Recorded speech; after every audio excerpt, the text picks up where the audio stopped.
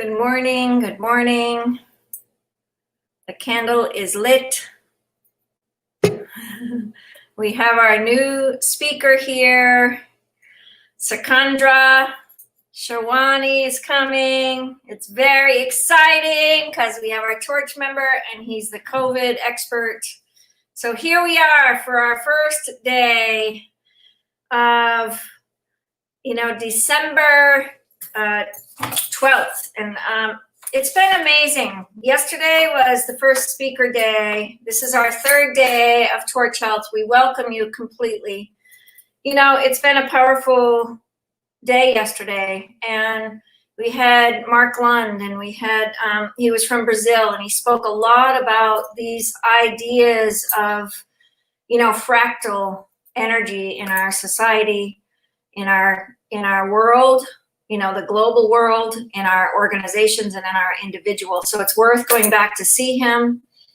My lighting is not great, and I've tried everything, so I've got to learn from the experts. Bear with me.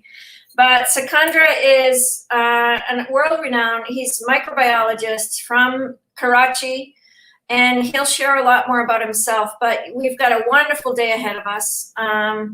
Really exciting, very, I can't tell you what the schedule is, except it's on the link below. So make sure you look at the link. But we have Katie, which will be, you can go over to another site. I'm just going to have a link, and she's going to talk about better health, better wealth. And if you want to talk about essential oils, she's going to be over there. We have our friend Julie coming back at 10 for meditation. Then we have a great speaker at noon, Katie. And then we have Shuni, a Mayan elder teacher, at 2 o'clock. And then the day in the evening I'll announce later. But no greater time to say hello to our friend Sikandra from Karachi. I'm super excited to hear his talk. He came to us on Torch Environment, and I wasn't able to be there with him. So here I am. Hello, how are you? How are you? I'm so grateful that you're here. Yay. Thank you. Same here. Yeah. Congratulations for having a wonderful conference for 6 days. Yeah. And I'm equally amazed to see the wonderful speakers you gathered in a very short time. Yeah. And they have delivered wonderful lectures in different walks of life. Definitely. Because, impact action, you always say this is your slogan. I always love it. And I really wish that Torch Health would spread its rays everywhere, all over the world. And thank you very much for giving this opportunity to talk about very important aspects of human health, that is about your immunity. Excellent. So let me ask you, do you want a website that people can reach you on your tags? Because we're going to do that. We're going to do a little bit of setup. Just stay tuned. I want to get just a little bit of banner so we can get in touch with you if people want to get in touch with you. Do you want to put anything on the banner? I have my society Facebook page, and Okay. if somebody, for your audience, that I'm currently the president. Yeah. Excuse me. I'm so sorry. Put Yes. it in the chat. Over to the right-hand side, there's a private chat. So you can put your links in there, and then you can keep going talking, and I will put your links up. If you want to take just a minute to do that, that would be great. Thank you so much. That's why we were trying to get on a little bit earlier, and it's okay. But Sikandra comes from us. I met him in Karachi at a talk, and we just there was something really sweet. There was something like, oh, I want to get to know you better, and to find out who he is as an expert. It's very exciting for all of us to have you here. So I'm just thrilled to have you, and it takes what it takes to take time out and say yes. And you're saying yes to supporting our vision with the Torch since my birthday, which was 10 million heirloom seeds to 1 million children. And go to the link underneath to find more contact information. And all of our speakers will put in information throughout the next couple of months, because Torch Tech will be coming up in February. So, okay. Now I won't cut you off again, but I just wanted to make sure we had those links for you. We've got people coming on our link. Yesterday we had a lot of people visiting. Fazilat's here, Syed Tasaddiq's here. Yay, another church member. Thank you. So Thank for this wonderful talk. Thank you very much. Thank you very much. Today's talk is about your immunity. As a microbiologist, I believe that the turn of having antibiotics or drugs or medication come late. Why don't we improve our immunity fast? Immunity is something which is a defensive mechanism present in your body. It is of two important types, that is natural immunity and acquired immunity. Natural immunity is the one that you are having it since your birth, and it includes all the hormones, the chemicals, the enzymes in your body inside, or your skin, or your nails, and every outer protective area of your body. They are all the part of the primary immunity or the natural immunity that the human has got it.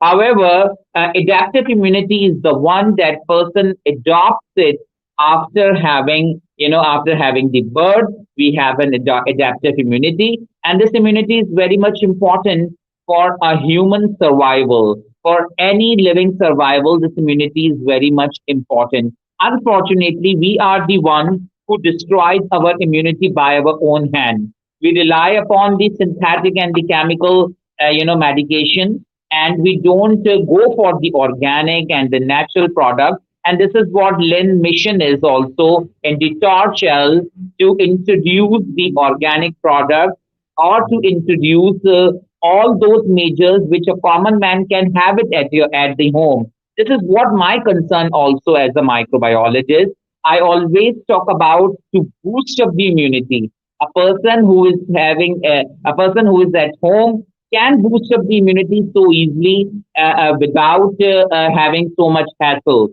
And that is why I kept the title of the today's presentation. With this way, that boost your immunity from the kitchen ingredients, from the kitchen materials. You can simply boost your immunity. You know that we humans are blessed with the natural substances around ourselves. What we eat actually, if it is properly cooked. I really, discourage the use of the consumption of fast food by our youth, especially by our kids, because even in our part in Pakistan also, people have a lot of craving for oily, products, and that oily products, and they are making you seriously complicated diseases. They are making you fat. They are making you, several heart diseases like atherosclerosis, because fat is going to deposit. And so people have a craving here as well. And I hope that over there as well, that people are more concerned towards the junk food habit. This is what we have to discourage it. If we talk about seriously, the immunity of the person, because immunity gets diminished day by day due to the consumption of such products. So what I mean to say here, that by keeping the kitchen ingredients simply, what you have in your home, what women do, while cooking, what you simply add, but you have to have changed the your cuisine style. Like here, the cuisine style is something that we overcook the food, we overcook the vegetables, we overcook the and we add sometimes too much spices, which ultimately, yes, which ultimately leads to too much spices, the stomach ulcers and stomach cancers. These are some of the products which are being daily consumed in our life, that we have to change our lifestyle. There is a very serious need to change our lifestyle. Like even in case of the COVID-19 condition, people are very much concerned about that what treatment strategy would be, what vaccine would be available. Why not we seriously think about seriously think about the immunity, that we should talk about the immunity, and to boost up the immunity is something which is very, very serious concern. So, there are so many vegetables we cook in our daily life. There are so many fruits that we consume in our daily life, even the spices in our daily life. And I have collected all some of these spices in one jar that we routinely consume it in our daily life. These are the spices like the black pepper, the white pepper, and the other some pulses, daily pulses, that is the beans that we consume. They all are actually a very good source of protein. We today rely upon the animal meat a lot rather than we consume these leafy vegetables, these beans in our daily life, because according to the research that these natural products have the phytoconstituents which can fight against a number of both infectious and non-infectious diseases, and certain natural herbs and plants. I have few research papers on this lemongrass tea. I would like to show it if it's possible to show. This lemongrass tea is very good for the consumption. People here are also consuming milk tea. Milk tea is going to increase your weight because milk has the sugar, and people can add further sugar in the tea. So the common milk tea, they don't know that they are actually increasing your weight day by day. You should have to go for the herbal tea. Herbal tea is, hypolipidemic. It is against the fats of your body. It may dissolve the fats of your body. They fight against those fat cells and keep you active, agile, and so that you can perform your work. Your metabolic activity would be increased, and you would perform the work so effectively. Another is something very important, and that is of you can say ginger. Ginger has allicin.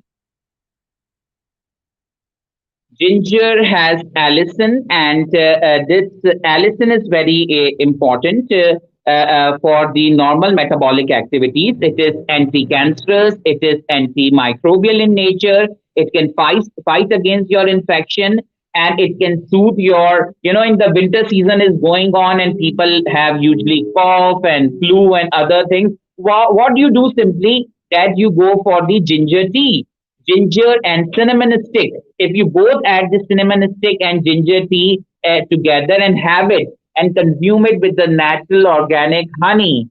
So I guess if you go for the natural organic honey, so you would understand basically that how honey is very important for your body. People are often confused with people are often confused with how to reduce weight. They can simply reduce weight, if they consume honey early in the morning. Honey early in the morning in warm or lukewarm water. So this honey is very good for it is antimicrobial in nature. It has a lot of pharmacological activities. It is good for your liver. It is good for your metabolic activities. So this honey. So whatever in your kitchen, simply you don't rely upon the medication, because the medicines which are chemically synthesized, keep it in your mind that their efficacy has been lost day by day due to the somewhat we are responsible, somewhat the our medical doctors are responsible, because of the reason that and sometimes we are responsible, and sometimes doctors are responsible because of the reason that we consume this antibiotics just like candies, unfortunately, here in our part of the world. Even I got an opportunity to present my research work in a American Society for Microbiology meetings in US and FLEA. a few years back, and it was very surprising results that here in this part we consume antibiotics and we prescribe antibiotics so roughly. Even the high doses of antibiotics are being prescribed by the physicians to a very small children, and they are so toxic for the human body. So we have to have realized this fact that simply with the help of the kitchen ingredients, as I talked about, I mean the honey and the ginger and garlic. Garlic is very important. It has allicin component in it, and other than that, lemongrass tea I talked about. This is very important for the human body for the metabolic activities in the human body, as well as that summer winter is going on, so as a result of this you can consume the egg white is very important for those who are having high weight, because not egg yolk, but egg is equally important. Boiled egg is simply important. Don't fry the product with the oil, it will lose its efficacy. You know that we are talking about the balanced diet. Balanced diet is very important for the human body. Balanced diet is something which has equal amount of nutrients, the minerals, the vitamins, and all important consumptions.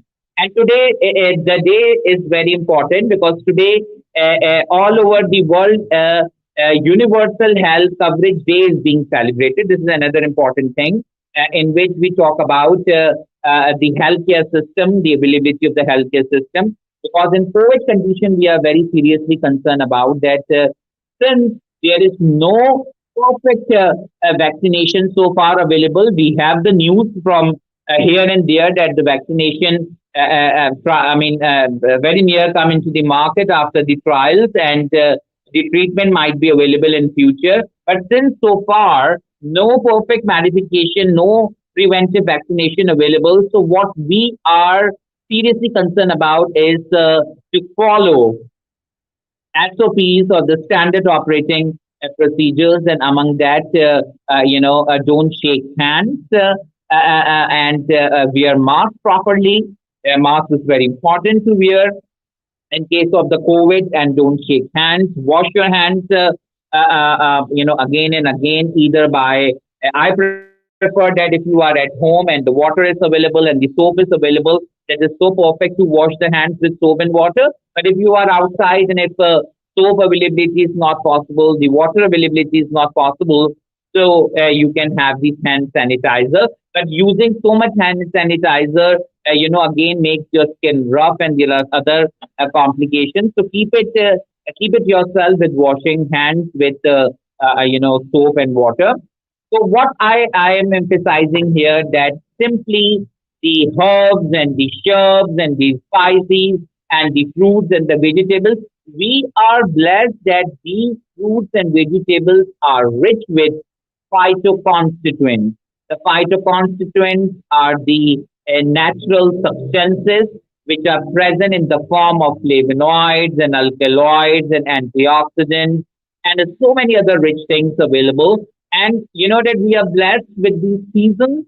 We have the seasonal fruits available, like in our part, in case of here in this season, oranges and lemon and grapefruit is available, which is a very nice source of vitamin C, and it has an excellent antioxidant activity. And antioxidants are very much important for your skin, for your normal functioning of the body. For they are also anti-cancerous in nature, because we know this fact that for day-to-day routine life, we are exposed to a number of hazardous chemicals, a number of hazardous rays, and these rays could be very critical for the human body. Like even some of the critical wavelengths of the sun rays are not good for the human body, and they can cause the skin cancer. So, for that purpose, we should have certain cosmetic products available, but go for the organic, go for the natural as much as possible. Don't expose yourself with the chemical synthetic materials, because chemical and synthetic material, can damage to your skin. This is very much important. As as I told about the oranges role is very important for the human body. we can consume it as much as possible. But it depends upon the condition of your body as well. For example, if somebody is diabetic and consuming a lot of bananas and I mean the fruits which are rich with fructose and other sugars, so of course that would be critical for the body. Plus, if you want to stay healthy, I always say, and this is my say, very much concern, since the entire world is seriously having the kidney problems, the kidney stones and CKD, that is chronic kidney diseases. So, in order to avoid this, you should hydrate yourself as much as possible. This is very important yourself. Some of them have a very strong belief that if you are seriously, I mean, want to reduce your weight, you simply consume a lot of water. At least 14 glasses of water must be consumed by a healthy individual per day for the normal functioning of your, kidneys. And because of the reason that due to certain ingredients present in our food, they like the calcium and the oxalates. So they cause serious stones in the human body. And you know that kidneys are the filtration plant of the human body. They are the very important organ, like the lungs, like the heart. So if we put a lot of exertion or pressure in terms of calcium and oxalate food consumption, so they crystallize in your body and they somehow convert it into these stones and it's stuck in some part of the nephron or in some part of the kidney system, either the ureters or the urethra or in the kidney. And once these stones are stuck, so it is so much painful for the human body. A person is in the pain and always rely upon uh, a person is with the pain and always rely upon the external medication. So in order to avoid all these complications, what we have to do simply, we have to have hydrate ourselves a lot. And for that purpose, even in winter, you have to have hydrate yourself because your skin are getting dry due to the seasonal changes. Second, go for the citrus fruits a lot. Citrus fruits are rich with the vitamin C. Citrus fruits are rich with the antioxidants. I have a mango. I have a orange here as well. And this is very important. Mango is rich with the citrus fruit. Mango is rich with the vitamin C and the antioxidant. But mango season is not here in the part here in this part Pakistan. Another stick I used to have it a lot. This is licorice, or you can we say it Malathi in our own language. And this, Walaikum Assalam, Fatma. Thank you for joining. So this is known as Malathi in our language or licorice in English, and this is also a kitchen ingredient, and this is very good for keeping your throat very. It clears your throat a lot. What you have to do that you simply simply just chew this stick.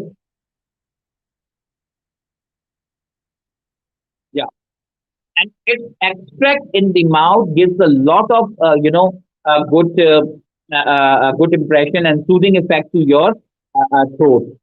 What we have noticed in our life that people are consuming a lot of medications day by day.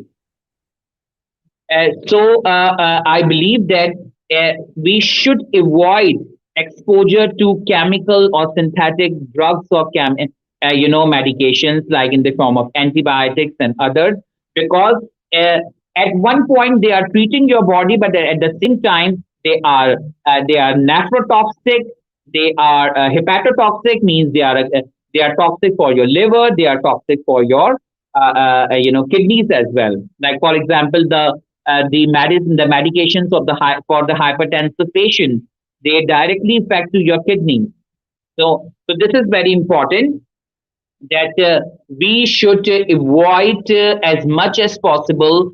We always consider that these drugs are the life-saving. I mean, drugs or medication in for the for case of certain serious infections, for case of certain serious diseases, you have these drugs or medication. But in normal routine, keep yourself healthy by routine, folk medications. I mean, the herbal medications, the herbs and shrubs that you have around, that you consume it in your daily life.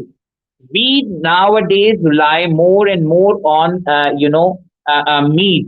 We people are not having too much about green leafy vegetables. Here we have, I mean, I talk about this garlic is very much important. Try to have it one garlic piece daily. If I can bet you that if you chew one garlic piece daily early in the morning, in empty stomach, so definitely it's a very good blood thinner.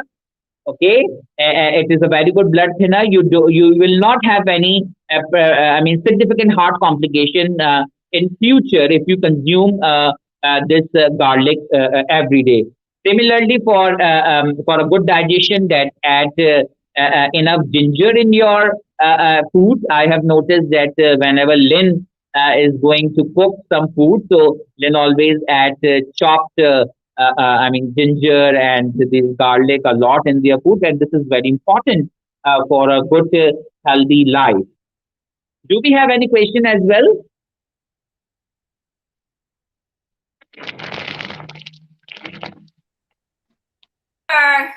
There's four of us here. Awesome. Hi, Raheen. Do we have any question as? Yeah. Yeah, very nice. Very exciting. I finally got the computer to lighten up a little bit, so I'm super happy. Welcome. Okay. Welcome, Raheen. Wow, so important. I've been working a lot with gut flora, and really looking at what breaks down the gut, the lining in the gut, because I've been working with non-toxic pans for the first time, and the girls that were cooks in our office are so knowledgeable. They're so amazing. So I've realized a lot of our issues are coming from the gut flora. So maybe talk about gut flora a little bit, and just that was one of my questions for you. How does it affect? When we put good food in, how does our intestinal walls really get stronger, especially with immunity now? Yes, this is my concern that people consume drugs and medications so frequently, they don't realize that what is the impact of these medication on the human body. A number of drugs are nephrotoxic and neurotoxic and hepatotoxic. They are against the kidneys, they are against the liver, and they have a very bad impact, like the antipsychotic drugs. They have a very bad impact on the human health as well.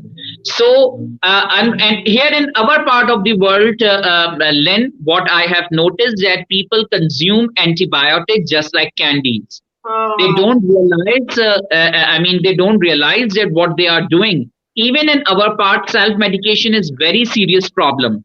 People have the medications at their home, and they consider themselves doctors. They don't consult themselves with with an authentic doctor. Rather, consume these medications by their own. They know it that they are the painkillers. They know it they are against the stomach ailments, and they consume it. They don't realize this fact. Like one of the antibiotic, that is metronidazole, which is here being sold with the name of Flagyl.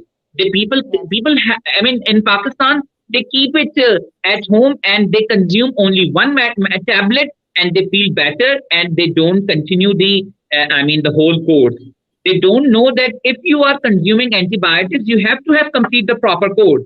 And this is one of the reason of the antibiotic resistance among the bugs nowadays, that our bugs are seriously, getting antibiotic resistant day by day, due to the self medication, as well as some of the doctors are equally responsible, because they prescribe antibiotics so roughly, and without any sensible prescription, they consume. And here, unfortunately, I do say that in South Asia as well, overall, people consume antibiotics with the high doses. Even children have it with the high doses, and they have a they have a very bad impact on their human health. Perhaps their infections are because I always say that, like my country, Pakistan, is a part of the third world country where infectious diseases ratio is very much high. Like as compared to USA, as compared to Europe, they are fighting with the non-communicable diseases like US and other European countries.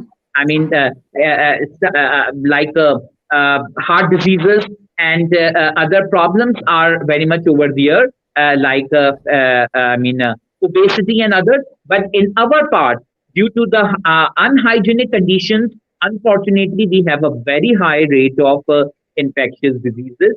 So, and today, Lynn, this is very important day according to UNO, 12th of December as well, because this is known as Universal Health Coverage Day. So, apart from the yes, apart from the health issues, we have to very much seriously think about that. Do our citizens have the proper healthcare facilities available or not?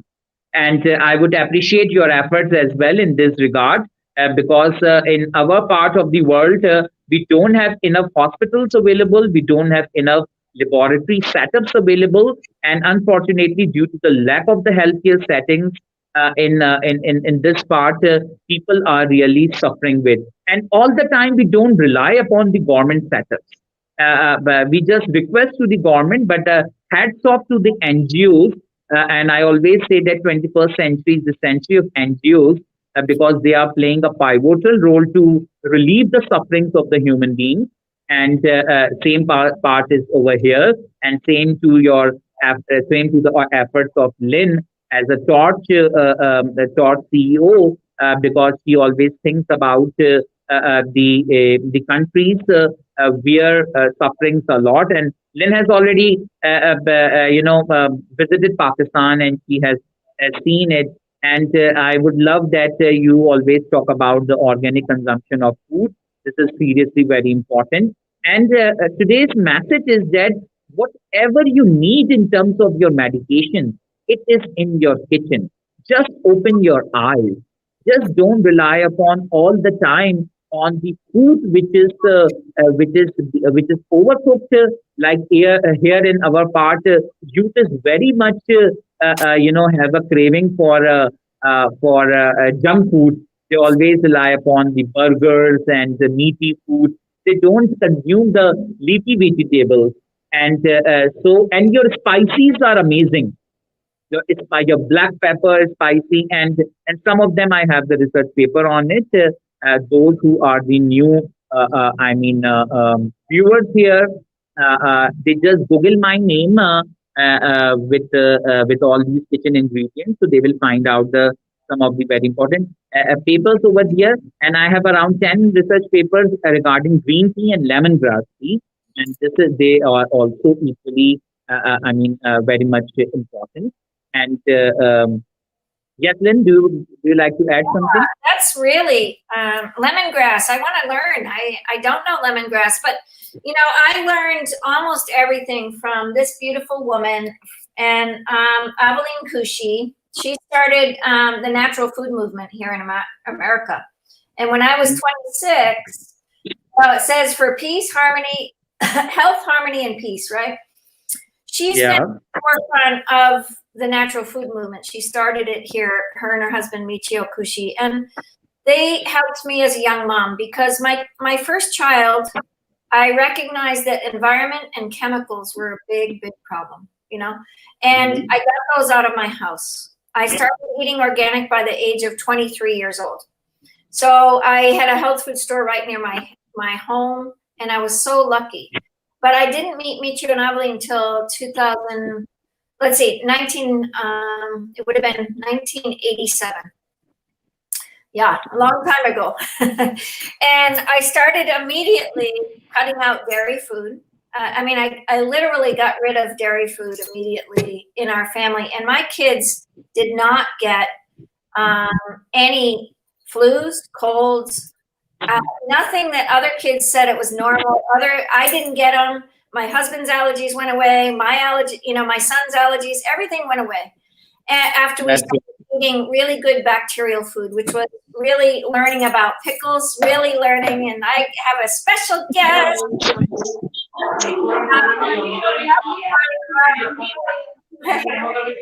You have a lot of Hello. noise. You have a lot of Hello, background how are you?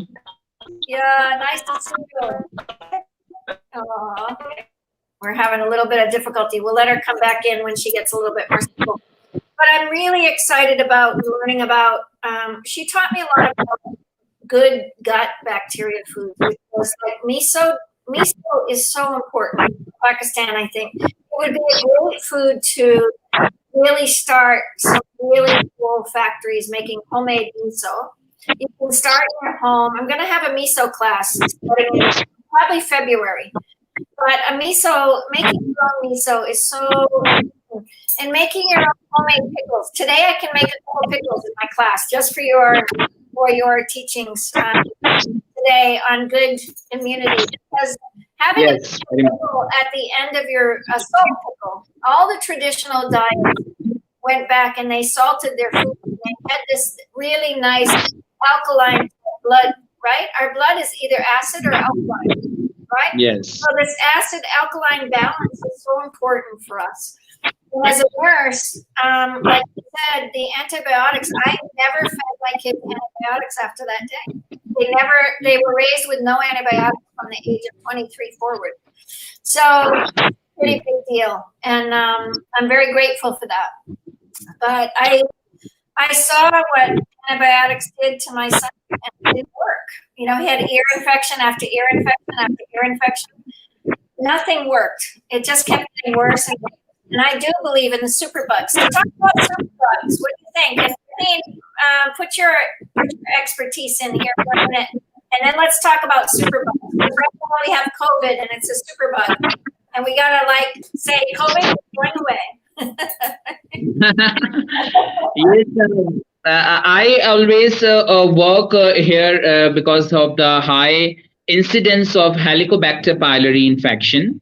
I hope that it is equally over there because I used to attend in Philly American Society for Microbiology meetings. But what I appreciate in those meetings as well, because the antibiotics that I found resistant in my part of my research work, it is quite sensitive in US, and I got always amazed. And hats off to the healthcare management system over there. But there are certain organisms who are very critical for the human body. Like I talked about the Helicobacter pylori, serious infection. Skin infections are equally important to understand, like Staph aureus. It's getting resistant day by day. Staph epidermidis infections are very much common, and there are certain yeast as well, like Candida based infections. They are equally very much important to understand in both parts of the world.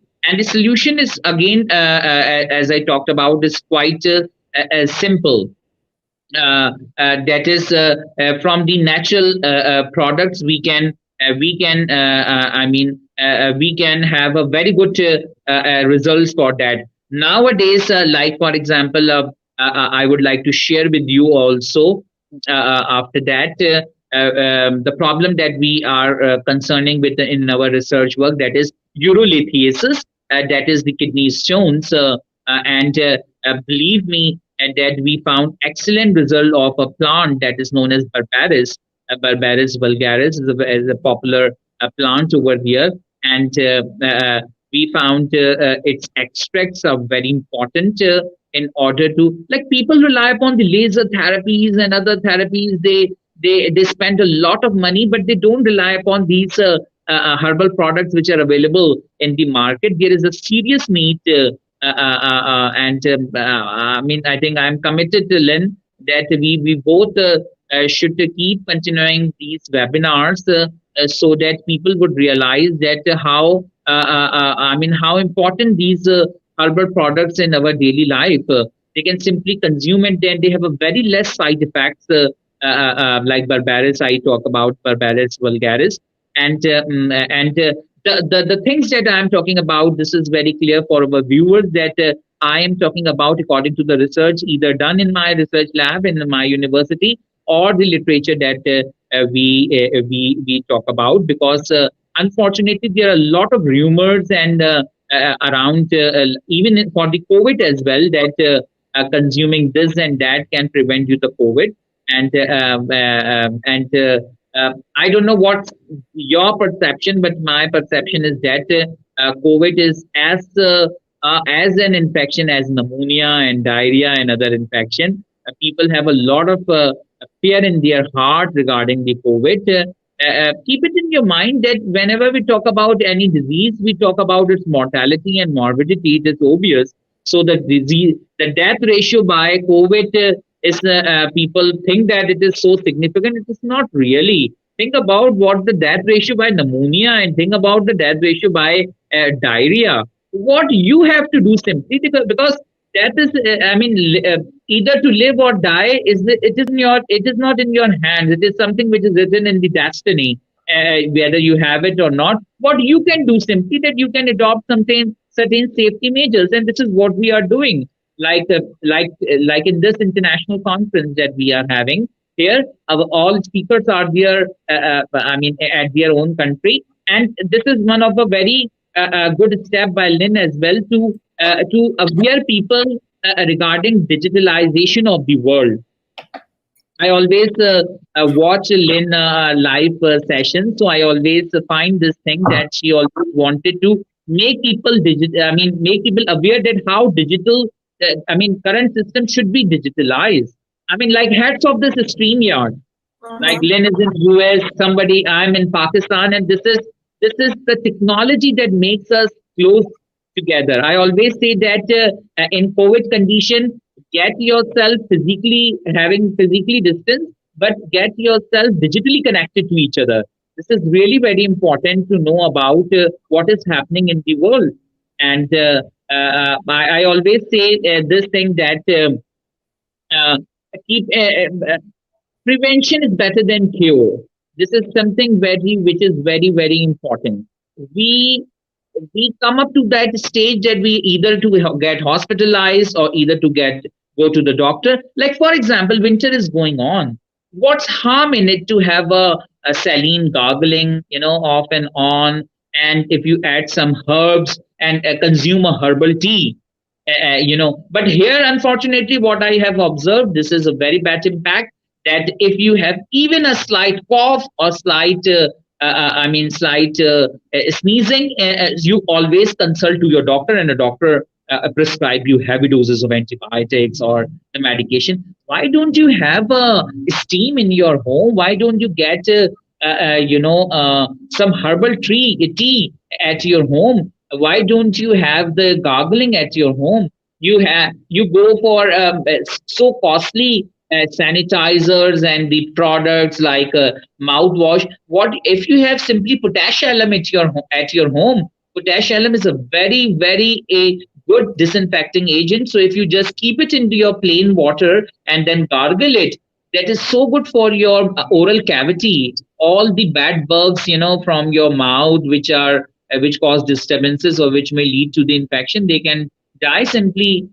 So simple tips, kitchen tips. If you simply adopt it, the kitchen ingredient, the kitchen at the point where you are standing, it is full of all the phytoconstituents, the flavonoids, the antioxidants, the alkaloids, the saponins, rich with. God has created this universe, so blessingly that we don't need the synthetic or the chemical antibiotics or the medication so available. We just rely upon these ingredients. And this is in certain nations who are, very much, thank you very much, at certain nation who believe so blindly on that, they have got very longevity by consuming all these products.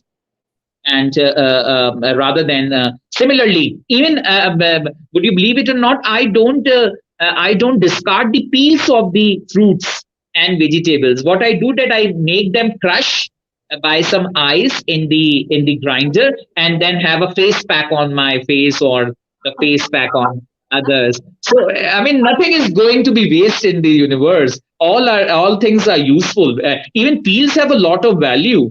I put apple peel tea benefits on my YouTube channel. Apple peel tea is equally so important, and I always love to see Lynn watching the cooking, and she always talks about the important ingredients. Like the latest, she talked about the gaggets she got for crushing the vegetables and other things. And, and I We have to this do is it. something you are contributing for women empowerment as well, because I believe that in my part of the world, women have to have start certain small business at their homes. Entrepreneurship is something which is very much important. The herbal soaps, the herbal shampoos, you can prepare it simply at home. And Lynn always emphasize upon the essential oils and the other products which are very much important for the human health. They really are. Raheen, please go ahead. Give us your expertise. Okay, so and I really feel as to what things that you say, because lemongrass is something that we as a family are a big fan Tell of. So the audience who you we are. have Tell the audience teas, we who you are. have, you Tell know, the audience. what? Okay, yeah, definitely. I have to brag about myself now. So my name is Raheen Fatima, and I do a lot of things, and that includes I am ambassador for Torch, and that specifically being Torch Peace and Torch Health. I am also speaking. I'm speaking tomorrow, and I am also the co-host for this conference. So, and I'm also 13 years Oh, old, so I'm very you young. have a bright future ahead. Thank you so much. And I really feel as to all these herbal things that you're telling and all these natural things are really important. Um, I'm proud to say that I have a kitchen garden. I eat most of the things. I grow most of the things that I eat. And it's just utilizing your backyard or the front yard for some other people. That is so nice That's that you our have this. It's child. like looking very pretty. Yes. There we go. Mama Lynn has all sorts We'll of go red candles today. around, doesn't she? We're gonna Yes. go pink. Beautiful. Beautiful. Can I take a pic as well? Please hold it. I'm going to take a pic as well. Okay. And send it for us. Oh yeah, for sure. Yes. Thank you. Great. So go ahead, Raheen. We're sending you light because Yeah. you are a light for the next generations, and we're so grateful that you're here. Mhm. You keep that spark for sure. So important. Yeah. Keep- And there's two things that I have to say. First, if any of you might have really been feeling, or have been, when your blood is tested, they tell you whether things are right in your blood or not. If something is less or something is, way more than it's supposed to be. Platelets is a problem that my brother had. He had very low platelets, very low content of platelets in his blood. My brother does have blood cancer, so that is Oh. a bit of a different story. Though my platelets and my mom and dad's were also very low. It was probably because of our diet that we were consuming. What we started to do, because it was the season for papayas, we randomly started eating papayas and incorporating it to our food.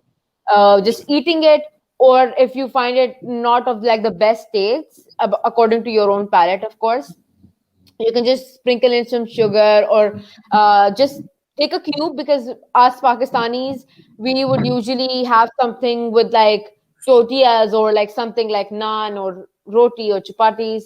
So what we can do is that we can incorporate it into a stew or a soup, or just random things that you're making, because it's just like a block. You can freeze it, you can just have it and just like pop it in a week. My brother's platelets, mine and my mom and dad's, were just to the right amount. So I feel like it's just a week of consuming papayas, not like all the time, but just in the right amount. Just the amount that we feel we can handle as the body, not like a very new substance that you're trying to incorporate all the time. I feel like that is very thing. Now, second thing, it's painkillers. I think it's very emotionally affected as well that we should bear some pain, because pain does teach us something. If you start just popping pills on that pain that you're having, there's no lesson in it, right? There's a reason that we have pain. Secondly, I've seen many women, especially pregnant women, that are taking a lot of painkillers, which is not healthy at all. And do you think your body and the bodies of yet that are to come are not affected? They are affected, and they're affected a lot. I've actually heard people, taking painkillers as like 3 to 4 and even 6 to 8 pills a day. That is insane. You shouldn't even take that in a month, forget a month, not ever, right? So I feel we should be very careful as to what we do, because Too it's not much only us being affected. too much medication cause gastritis, Yes. and they are putting a lot of burden on our kidneys. Because kidney is a plant of filtration. They filter it. So, and here I found that I don't know about US, but here I found nowadays a lot of complication about kidney stone. People often Yes. complain about it, Yeah. and they have high uric acid, and they consume calcium and oxalate diet a lot, that they got crystallized in their kidneys, and as a result of these stones. What about you, Lynn, in US? Yeah, we definitely see a lot of kidney stones. And I think it's, again, with this heavy salt, cheese, dairy relationship, meat, cheese, eggs, there's contracting. So how I act with, as a nurse, I know some of the biology, but I'm not an expert like you. But what for me, the contraction and expansion, our organs go together, and our heart expands and expands. Our organs are like a sponge. If they're too dry from eating very dry type foods, chips, popcorn, all those type dry foods, your organs kind of become dry, and they don't take the minerals and vitamins together in the body with the moisture. If your sponge on the counter, if you have a dry sponge, you can't pick up anything, right? So if they're too wet, right? If your organs are too wet, which I find more of, the ideas around just the ideas around the relationship of the organs in the intestines, which is really what I've been focusing on lately, just for my own personal health as well. With this gut flora, I've been really looking at heavy metals. But when the sponge is too wet, you can't pick up anything either. So you've got either a dry condition or a wet condition in your physical form. And so this is also important to get balance in this. And, understanding the 5 tastes, salt, sour, pungent, bitter, and sweet. Most people in America are only eating salty and sweet. So this diabetes type, feeling. I think in your diet, you have a little bit more, but I think so much spice in Pakistan, right? So I think Yes, spices are affecting so many people, putting spice in and spicing up. Yeah, people love to add spice a lot in order to, like, condiments and others, flavorings. So to enhance the taste, mouth taste actually, but they don't realize that the consumption too much spices would have ulceration in the stomach and other problems. That's right. So yeah, even there is a research in which rat chili, increases your aging process. People have to go towards the capsicum either, or for the green chili. They are good for the human health, but consumption of a lot of rat chilies would ultimately affect your aging process. And what are rat chilies? I don't know the name, please. Rat chilies? Rat chilies, yeah. Oh, hot pepper. Peppers. Got it. Yes. So what are they causing in the body?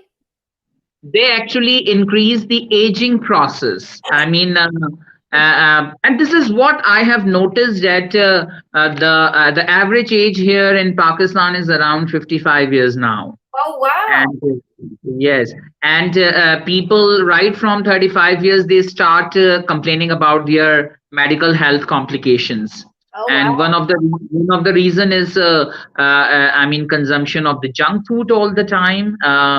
We have every at every corner here we have a fried potatoes, Yeah. corners. And kids have a lot of craving for having it. And parents allow them without realizing that what fat is being consumed for cook this potatoes. And because they are the low salary earners, so they don't consume a good fat for in order to cook them. So they use substandard products, substandard spicy, substandard oil, and they cook the potatoes as a cheaper prices. And kids are having a lot of craving over there. But I always wondered that why mothers don't cook such easy things at homes, because they have a good oil at home, and they leave their children to go outside and then consume it, such substandard products. And that is why they are like a few days back, Lynn, I conducted a session on the artificial flavors. Mhm. They are the candies which are being sold at cheaper prices. They all have artificial flavors, while violating WHO that not more than six important artificial flavors are allowed. But here in our part, 21 artificial flavors are being consumed. And but parents are happy that whenever kids have these candies and their tongues turn red or pink or yellow, the parents are happy that kids are enjoying. They are not really enjoying. They are consuming these toxic chemicals and dyes. They are the dyes. They are not the natural colors. Natural colors are extracted from plants, from flowers, from other sources, natural sources, but they are artificially prepared. Like the turmeric powder here available, the chili powder here, the pepper powder, the pepper here available, and the crushed pepper. They all having the food adulteration problem. They all are adulterated. Even the tea which is being consumed, it is I mean the black tea. I mean to say, they are all equally adulterated, and they are ultimately like think about. I always like my grandmother had longer I had the good longevity, like she died at the age of 94. And she was quite good even at the 90 years of age. But we young generation at this time, we often complain the joint pain or the back pain and the others, probably due to the posture, and of course due to so much involvement on the social media. All the time we have the mobile in our hands, and the rays which are coming up, they are they are quite harmful for the human body.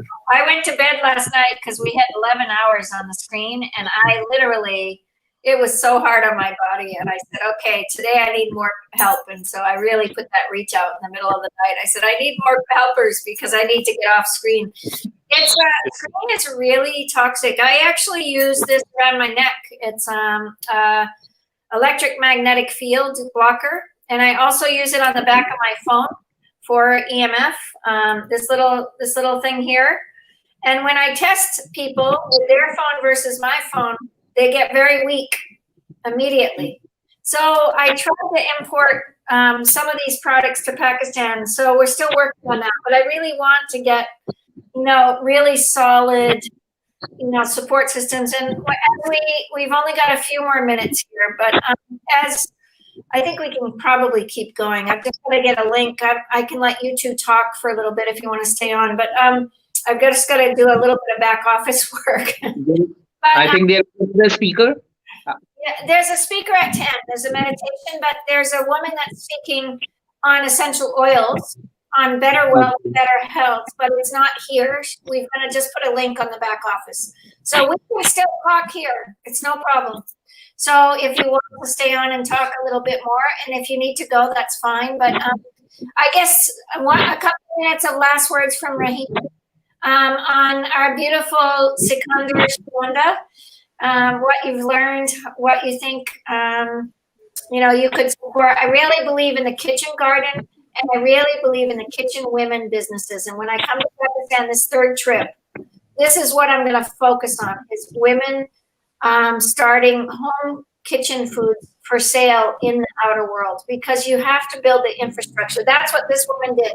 She made futons, natural bedding with futons. She made tofu, homemade tofu. She had, everybody, just one person at a time. The dream was helping one person, you help 10,000, and this is such a big dream. And we have a health food store in every town now or across America because of this woman. And this is a very important thing for all of us to really look at in Pakistan. And I also saw the organic standards. We have to look, when you're saying the artificial colors, I think these artificial colors and things that are going into our food are everywhere. I've worked a lot on GMOs as well. And that's why this 10 million seeds to 1 million children is so important, that the kids learn how to save seeds, how to create healthy boundaries around growing their food. The school, did you ever see the movie that we did, Sikandra, about the school? Did you ever see our little movie? Yes, when you visited last time? No, let me play the movie. Can I play it? Yes, sure. Okay, it's just a couple minutes. Let me play it for you. Just a minute. We've got to take the banners down because we can't see but it's a super great movie about, all I asked the school, I said, let's start growing seeds. There were no seeds. There were no plants in the playground. There was no water in the playground. There was one solar panel and one broken solar panel. And watch the school now. After I worked with them for about 6 months to a year, 6 months pretty regular. And then I worked with them and I helped them with this vision, but somebody took action. So watch this action of impact. What one person did, and I want to really support Raymond because he said yes to what I supported him to do. And here we go.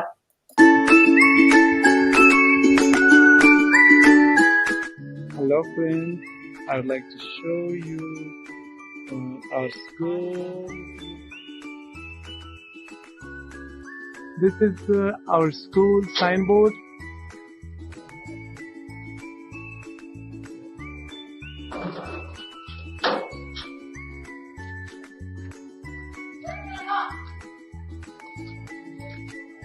Inside of our school,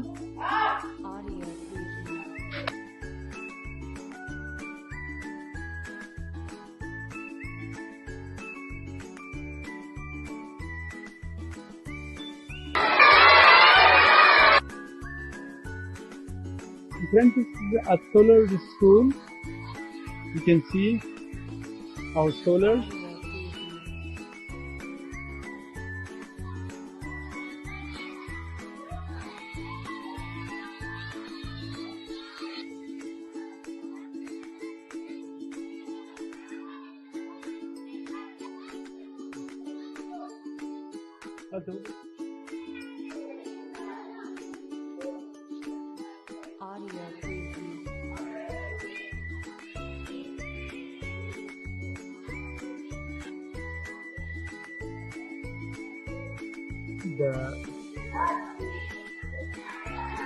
This is all beautiful.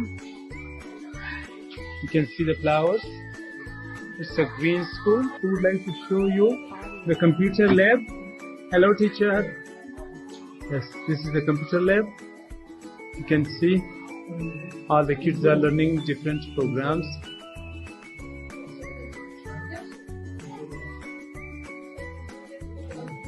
So, hello, Isanda, what are you doing? I'm listening to soccer. Yes. What would you like to say about Taj family? Long live Taj family. Hello? Yes, what would you like to? Thank you, Mama Line for seeds. Yes, Mr. Hussain. Mama Line, you are so kind.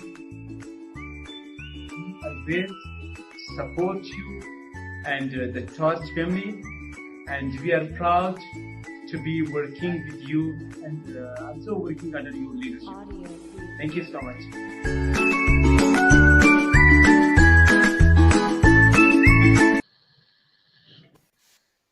There we go. That's good. That's wonderful. But now they need education. Now they need now they need the health classes. So this is what we're doing. There's 55,000 kids in Sindh that we've already, manifested. And if we can get all of the Torch ambassadors on board, we can build that curriculum so that it can be, from the young children all the way up. And this can go from, I visited many poor schools in Sindh, and I think we could build that such a deep infrastructure of healthy living, healthy foods, and I just appreciate so much you coming on and really taking a look at what's happening in Pakistan, because I need you to help understand, because I don't know what's happening. I did see a lot of diabetes. I worked on a diabetic project, but we do have a doctor on the team, Dr. Atik Khan, and I really want, I want to, this next year. How long will the conference go on? Will it be over by Saturday? No, Monday, Tuesday, the 15th. Tuesday. So what I would love you to do this year for Torch Health, Sikandra, is coalesce. We need a good team of, everyone to be able to create Torch Health team that really starts creating a system change, because Torch Health is kind of where I started. The acronym was the Organization for Realizing Change in Healthcare. But like I said, my healthcare was a lot more about health, harmony, and peace. It was all nature of health. It wasn't just the nature of science. And some people get the wrong idea. So environment is so important for your health. Peace is so important for your health. Technology is so important for your health and health itself. So the 4 pillars of Torch runs this deep witness of how we can move. But the Torch Health team can help create the system change, in the local regions and building out teams to help people. But I think this is what that infrastructure in Pakistan, with both of you in Pakistan, and it's just such a gift to have both of you here. And Sikandra, thank you for speaking, lecturing. I'm honored to learn from you. And thank you so much. Raheen, last word. My pleasure, always with you. Sikandra, last word. Yeah, Raheen, give last words to. My last word is, yes, my last words are that health is wealth, and once you lose your health, there is nothing alternative for it. So, and nobody would care about you as much as you care by yourself. So, better to think about yourself today. Yay! There we go. All right, last words. Take care. Thank you so much. Raheen, last words. Yes, first, thank you so much for coming, Sikandar. It was awesome having you here. Secondly, I'd like to say, the thing is that we need to take care of our spiritual health as well as our mental health. So also pay attention to that. Stay peaceful and stay healthy, which includes peace, harmony, much more than that as well. So be happy, be healthy, and have a lot of fun. And Mama Lynn, I can actually connect you with a lot of women that are already running very successful kitchen businesses. Absolutely. And the ones that are thinking to. In fact, I have a very close family friend. She's very famous for running her. She's very famous in Karachi, especially. Excellent. Wait 1 minute. I want to tell you one more health promote. You've got Mooli everywhere. Is it Mooli? Yes, I have Mooli in my garden. I love it. These are my 2 children. This is such an important plant. So I'll tell you one health tip. The leaves themselves dry, and they're very good for what you said about or tumors in the lower part of the body. They're very good for the Mooli itself. Eating regularly to get dissolved fat in the body.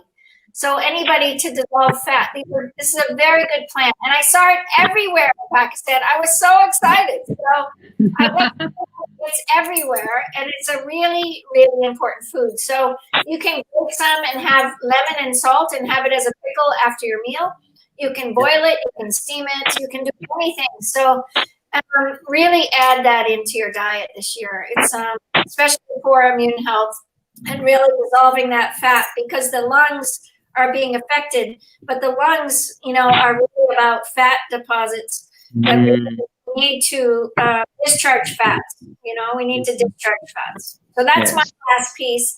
And thank you, Sikandra. Last word I'm giving to you, and then we'll hang up. Thank you. Thank you so much. Take care. All right. Bye. Thank you, Raheen. We're going to be on. If you want to stay on right now, you can. I'm going to just post in the back office, or you want to hop off right now? Wait, so I don't understand. So if I stay here in the back office, is that fine? I'm gonna get you into the back office right now. Okay, let's do that. Let's do that training right now. Okay. Okay. So what I want you to do is go back out. Yeah. I'm gonna put in the private chat. You're gonna just put StreamYard.com. Okay. Wait, how? You're gonna go all the way out, and you're gonna put up in the browser just StreamYard.com, just like StreamYard.com in your browser. StreamYard.com. Yeah. And then when it asks you for a email, Wait, so I've got to log out from mine, right? you have to log out completely. You're going to go all the way out. So I'm telling you first. But I'm going to give you this email first. So write down this email. It's in our private chat. I'm going to copy paste it. Oh, yeah, got it. Okay, so then you're going to put that email in. And then what you're going to do, they're going to ask you for a code. And when you put that email in, you're going to tell Mama Lynn, and then I'll send you the code in the back office, and then you'll have access back in. So let's try that and make sure that you can come back in so you can be the host. And that should work for the rest of the week. Okay? Okay, so do I text you for the code and stuff? Yeah, you're going to text me for the code. Okay? But you have to do it right away. So because it only lasts for a little bit. Did you already send it? No. Oh, no, I didn't. All the way out then. Okay, you ready? You've got that email? Yeah. Okay, go on out. Leave the studio now. Thank you. I don't understand. Okay. How do I get the code? I don't really understand. I'm sorry, but let's start again. I'm so sorry. I'm a little bit rushing. Yeah. So the Torch family, what I gave you, you're going to go to StreamYard.com. They're going to ask you for an email. You're going to put that email in that I gave you. Done. Okay. After that email, they're going to ask you for the code. They send it to me, but I have to send it to you. Because so that I can text you on Messenger right now and you can send it to me. Okay. Yeah. Okay. Okay. Thank you so much. You're welcome. All right, viewers. We have a 10 o'clock meditation, and I'm going to post. I'm going to post our link up here. Actually, let me see. Yeah, let me see where we are here. We've got a wonderful speaker that's in a different link if you want to go over and build wealth. Build health and build wealth. Better health, better wealth is the name of the topic. So, but she can't come on our social media, but I'm trying to get the link for everybody. So we'll see you soon in the back office, okay? Okay, thank you. Just text me when you put in the email, just text me saying, okay, send me the code, okay? Then I know you did it. Okay. All right, we'll see you all soon. Okay, thank you. Thank you. Okay, viewers, I'm going to go off screen just for a minute, and we'll be back shortly. And I'll send you the link for this Better Health, Better Wealth. So just 1 minute, and please go to our link if you haven't. See the viewers right at the bottom here. Action of impact .forward/Torch Health. Check it out. We're amazing speakers coming up. Just get ready for your day.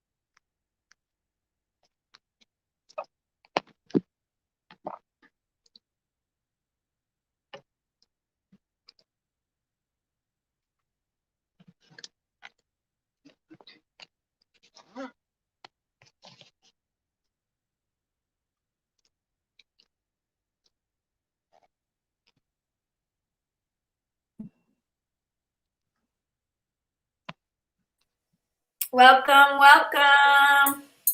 Hi, Julie. Hi, how are you? Good, welcome. Hi, Pravin.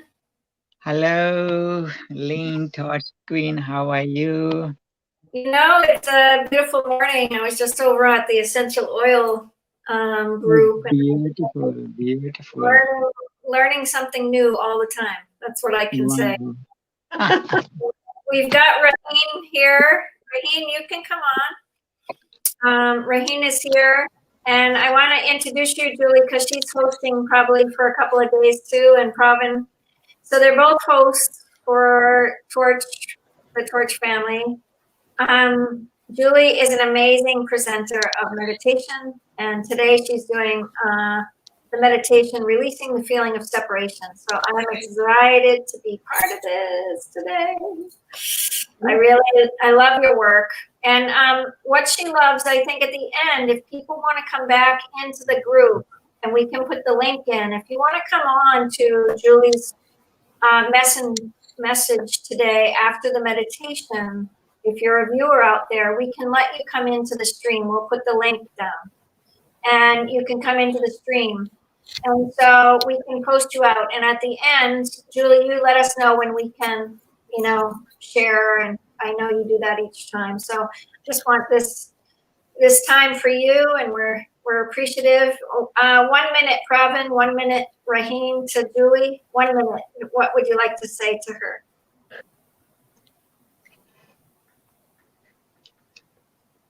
Should I start? Yeah, go ahead, Raheen. Okay, so I want to say that yesterday I was there at your session, and I would say it's the first time that I didn't see something, but I experienced it. I didn't even feel it. I experienced it, and honestly, it was really nice. And I hope, and I'm really looking forward to your session today and how beautiful it was yesterday. I have high expectations, and not just expectations. Looking forward to a great experience. Thank you so much for doing that for us. And Thank you. 13. She's 13. She's our Torch Health ambassador. So she's just Wow. And Torch Health. So go ahead, Pravin, 1 minute. Thank you so much again, Mama Lynn, for giving this opportunity for me. And yes, yesterday I enjoyed Julie's yoga and meditation, and I felt like at peace.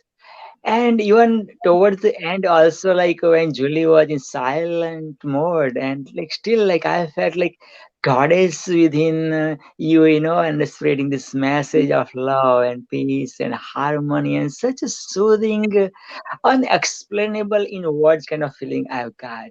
So really appreciate Julie, and I'm looking forward for today to learn a lot from you and my Torch celebrities which are watching you and me and Mama Lynn and my soul daughter, Parin. Okay. Yeah. Let Julie have the stage. Thank you so much, everybody. Thank you. Thanks, Thank you. Thank you. Thank you. Hi, welcome everyone. I'm Julie Down on behalf of Torch Health, and thank you so much for inviting me to participate in your 6 days of health. I really appreciate it. This is a meditation, and it's also an energetic transmission, which transmutes lower frequency and vibrations, bringing all levels of your being into balance and harmony, as well as activating your divine blueprint, creating greater awareness of your gifts, talents, and superpowers, all for the greater good. Everything we do is for the greater good. So today our topic is releasing those feelings of separation and having an emotional felt sense of oneness with your fellow man as well as with humanity. So we're going to go ahead and get started. Go ahead and place your feet flat on the ground, back straight, palms to the sky, eyes closed if all that's comfortable for you. Taking a few deep cleansing breaths in through your nose and out through your mouth. In through your nose and out through your mouth.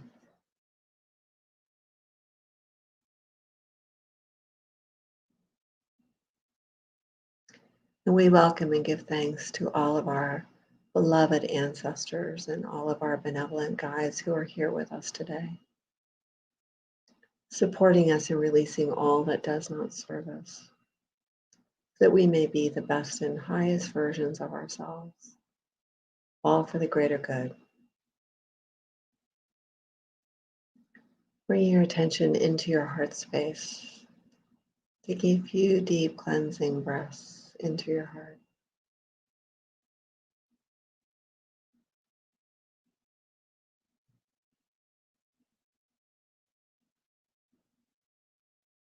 Picturing a beautiful vortex at your feet, which will receive any and all energies that flow into it, transmuting them for the best and highest good of all of creation.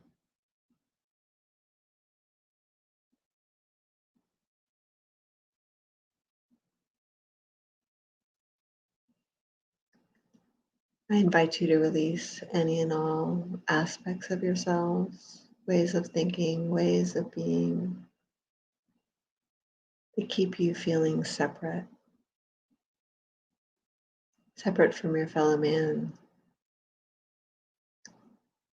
separate from Source and all of creation,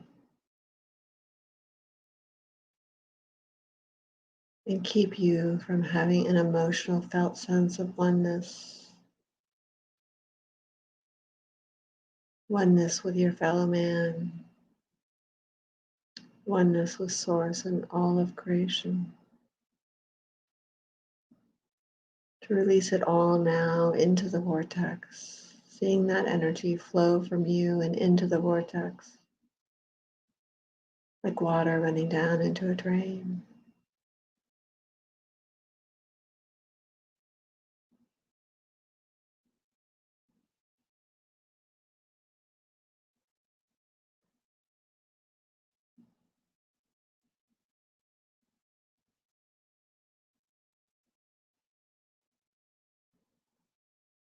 Now we will invite all of our ancestors, going back 7 generations and forward 7 generations,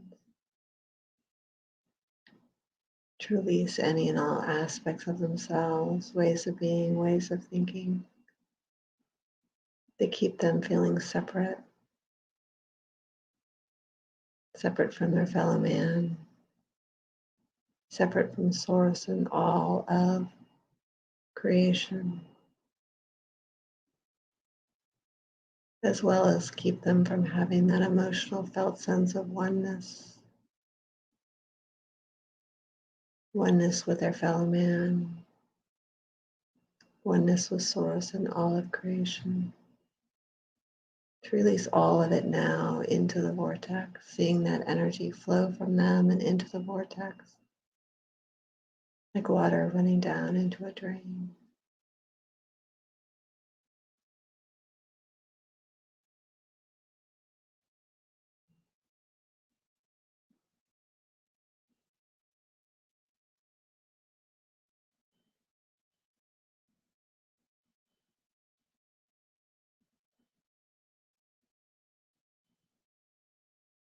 Now we will invite all of humanity, the collective, to release any and all aspects of themselves, ways of being, ways of thinking, to keep them feeling separate from their fellow man, separate from Source and all of creation.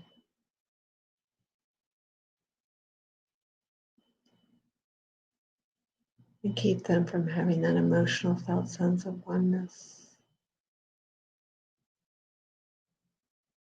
with their fellow man, oneness with Source and all of creation. To release all of it now into the vortex, seeing that energy flow from them and into the vortex, like water running down into a drain.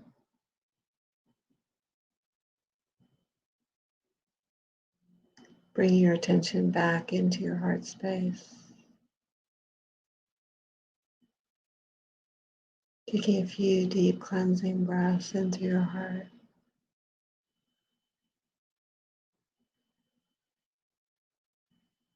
The vortex will remain open, receiving any and all energies that flow into it, transmuting them for the best and highest good of all of creation.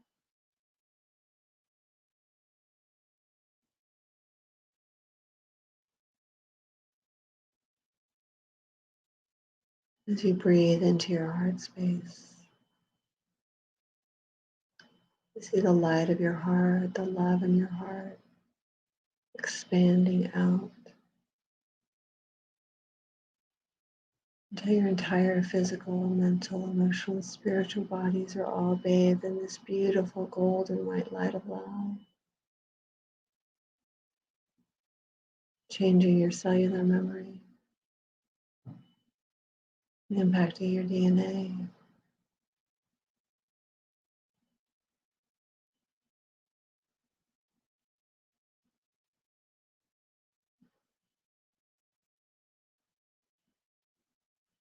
We'll share this love out into the world. Seeing a beautiful golden cord going down, down, down into the heart chakra of Mother Earth. Connecting with her unconditional love and gratitude for you as you share your love and gratitude for her. Feeling held, loved, supported, and safe. This beautiful cocoon of love and gratitude.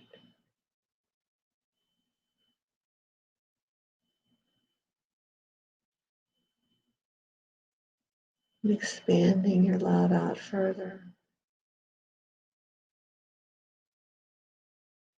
until the entire planet, from the very core of Mother Earth to her outer atmospheres, are all bathed in this beautiful golden white light of love.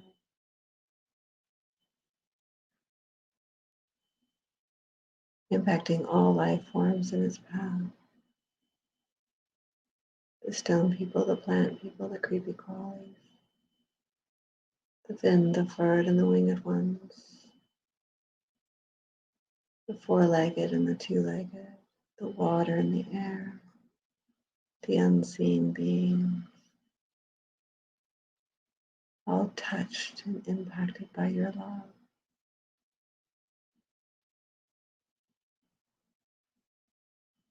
Where you are connected to all life forms.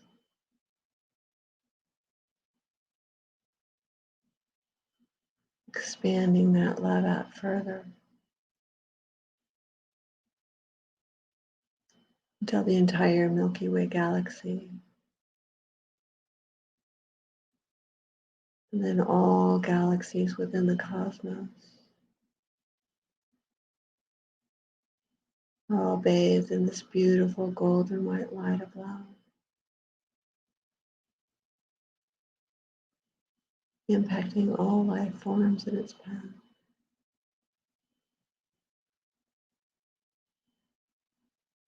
Connecting in with the unified field. Knowing that I am you and you are me and we are one in love.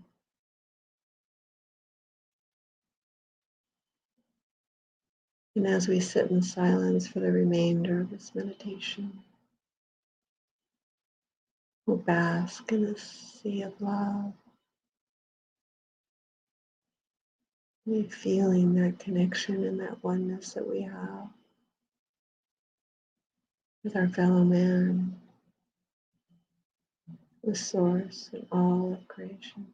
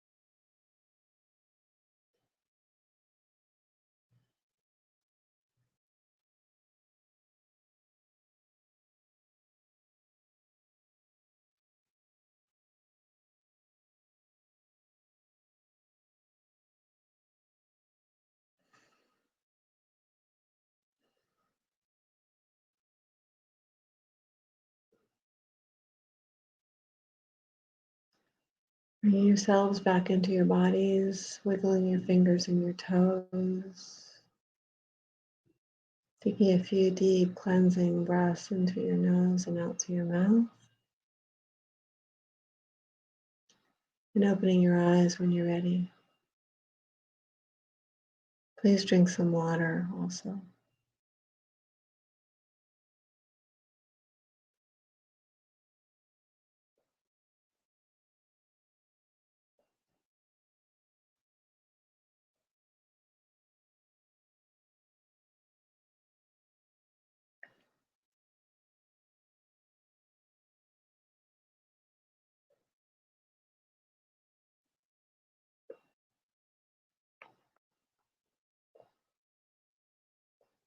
Does anybody have anything they want to bring voice to?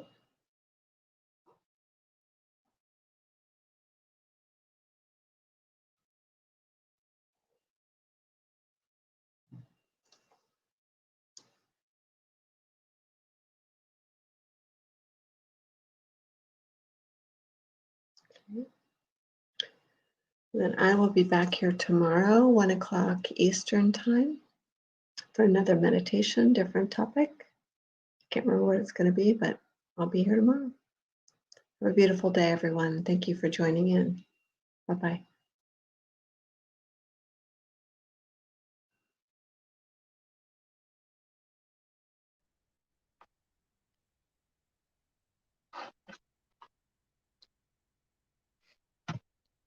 Wow. Thank you so much, Julie, for again continuously second day doing the yogas and meditation. And looking forward for tomorrow, same time, 1 p.m. Eastern Standard Time or 10 a.m. Eastern Pacific Standard Time. Okay, let me. Okay. Send lots of hearts, vows, like and share it because you are caring. Hello, hello, hello. I am the Celebrity Guru award-winning author of the book You Are the Celebrity. I am the marathon man who ran 11 marathons by God's grace and your blessings. I'm the Himalayas Guru who's climbing the Everest, the Himalayas by God's grace and your blessings. If the Celebrity Guru can write, so can you. If the marathon man can run, so can you. If the Himalayas Guru can climb, so can you. Life is the movie, you are the celebrity. Life is a celebration, you are the celebrity. Life is the marathon, you are the marathoner. Life is the book, you are the author. Life is the mountain, you are the mountaineer. I am the #1 international bestseller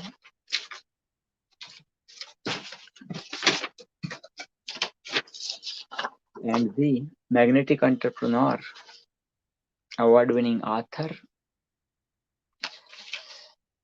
and Guinness World Records #1 international bestseller of 2 Canadian and 3 international bestseller books of total 6 books by God's grace and your blessings.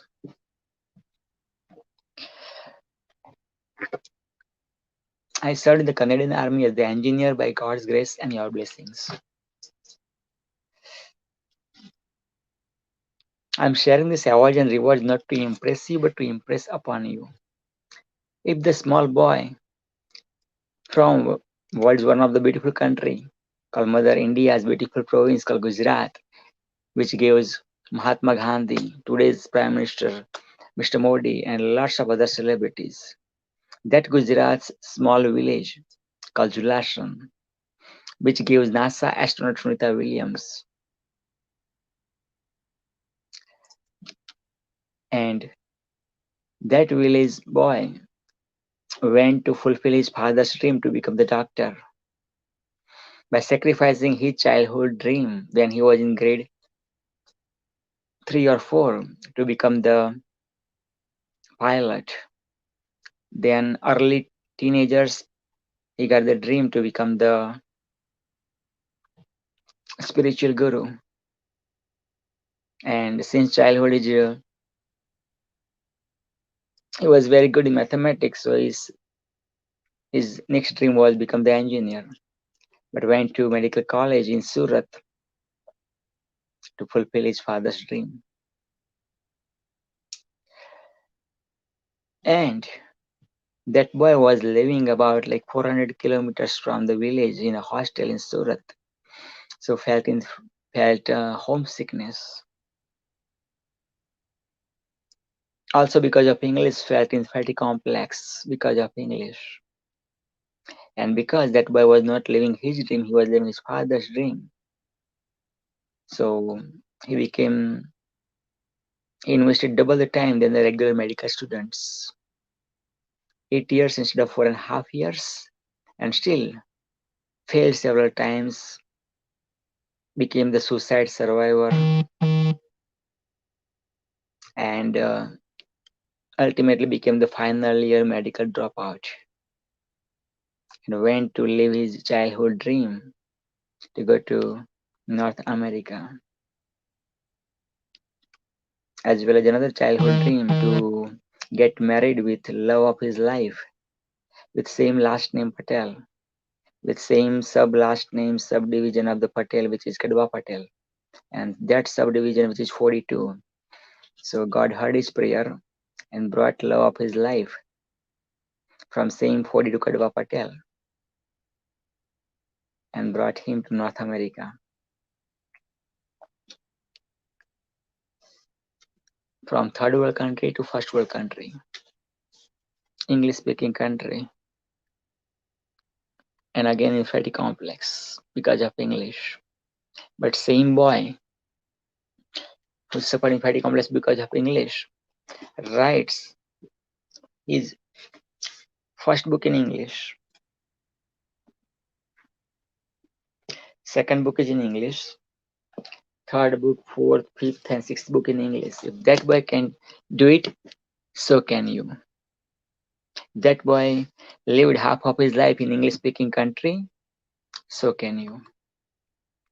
That's why I'm sharing this award and rewards.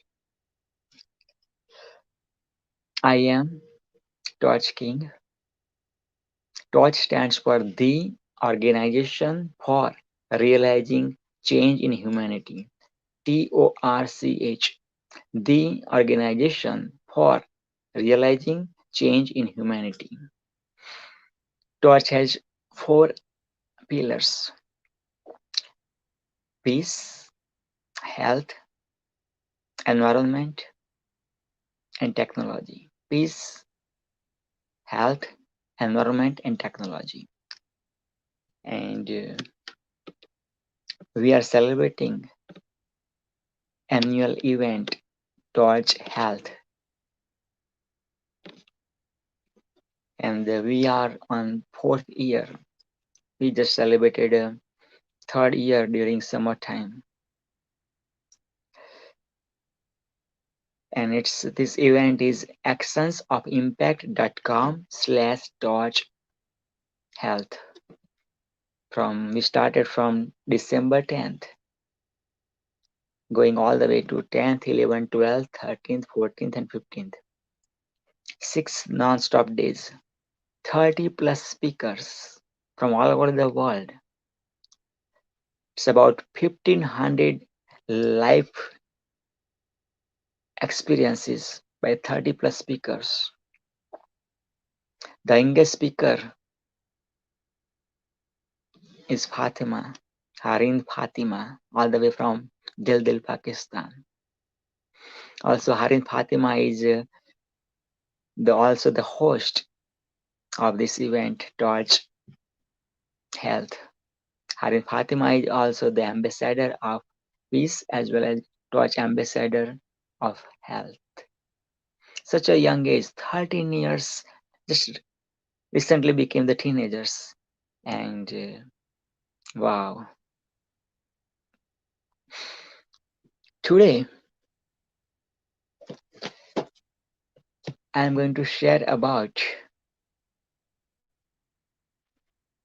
one of the amazing and recent topic, which is COVID-19 pandemic. I am the Canadian bestseller author of the book Magnetic Entrepreneur.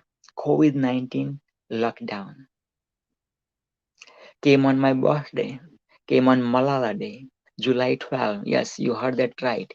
Malala Yousafzai and myself are celebrating, sharing the birthday. So July 12 was known as the Malala Day, and you can say July 12 you would love to celebrate as the Celebrity Day, right? So the publisher who published my 5 books, my soul brother, Mr. Robert J. Moore. Robert J. Moore has his story is like amazing, and it gives you goosebumps actually. From zero to hero, from zero to hero. Once upon a time, he used to be smoker, chain smoker, used to get addicted with drugs, alcohol, in the prison several years. From that background, he just changed his life 360 degrees. He became sober for so many years after that. Then he studied so much about psychology, and he became the coach, and he became the author. His first book is Rock Bottom, something like that. Okay, sorry. Yeah, something with rock bottom. Sorry, Robert. Yes, and then he became the publisher. So not only he wrote the book, he helped lots and lots of authors, including me. Like I wrote 5 books from with the help of Robert J. Moore. Total 6 books I wrote, and I became the author of my first book at age 47.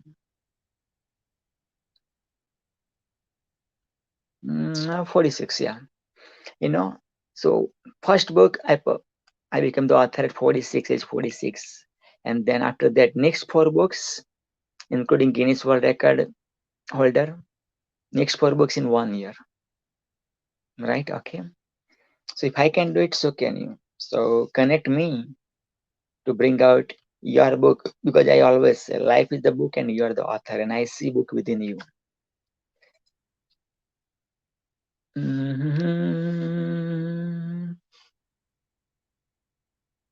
Awesome.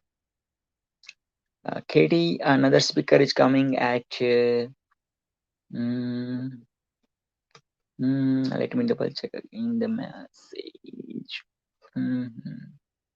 Okay, 12. Okay, I believe that must be yeah, 12 is Pacific Standard Time, I believe, right? Please do double check, Mama Lynn. Okay, yes. So this is about the publisher of my book, and I can go on and on and on. And then in this book, 20 authors get together from all over the world, including Canada and US and including Pakistan. Yes, I helped one of the author, Mr. Amir Mustaq or Amir Khan. Yes, Amir Khan, not Bollywood superstar Amir Khan. Yes, amazing human being. Yes, Amir Khan is amazing, from India, Bollywood superstar and Bollywood celebrity. And Amir Mustaq is amazing. Such a humblest person I've ever met through Facebook in my life. So what I can do for you is I am going to read. You know what? I'm going to read first of all the authors and the title of the chapter. Okay, how about that? So okay, Robert G. Moore. You know what? Before I go there, let me. Yes, Robert G. Moore is award-winning, 5-time bestseller author, and Robert G. Moore wrote already published almost 50 books, and about 25 plus books are in pipeline. Okay. Also, I'm writing 10 more books. Yes, I'm the author of the upcoming 10 books about health and wellness. Okay, so the back of the book, it says, Magnetic Entrepreneur, having mentors and influencers that you can learn from who have already gone down many of the paths before you can be a huge advantage in your journey. That's my goal for you. Mama Lane, thanks for joining. Wow, wow, wow. Oh my God, give me this opportunity. Let's talk health. Yes, give me this opportunity to welcome. Yes, yes, yes. None other than Mama Lane, Touch Queen, my soul, my soul sister, Thank you. mother figure. Yes, yes, yes. So take it away, take it away. Yes, yes, yes. You know, we are celebrating today the third torch health. Wow, wow, wow. How do you feel? Introduce yourself too. Yeah, thank you so much, Pravin. I think Pravin and I have been doing this. This is our third event this year. Torch Environment started in April. And, you know, we've been wanting to do this in person for 3 years. And I ended up going to Pakistan. We didn't really do torch events there, but I did lecture over the country. And our torch events were always supposed to be hosted here in American soil, but to get people engaged in a deeper part of ourselves, you know, I think that's where we really started engaging in community and community events. But to engage into getting people visas to come across the continents, this is very challenging to get people to come. There you go. There you go. I didn't want you to disappear. I wanted you to come with me. We've come a long way with the Torch family. I think Pravin and I can just kind of chit chat about Torch right now a little bit on what we've done. But, you know, every July we do a peace event. And it's kind of our annual event because world peace is one of the dreams that we go towards. We're dreaming a world of one peaceful world. And if we don't dream, and we don't dream big, I don't know, our planet's needing a lot of love, you know. So I think we have to dream. But let me read this from Thich Nhat Hanh. This was the start, Pravin, and you were not in the moment, but I want to read this to you because you'll love this. Please. Thich Nhat Hanh. Each of us learn, it's called Feeding Our Love, Feeding Our Love. Each of us learn the art of nourishing happiness and love. Everything needs food to live, even love. If we don't know how to nourish our love, it withers. When we feed and support our own happiness, we are nourishing our ability to love. That's why to love means to learn the art of nourishing our happiness. Let me read it one more time. Let me read it one more time. It's so good. It's just so good. And this is our motto for the 6 days.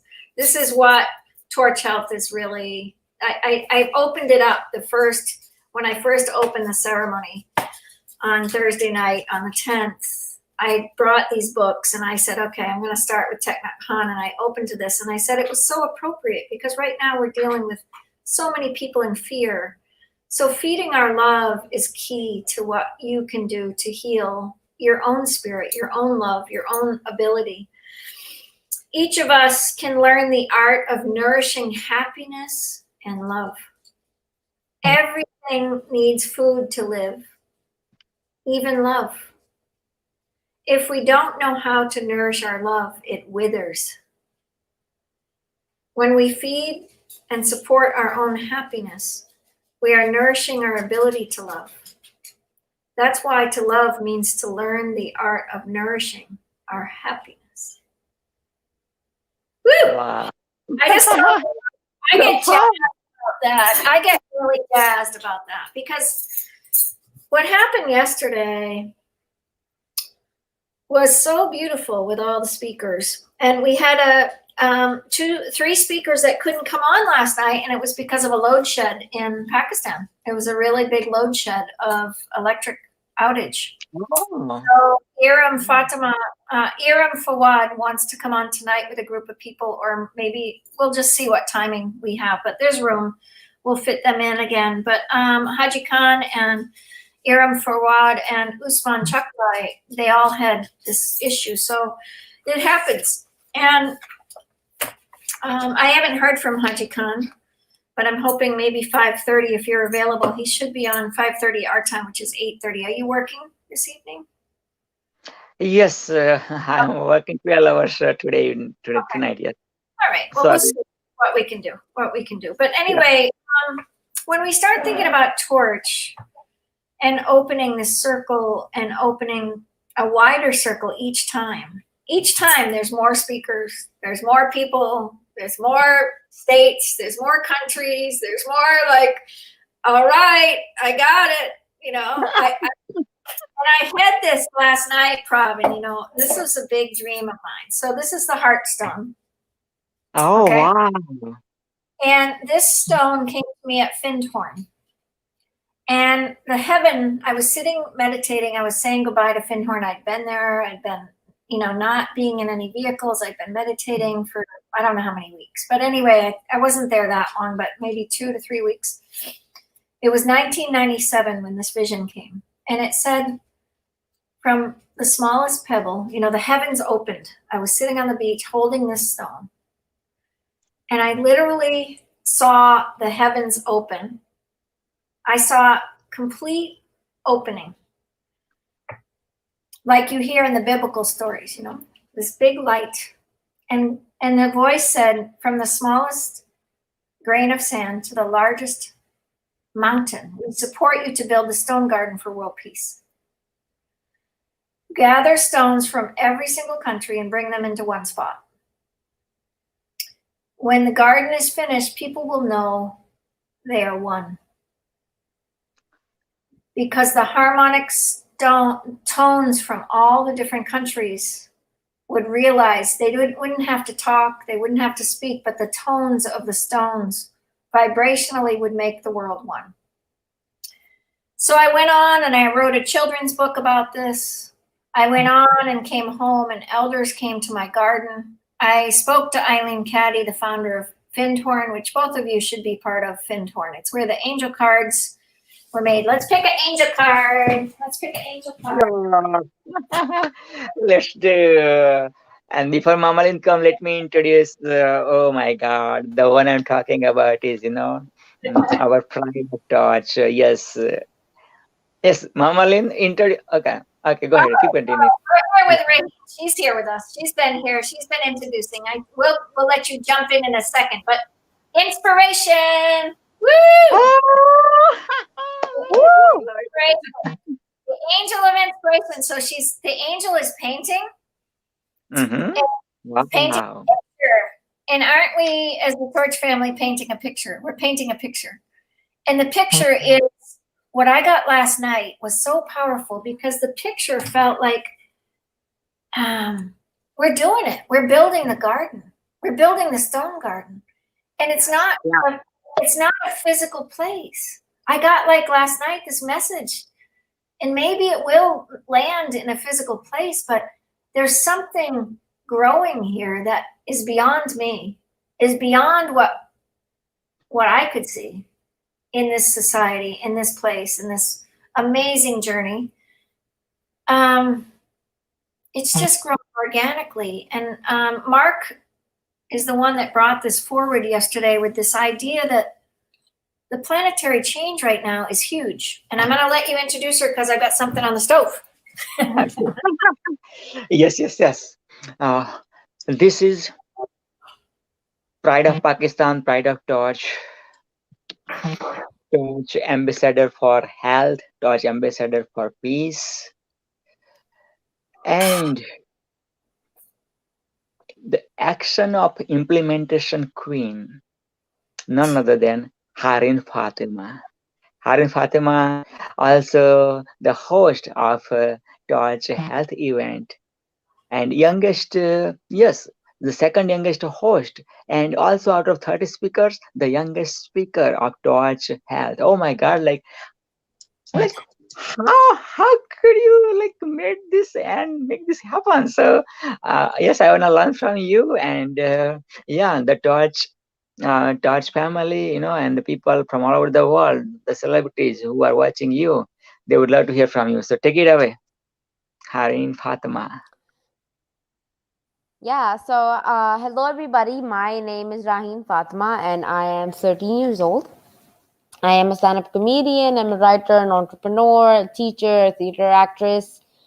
And I also interview a lot of people, do a lot of sessions, and I advocate for a lot of things that mainly include the peace. Sorry, not the peace. I zoned out in the middle. It includes the love, care, and respect for children. That would lead us to peace with the International Children.World. And I ambassador and brand ambassador for a lot of organizations and / brands, which mainly would include Torch. Very recent, like 2 days ago, I am the Torch ambassador for health as well as peace, and I'm also the co-host of this amazing show, this conference, I would say, that we're having, and also I'm going to be speaking tomorrow 9 p.m. Pakistan time. Absolutely, and also today, also yourself and myself, we did the co-host. Oh, welcome back, Mama Lane. I'll continue that story later on. Welcome back, Mama Lane. Yes. Okay. Take it away, Mama Lane. I'm just going to show you What's that you have? my breakfast is, can you see it? We've got fresh cabbage, organic cabbage. We've got collards, carrots, and we've got a buckwheat. I started trying to make a few burgers, but I just want to share with people, this is my breakfast. So, when we start thinking about health and food and Torch Health, this is kind of what my wheelhouse is about helping people really open back up to the natural world. So keep going, Pravin. I'm going to eat my breakfast, and I want to just share that with you all. Like, make something good for yourself. And if you're running a whole event, like, stop the show and make sure and take care of yourself. Like, you got to take care of yourself. And Katie Kavanagh is coming on at 12. She's an amazing speaker. I'm very excited about her coming on. She's a chef with me in our new adventure. I've been working with amazing work with Katie, and she's just a healer. She's an artist. We're going to learn a lot today just being with her. She's a grandmother like myself. I met her and I was like, oh, you're here. That was my feeling. Oh, you're here. Like, I was so grateful to meet her. So we've got big things, and she really wants to be part of the Torch and really look at what we're up to. And so it's exciting. She said yes. It's exciting. And then we have Shuni at 2:00, and then we don't have anybody till Haji Khan at 5:30. So I'm not sure if we have to get in touch with him. But other than that, we're doing really good. And then later we have Rahim and Shawaz Baloch, which is tomorrow in Pakistan. but it's tonight here. And hopefully we'll just play that out. And Raheen, Shawaz Baloch is amazing. He's been noted as the Torch manager for the year to really look at the management of it in Pakistan. So for Pakistan management. And then Haji Khan Farroch is actually holds the office in Pakistan at his home. So when we get going in business and all, the two of them are going to be very significant in holding those strings in Pakistan, Torch Pakistan. We always say that the country before it, so Pakistan Torch, India Torch, USA Torch. So I'm USA Torch, Pravin is kind of India and Canada Torch, and you're Pakistan Torch. So we've got 3 continents right here just in this little talk. And Wow. Brazil Torch yesterday we had, it's just growing.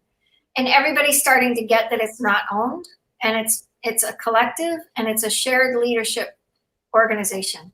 So we need everyone's help. If you join the Torch, we ask for just some volunteer time like these two are doing with me. I mean, without them, I couldn't eat my breakfast. I'm going to go.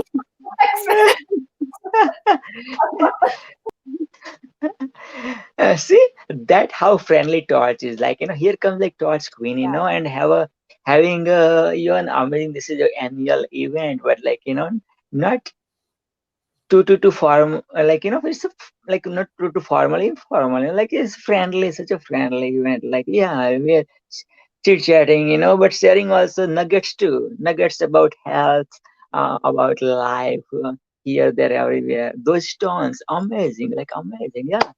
Okay, so yes, Rain Fatima, yes, let's learn. Actually, just as Mama Lynn was telling about her breakfast, I just received a message from like my best friend in like this entire universe or something, who knows like each and everything about me, whatever I do. He just texted me and he said that he's tested positive for the COVID-19. So I just zoned out for a moment. Oh, And what? What's your friend's name? Wasim. Same as Wasim. Wasim, right? Yes. Okay, let's pray for your friends Wasim, as well as the people who already gone to Allah in the heaven, or gone with the Jesus, or whatever the faith you believe, right? Also, the people right now, they are having COVID positive. Let's pray for them, and let's pray for the people they are negative, like Areen or myself, and people right now, right, and still God is like, having the protection against Corona. So let's pray for them, and especially, yeah, Wasim, you said, right? What's the name again? Yes. One more time. Wasim, right? Wasim. Okay. So let's pray. Let's pray.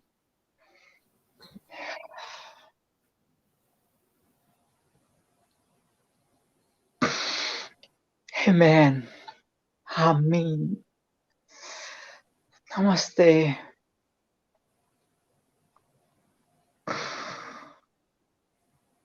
Oh Allah, oh Jesus, oh God, oh Buddha, oh Jaina, oh Rama, oh Krishna.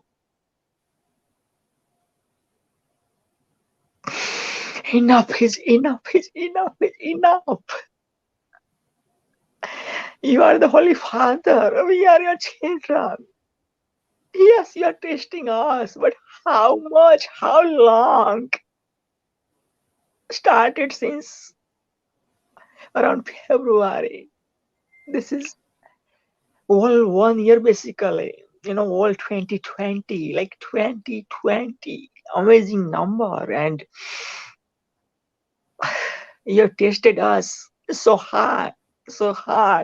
Yes, we learn a lot, we grow a lot, but in this journey of almost 1 year journey with COVID-19, with Corona, we are shattered. We need your blanket, the tough blanket, so Corona won't reach us. Corona won't do not even the dent, not even nothing. nothing, enough. Yes, I know the people of the world went against the nature, against you, against your principles, godly spiritual principles. Yes, and we are asking for forgiveness because you are the father, we are the children. Children has a right to ask for forgiveness. And yes, please forgive us. Yes, we mess up with the earth, all the five elements, the mother earth. We mess it up. We mess it up. Look at, that's why we get drought, and fire in the earth, and everywhere. And yeah, we just, dig mother earth, and make the mother earth so hollow, so hollow, so shallow, so shallow. Oh, fire, another element, fire, right? Fire everywhere, burning this, uh, burning these forests, greenery. And that's the outside fire, but within everybody we have the fire.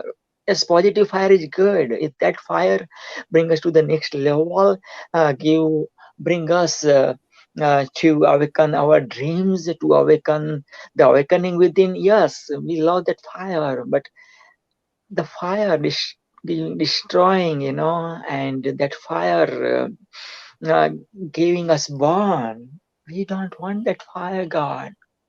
Hellfire, get rid of from hellfire. We have heard that hellfire is in the hell, but this is your paradise. You created paradise, and then you created children, man and woman, Adam and Eve. And from Adam and Eve, right now, we are almost 8 billion. To reach up to almost 8 billion, we have lots of billions and billions we have already lost. And billions and billions are waiting. Billions and billions are waiting. Then another element, water. Like there are 3/4 is water in this planet Earth. About 75%, 75 to 79% is water. Outside is 79% water. Inside our body is about 75 to 79% water. Like you are the perfect father. You created like exact balance. Like whatever the outside water, that many percentage in everybody's body, that percentage water.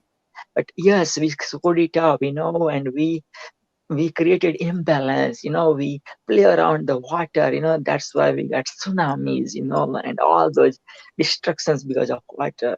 Yes, Father, we forgive about that destruction. We misuse water, earth, fire, water, then air. Yes, again, we like polluted air. We don't have fresh air for our kids. Our kids are dying in the womb. Our kids are coming prematurely, not full 9 terms or 40 weeks. Yes, and space. Yeah, screw it up again with the space, with all kind of technologies, and invention and research. We mess it up. Like ozone layer is like cutting off, and all the imbalances, and all the free radicals and this and that and that. Yes, Lord, we forgive. I know, Lord, we know that we are not worthy of asking even forgiveness. But what can we do as the children? As a small token, Mama Lynn, Torch Queen started this movement called Torch, the Organization for Realizing Change in Humanity, to say the people of the world that take care of these 5 elements, take care of these 4 pillars, health and peace and environment and technology. Use the technology to favor of God's mission. Yes, and right now, God, we are having Torch Health annual event, Lord. 30 plus speakers, including Harin Fatima, the youngest speaker. Several hosts are hosting this event, including Fatima is the second youngest host. It's recently joined Torch, and God, look at this growth of such a 13 years young princess all the way from Dildal, Pakistan. And right now, especially this prayer's causes on the root is because this 13 years young amazing soul has a friend named Wasim, and recently got the news that Wasim got COVID positive, and during the session just went blank for a couple of seconds or fraction of a minute. God, how much are you going to give the burden to this 13 years young princess? Have to go to blank? Like right now in Pakistan, already midnight, 13th of November started. Yes, in Western countries still 12/12. 13th of December started. Here we have 12th of December in Western side. So God, take care of that. And please do magic, and convert that positivity into negativity in COVID. Yes, we are creating positivity. We are awakening the positivity within. Yes, that's why most of us have positive blood. Be positive, including me. I have be positive. Not only blood, my body parts and soul is positive. Or I'm in the process of being 100% positive. Yes, we made mistakes too. But Lord, listen to us. You are within us. You gave a beautiful temple as our body. You gave us a beautiful mask as our body. You gave us a beautiful church as our body. Yes, we polluted this beautiful church and mosque and gurudwaras and temples. Yes, we agree with that. Mistake is done. Whatever is done, we ask for forgiveness. We are crying in tears. We're crying in tears. We have tears. We have tears of ocean within us. Yes, there are seven oceans, Samandar, but God, you know how much oceans we are holding within us. It's more than the outside oceans. It's more than the 75% or to 79% water outside. We are full of oceans. We are full of oceans. We are tears. Take care of our tears, God, because those tears are so pure, so real. Don't let them fall down on this planet Earth. It might damage, destroy. Take care of our tears. Take care of Wasim, as well as all the Wasims who are right now positive all over the world. Princess and prince, they are suffering with such a small, little, tiny, minute COVID. I always say, God, you gave me this message to spread with the world that let people say, God, I have big corona, but you spread this message that let people know that instead of saying that, oh God, I have big corona, let's say, oh God, oh corona, I have big God. Oh corona, I have big God. Oh corona, I have big Allah. Oh corona, I have big Jesus. Oh corona, I have big Rama. Oh corona, I have big Krishna. And in Hinduism, we have like crores and crores of messengers. Yeah, if I go naming all those names, God, you know what happens, right? So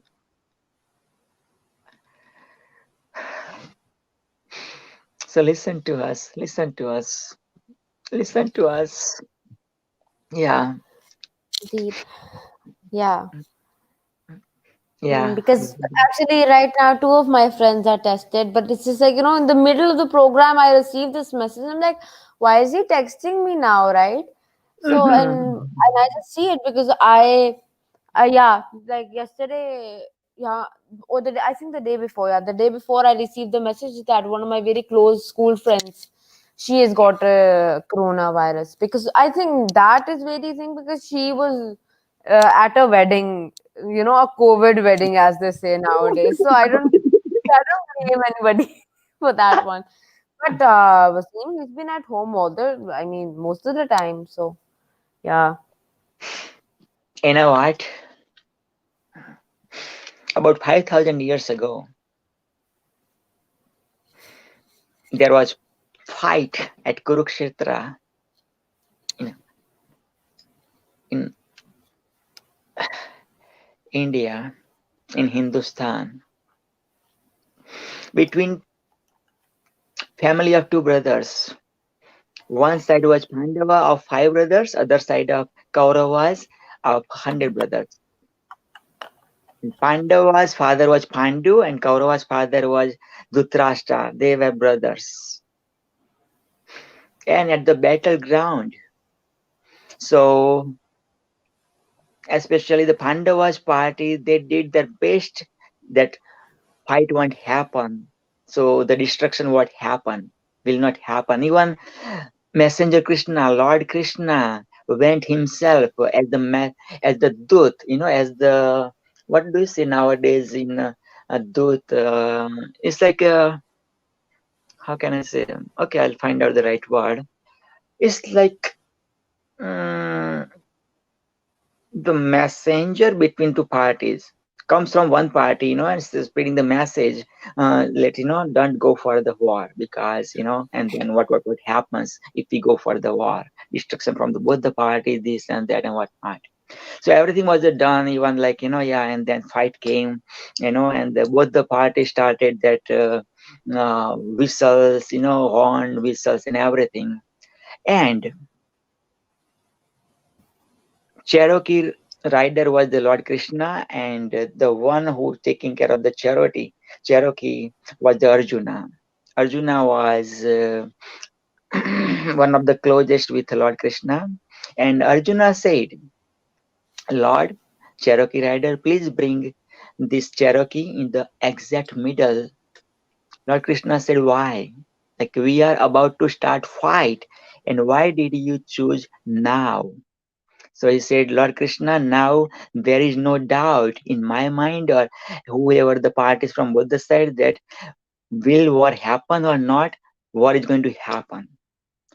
So now I wanna see exactly equal distance from both the parties, right?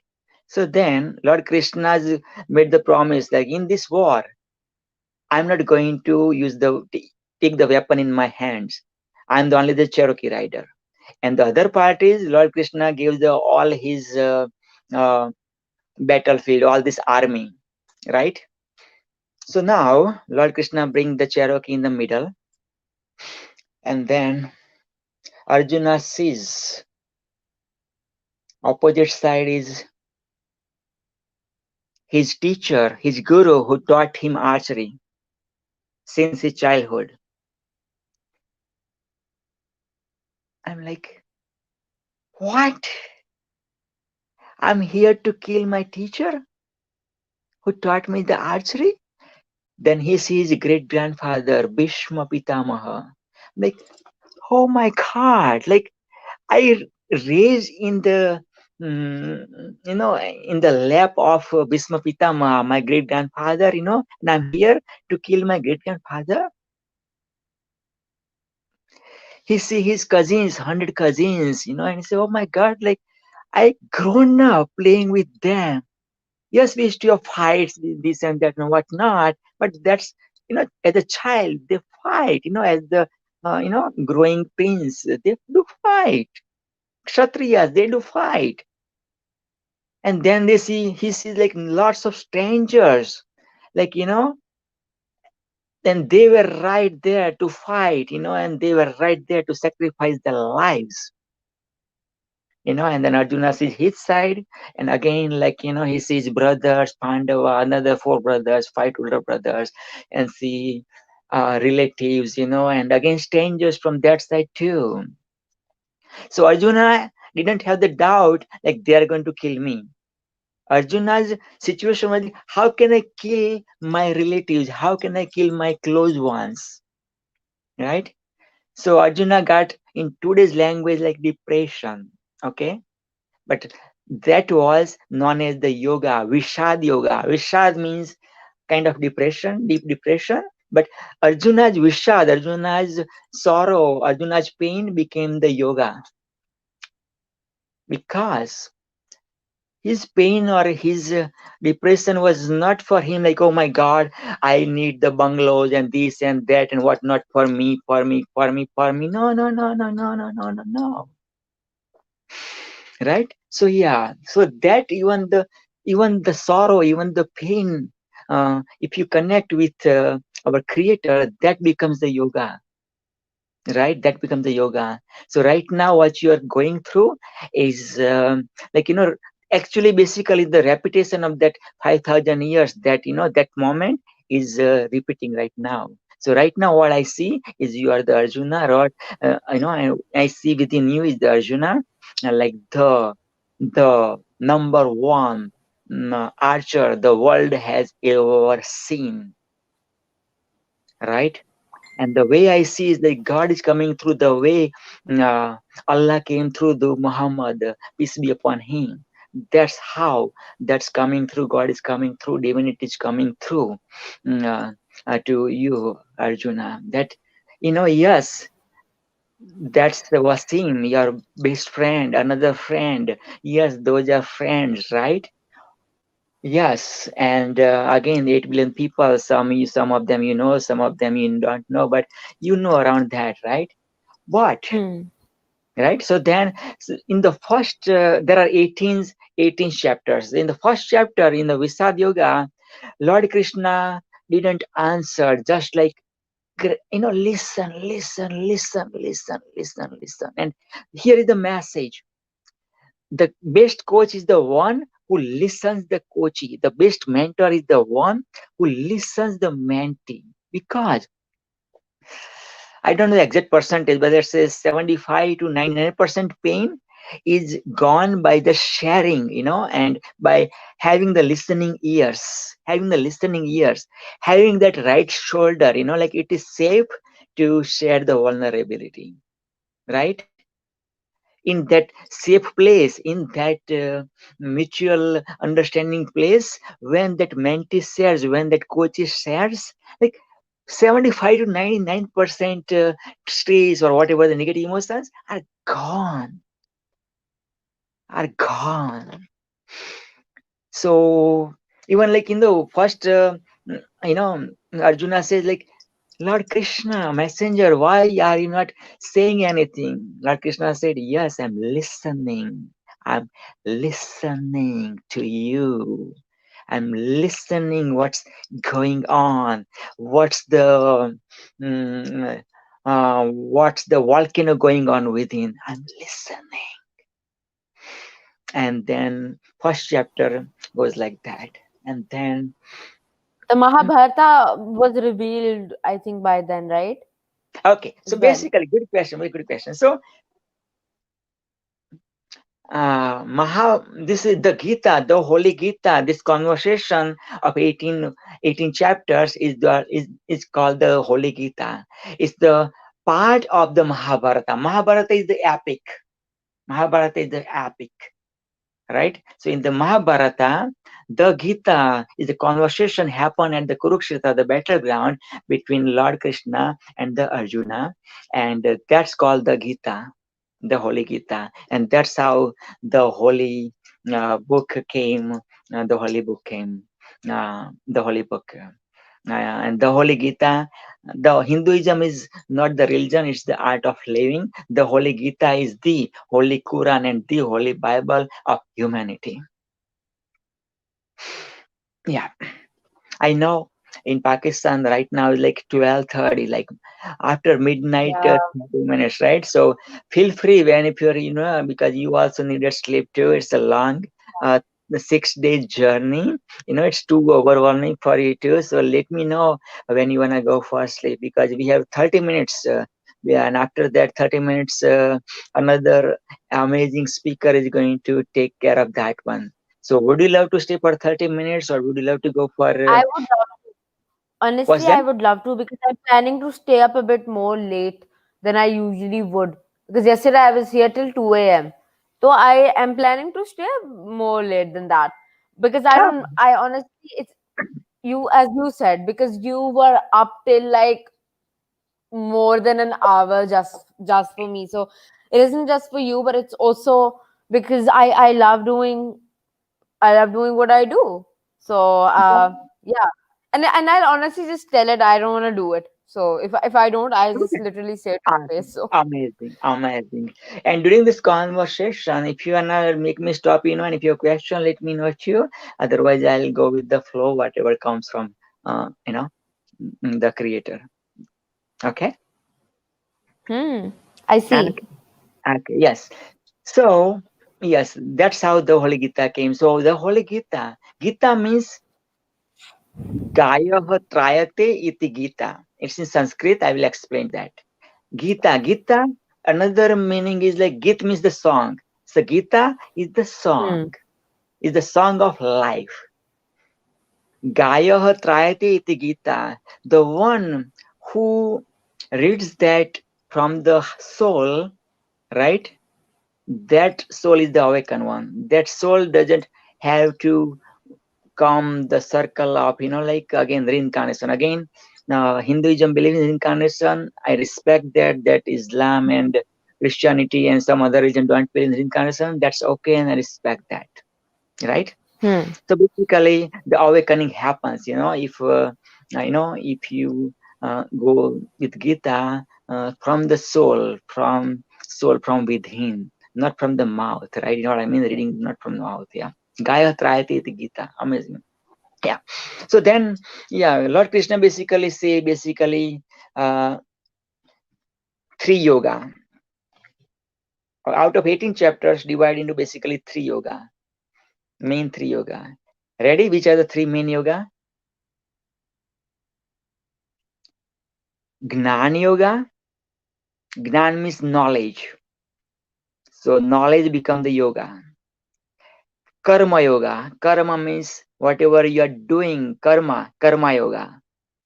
Whatever you are doing, your duties, and that becomes also the yoga, and then you can reach the awakening. And bhakti yoga.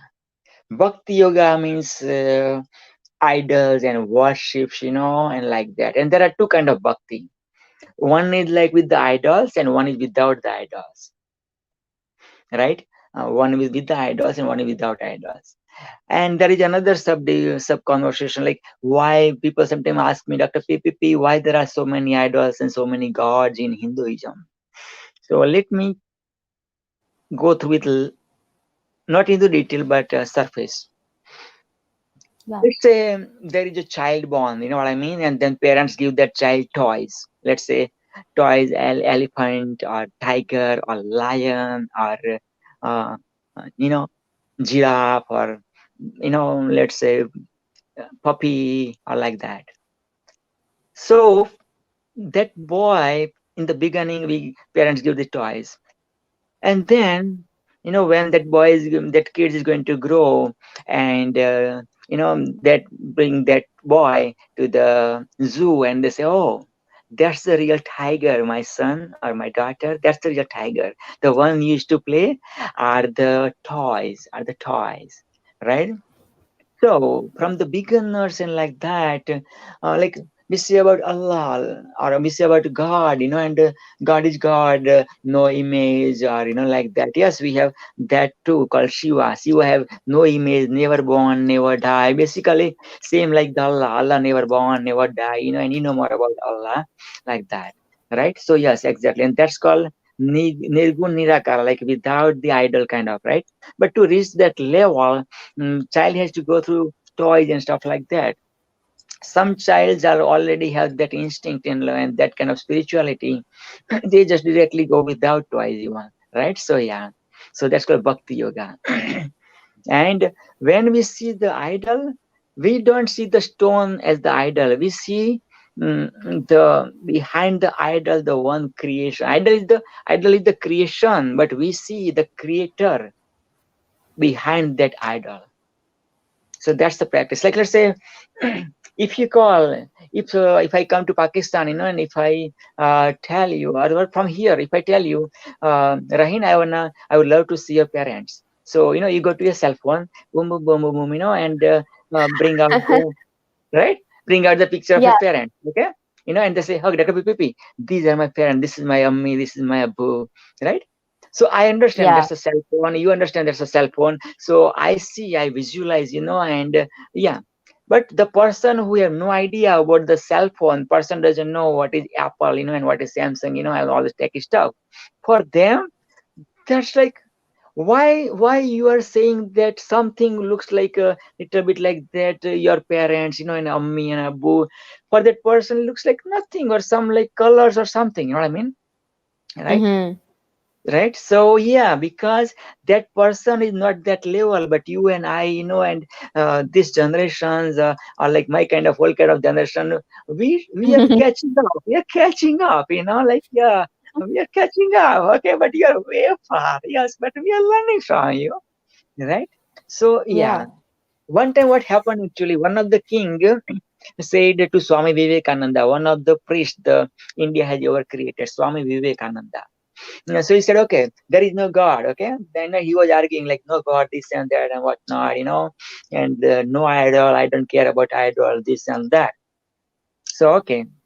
Swami Vivekananda took the pause, let him vent whatever he wanted to vent, So again, listen, listen, listen, listen, listen, listen. Okay.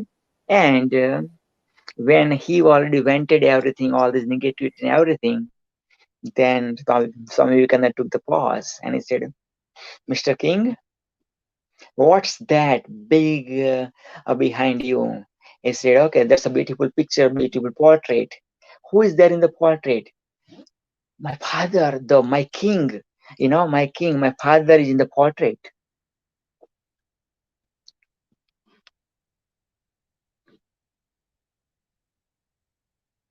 Okay. Folks. So Okay. Katie's here, but we're going to wait for a little bit. She wanted to try how to come in. Okay, So, sure. yeah, so she just got here. She was just wanting to really be present with how to get on StreamYard. I told her to relax, that we're all pretty comfortable. And, Okay. Katie, there's a button that you can do a private chat to your right. And you can private chat any of us at any time when you want to come in. And if you want to come in early, you can. You can just start talking with us. This is Rahim. Fatima, she's 13 from Pakistan, an amazing entrepreneur. And we've got our beautiful Pravin Patel from Canada. And so we're really in 3 countries. Pravin is from India, so we bring in the 4th country. So it's been super great. Pravin just lost his grandmother yesterday, so we've been doing a lot of prayers. And as we go forward in this talk with Katie in the next, at 12 o'clock, I hope you all come because she's an amazing entrepreneur. She's part of Future. We could get on now, Katie, if you want, just to come up and say hi. So it's just so fun to be able to have you here. You surprised me and put me on. Pravin put you on. Okay, we'll take you back off. We can take you back off. So nice to see you, and I'm so happy to share this wonderful journey with you. And I look forward to coming at noon, 12 o'clock on the 12th day, the 12th hour, the 12th month. Woo! So it's for me with that number 12 energy on this day at this time. Thank you so much for your prayers this day. I've been with you, praying with you as you hold up all of those that we've lost in this too challenging time. My heart is heavy with the weight of the intense loss throughout the world. Mhm. And so we come together with prayers of hope and of release and of deep, infinite love and gratitude as we hold Can't space wait to for see all you. of you. Mm, Thank you. Thank you. we're totally thrilled to have you. Look forward to joining you, and thank you so much. All right, it's an easy, gentle entry. All right, just let us know when you're ready. Thanks, Pravin. So, anyway, what I was saying, what were you talking about? Because I was a little bit off eating my lunch. I still have a little bit of lunch left, but go ahead. What were you sharing? Okay, sure. Thanks again for giving me this opportunity to continue with the conversation. What happened about 5,000 years ago between two brothers' families. Oh gosh. Okay. Yes, okay. There's probably a call going on. Give me a couple of seconds, please. Yeah, for sure. Okay, sorry for that. Go ahead, Fatma. I was just saying that you have a call going on. That's why I couldn't hear anything that you said. Yes, absolutely. My soul daughter called me, and she's going to come to meet me, and giving me the, see, yeah, Priscilla, get the news about my grandmother. She said I would love to. Sorry again, Priscilla. Okay. You can just attend the call. I'm here. Don't worry. I'm here to entertain people.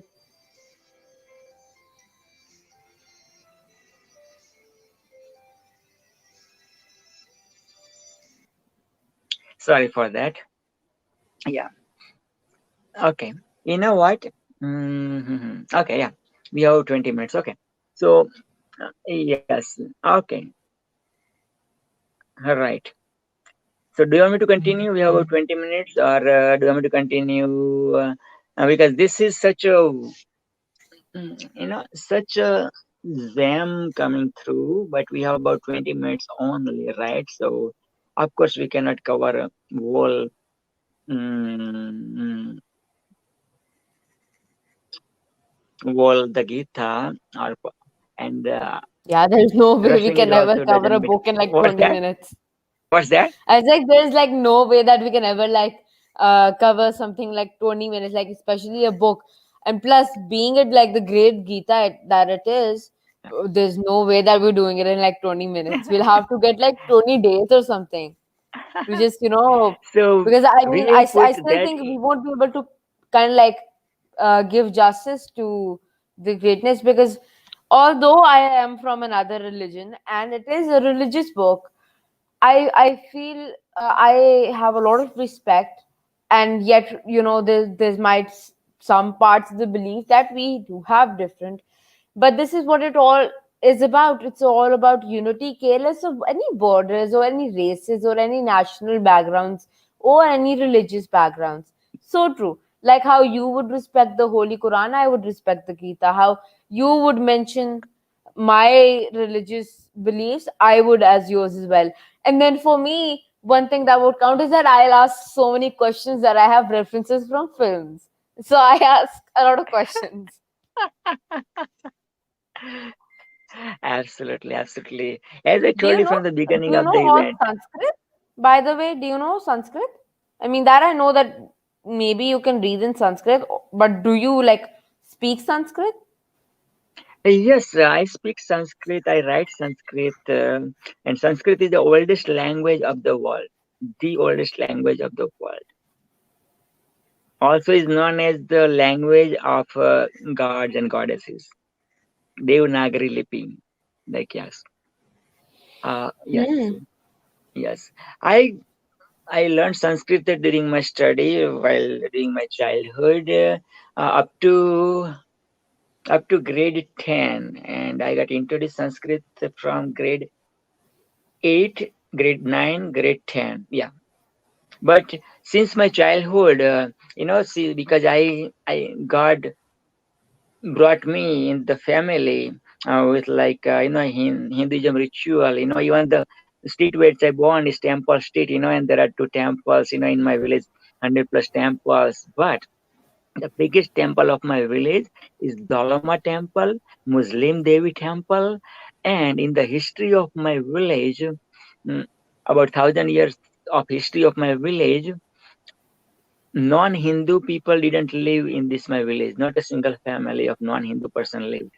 But the biggest temple made by the villagers, the Julasan villagers, as well as non-resident my villagers living all over the world, they made the temple, and it's like people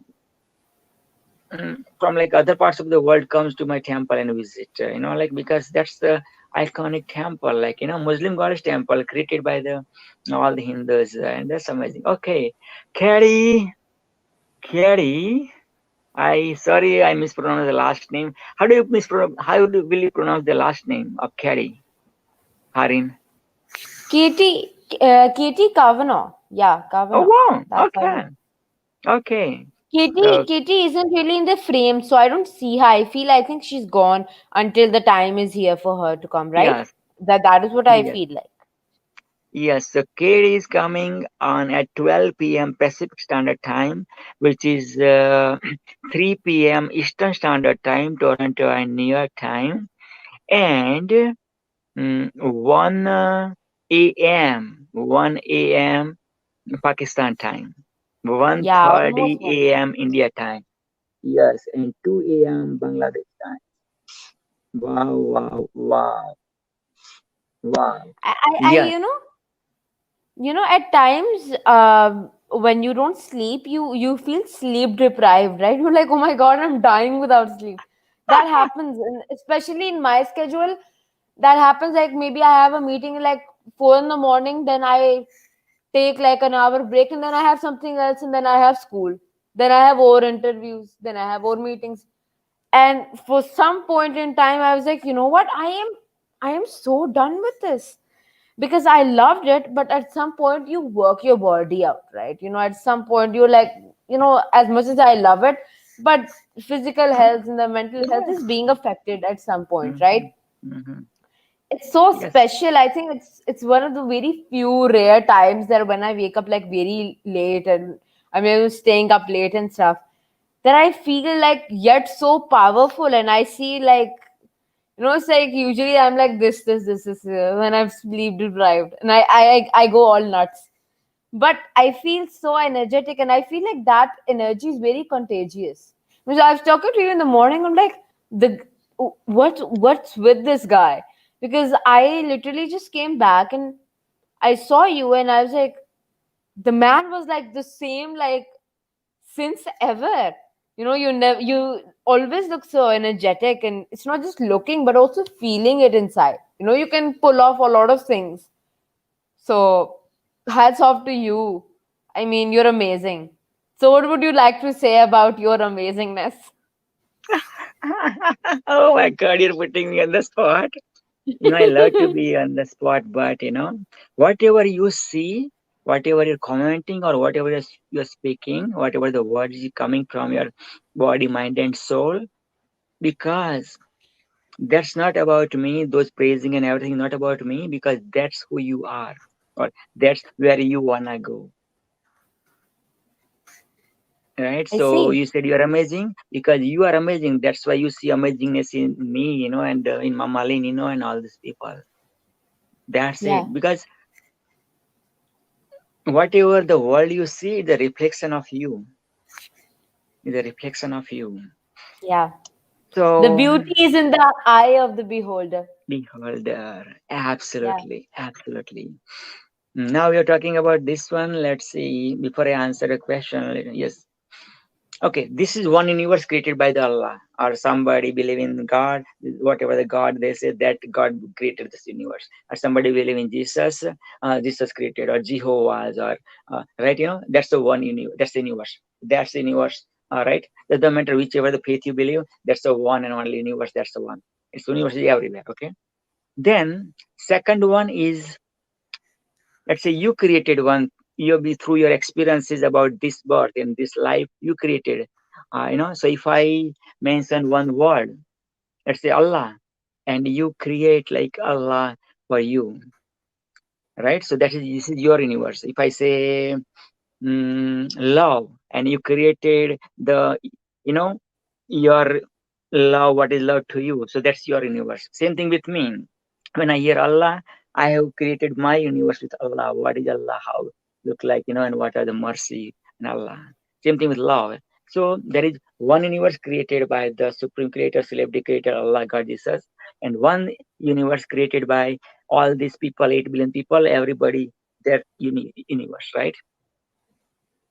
And when, let's say we're talking about you and myself, when your universe and my universe more overlaps, that means we are having more intimacy, as spiritual intimacy, more understanding, and like even sometimes you don't have to say and I understand, I don't have to say and you understand. Like language doesn't matter. Like there is one movie, Bollywood movie, Pushpak. Like in that whole movie, no dialogue at all, no word even. Forget about the sentence. Yes, but that's the amazing product. So same thing like that. So whomever you decide to, mm, communicate nicely, more closely, and like that. So then let's dissolve those two universe, as much as dissolves. And sometimes you see like do this make Jan, like like Siri Farhad and Romeo Juliet and Leila Majnu and like that. They feel like those Jism but one Jan, because they basically series like Romeo's universe, and Juliet universe is almost like basically looks like two, but for them is like one, right? So yeah. Mm, so that's it. So yes, I tell you, I'm feeling like I reborn. I already reborn. I already reborn, and I feel like I reborn. Like because my grandmother gave me this opportunity by leaving this physical body to grow me and to expand the horizons. And like my vision before my grandma went to the heaven, my vision was like to awaken the awakening within you and 1 billion plus people. Awaken the celebrity within you and 1 billion plus people. Now after my grandma's gone, like yesterday, in God gave me this bigger vision, like to awaken the awakening within you and 1 billion plus people, right? And awakening, enlightening, right? Yeah. And through this event again, I came up with like this also, like God gave me this vision, right, which is like to awaken the torch within you and 1 billion plus people, right? Yeah. So yeah. And yes, I don't know, I even forget counting how many hours I didn't sleep. Even I don't know, 70, 75, I don't know, but like yeah, I felt so energetic. Of course you sleep physically sleep deprived, but as you mentioned, sleep deprived, but as you mentioned, like you love what you do and do what you love. That's it. You can put even 10 hours, 15 hours, or 24 hours, or 24 hours, or 70 hours, 80 hours. And like, look at like some of these spiritual leaders, man, they sleep like about 2 hours or 3 hours in a day. And those sleep becomes the yoga sleep, yoga nindra. So it looks like physically 2 hours or 3 hours, but that 2 hours or 3 hours will be taken care of, like, like somebody as if like you sleep for 12 hours, like that kind of sleep. Yes, because that's Yeah. so intense, and so condensed. Yeah. Yes, and Yeah.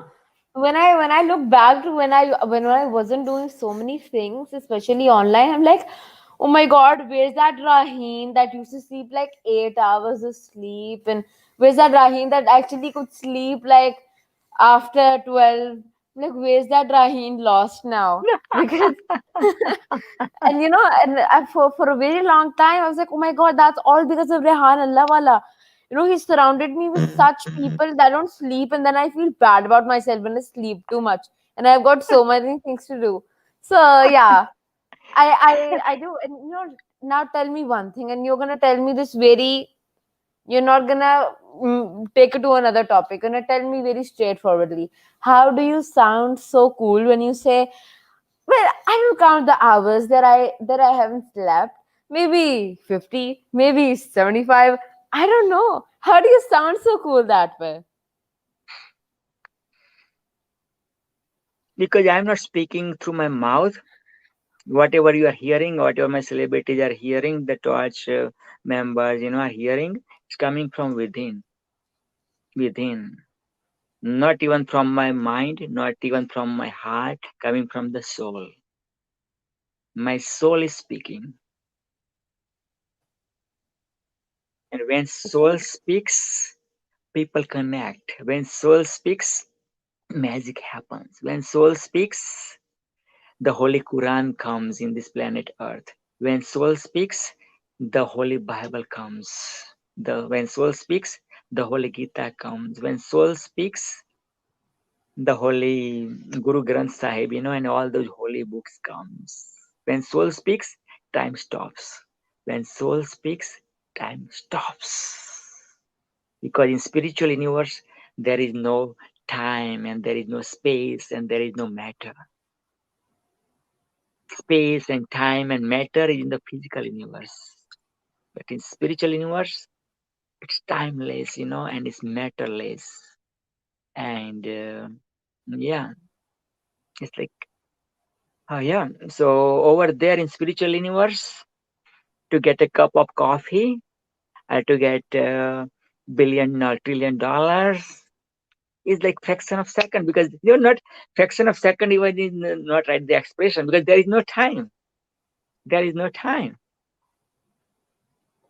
That's why people say like, okay, Allah does miracles, God does miracles, this does miracles, because for Jesus to heal that people, and give those people the sight, it's like, it happens. It happens.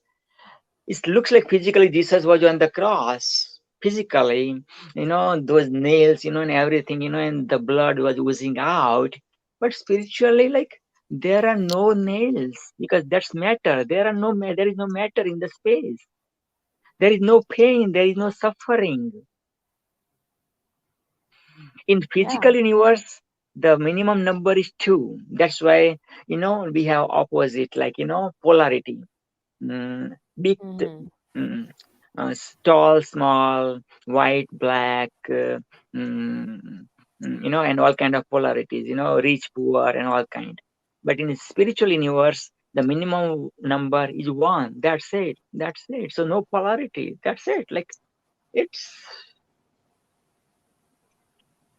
I know it's a journey. It's a journey. It's a journey. You are the awakened one. I see what I see within you, Raheen. I've seen the volcano is ready to erupt. Volcano is ready to erupt. Like to go to the space, about 99% or 95% energy is taken in the beginning. NASA record star, goes for the space in the beginning, that much energy. That was so much like, so much vapors, and so much energy you see, like, the space is taking. But then once reach to that smooth sailing level, after this gravity, that's it. It's a smooth sailing, right? So yes, yeah. And yeah, so enjoy this experience. Okay, we have about like 2 minutes right now, so I'm going to give you 60 seconds before I let you go and I bring Carrie, our amazing speaker. So 60 seconds, take it away. Last 60-second message. Yes, Raheen, Fatima. I would like to say to all the people out there, there's many different beliefs that we might have. Yours might differ to mine in certain areas, but know that there's always that divine power. We might have different religions that might have many gods in them, right? But they're all different aspects of one that we have, right? So I would like to say to all, never limit yourself just because the other person is from another country. I am from Pakistan, Praveen is from India. To many people, that might sound outrageous that we're talking to each other, but it's all about the connection that is right here. So feel it and do what you feel like. Wow. Amazing wisdom. Yes. And before I let you go, Raheen, please do go to the back office comments. Yes, Mama Lynn, welcome. Yes. So, Hi, friends. You two are amazing. I just love listening. I love watching. I'm like, your prayer was so cute, Pravin. Your prayer was so cute. It happened, like he I came know. through. Yeah. No, you're totally that channeler. You're totally that channeler. So welcome everybody. We're here at 12 o'clock noon. My time, 3 o'clock on Pravin's time. He's been with us for a couple of hours. Pravin, thank you so much for taking on the hosting, giving me a little bit of time to eat my lunch and breakfast. And I just appreciate Raheen doing this. And so if either of you, Fatima wants to come on too as hosting, so that's really nice. But she'll be coming on. Hopefully I'll train her on the hosting. So the Torch family is helping out with so many different things and just being present. And it's just really great to see the collaborative consciousness coming together. I think the talk this morning with Sikandra was really phenomenal. If none of you listened, he's a microbiologist and he talked on food and health, and it was a really great talk. We've lit our beautiful heart candle to bring on our next guest, and I ran out of tapers, to get my big torch going, but I have this beautiful moment, and we're going to ring the bell before we bring our next guest in, because she's alive and awake and very, very spirit-filled. So we'll clear the air. And she's in the background, ready to meet us. Katie and I met through our organization, Future. She's very inspirational. The angel of the day is inspiration. So we're going to have this angel coming to us now. And she's been at the forefront of indigenous cultures as well. So she's an artist. And I'll let her really bring forth herself. And I'm just really happy to have her come, because we've spent a lot of time on cooking, and we are part of a cooking show. I would say, what would I say? Future is an organization that helps people with wellness and good nutrition. And so to align with her in my indigenous culture, my own consciousness from my tribal community, it's been really super sweet. So with no further ado, I bring Katie to the stage here. Hello, hello. Good morning, Sister Mama Lynn. So nice to see you, and thank you so much for offering me this opportunity to come and just hold this sacred space for this beautiful collective. So I've been listening along the way and so enjoying the remarkable speakers and the thread of unity that has been threaded through all that brought their wisdom and their pearls to this time that you've created. So I just want to thank you so much. Yeah, thanks, Katie. And you've got the wolf drum behind you, and I'm from the wolf clan, so thank you for carrying the wolf to me. Well, introduce yourself, and then I'm gonna hop off, but I can hear you from the backyard. Feel free to pop on, and we can banter back and forth and share thoughts at any point. I would welcome your visiting as this hour proceeds. But beautiful. Thank you so much, Lynn. Beautiful. All right, we're gonna let you introduce yourself, and we'll move forward. Thank Great. you. My joy. Hello, fellow travelers on this remarkable journey of life. My name is Katie Kavanaugh. I'm a health and wellness coach and an in-home chef. I am passionate about inspiring others to fall in love with the preparation of food, to fall in love with their kitchens, to fall in love with nourishing their families in the at the highest level that they possibly can. And I love bringing that touch of wisdom and inspiration to others. But my journey to get here has been a long and winding, lovely journey. I have lived in many places on this planet, but one that always comes deep to to share is I lived for 7 years in this beautiful community of Mount Shasta at the base of that very sacred mountain. And in fact, my youngest child, Lindsay, is a starseed that came to me through the portal at the base of that mountain. She was born in the town of Mount Shasta, and it was a sacred and amazing thing to hold space for this remarkable being to enter into the world. So, but along my journey, I am an artist and a teacher, and have coached for many, many years.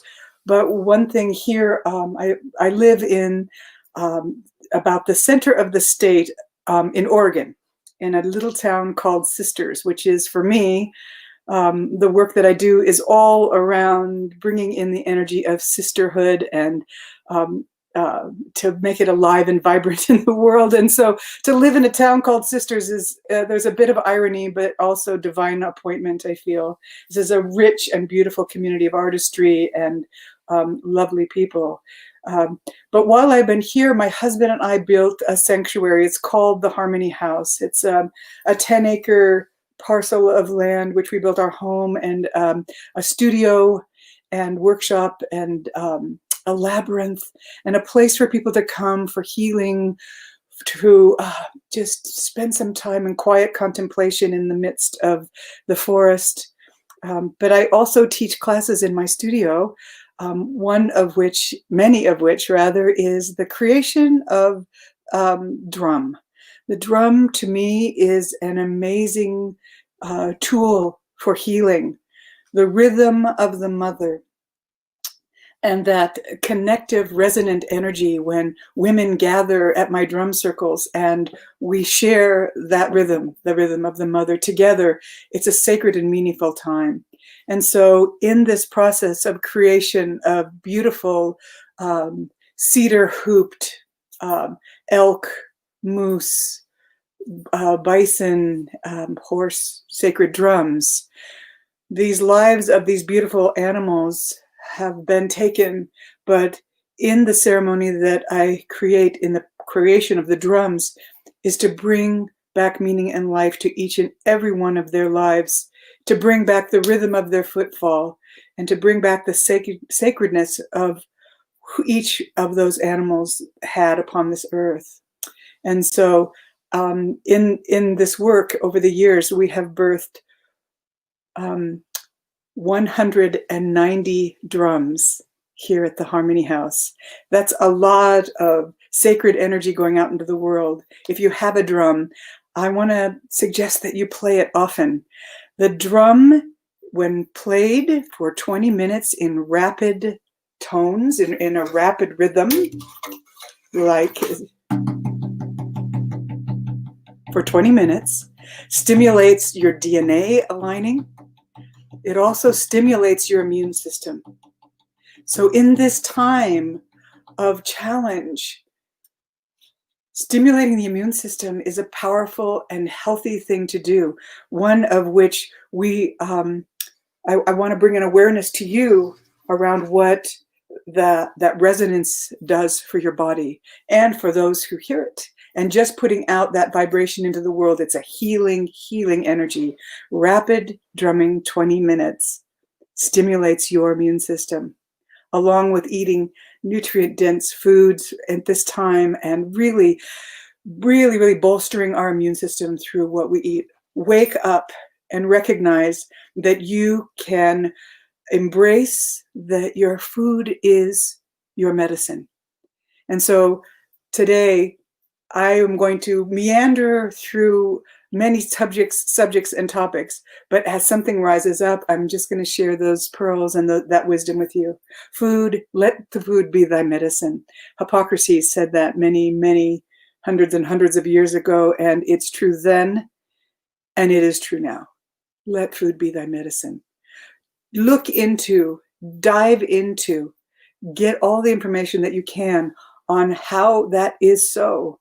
You know, 70% of your immune system is in your gut.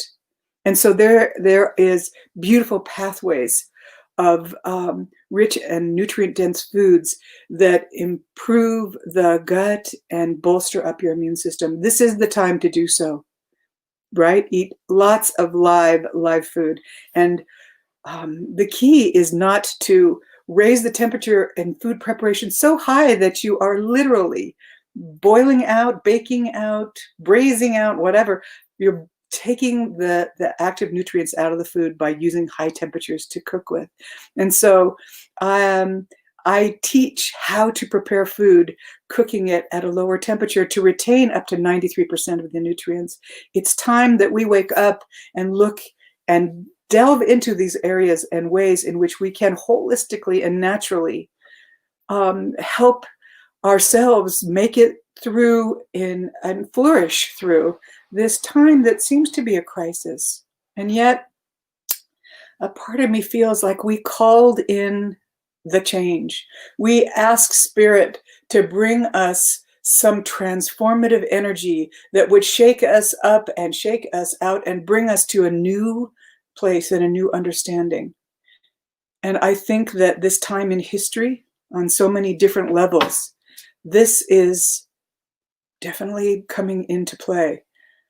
You know, this time where we all feel so isolated, I want to invite you to consciously take a moment to shift your thinking, to bring in perhaps a new perspective that shifts you out of this feeling of isolation and into the sacred and powerful energy of embracing our solitude. You know, when we change the perspective, when we change the lens that we're looking at the world through, beautiful and magnificent things happen. The power of our own intention rises up and we become powerful in our own right for our own life. But know that when we change, the world around us changes. And it's always important to remember, it doesn't go the other way. We can't clamor to try to change everything that's outside of us. We must first start with this internal job that is us. Because I truly believe that you and I and all of humanity are here in these bodies in this time in history for the evolution of our own souls. That we are all divine beings. And we are perfectly placed in this world, in this hour, in this moment. And I believe that when we take on and pick up that mantle and say yes to the recognition and the understanding that you are a vital component to the broader spectrum of things, that the first place that we go to prepare our hearts, our minds, and our spirits to take on the task of being fully present in this time in history, that we do that internal work.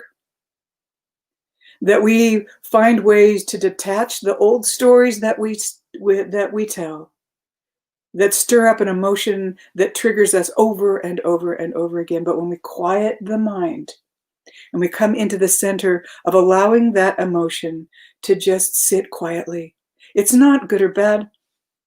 It's a human reaction to life. It's always okay. Detach the mind, detach that story from that emotion, and allow that emotion to dissipate. Science has proven that a thought and an emotion, rather, that is detached from the thought will begin to dissipate in about 90 seconds. In other words, the emotional body doesn't stay stimulated unless the mind is feeding it. And as we can flip that, the mind doesn't stay stimulated unless the emotion is feeling it. So to take loving and gentle care to simply say thank you to the thought and still it. And sit peacefully and without judgment on every single emotion, whether it is loneliness, not being enough, judgment, anger, rage, fear. All of those emotions that contract us, that pull us in, are just asking you, or are just inviting you to tend to them. Because those emotions are old in us. They are from old stories from in utero and to here. And perhaps even if you have a persuasion to center in that past lives may be a possibility as well, then it is ancient history that needs healing as well. And the best way that I have found, and how I have coached many people through the journey of being racked with an old story that doesn't serve them. And in the center of that story is a deep emotion that just keeps rising up, feeling it again and again and again. It is time to simply still the mind. Say thank you. And right in this moment, I'm going to identify this emotion and I'm going to sit with it. And I'm going to sit with it and not judge it and tell it that it's okay until it begins to dissipate. And when it does, and you feel like you can take a deep breath, I want you to rise your attention and your intention to that which expands, right? So whatever contracts we tend to, and when we've tended to it, we reach into the access point of the fifth dimension, which is all of the expansive energy and emotions that we seek. Love, joy, peace, gratitude, abundance, laughter, interest, attention, intention, all of those things that bring us into this expansive view. Only through that what I call higher vibration, it isn't really higher or lower, but it is the energy that expands, is the portal to the fifth dimension. And that we then can access the fifth dimension energy of intuition and all of those things where we will be speaking to each other on an unspoken plane when we strengthen the muscle of accessing the higher vibration. And so you see, in all of this work to heal ourselves, we open up and continue to expand who we are as spiritual beings. And the evolution of your soul is at the center point of why all of this is so vital and necessary. And especially in this time of pandemic and unrest in the world, we called it in and now we have a shaking, and it is shimmering and shaking in a big way. And it's not comfortable. But in a strange sort of way, there is a necessity that we come to grips with our own truths and find our way to center and see that it is time for deep, meaningful, and powerful change in the world. And we are all in the center of it. And it begins with finding stillness, taking the focus off of lack and putting it into the expansive energy to be in solitude, to sit with oneself, to do deep meditations that simply focus on the breath. 4 counts in, 4 counts held, 4 counts expelled, 4 counts empty. And when you do a meditation where you're focusing on the breath in a count of 4 or 6 or 8, whatever is comfortable for you, it's difficult to be streaming off on thoughts. You're finding your way to focus on the breath. And so that when a thought comes in, you thank it, you still it, and you return back to the breath. And this is the beautiful beginning point to stilling the mind. And it's like a muscle. It's like when we do this and do it often, we strengthen our ability to still our mind. And so a breath meditation, set your timer on your phone or however, and turn over the salt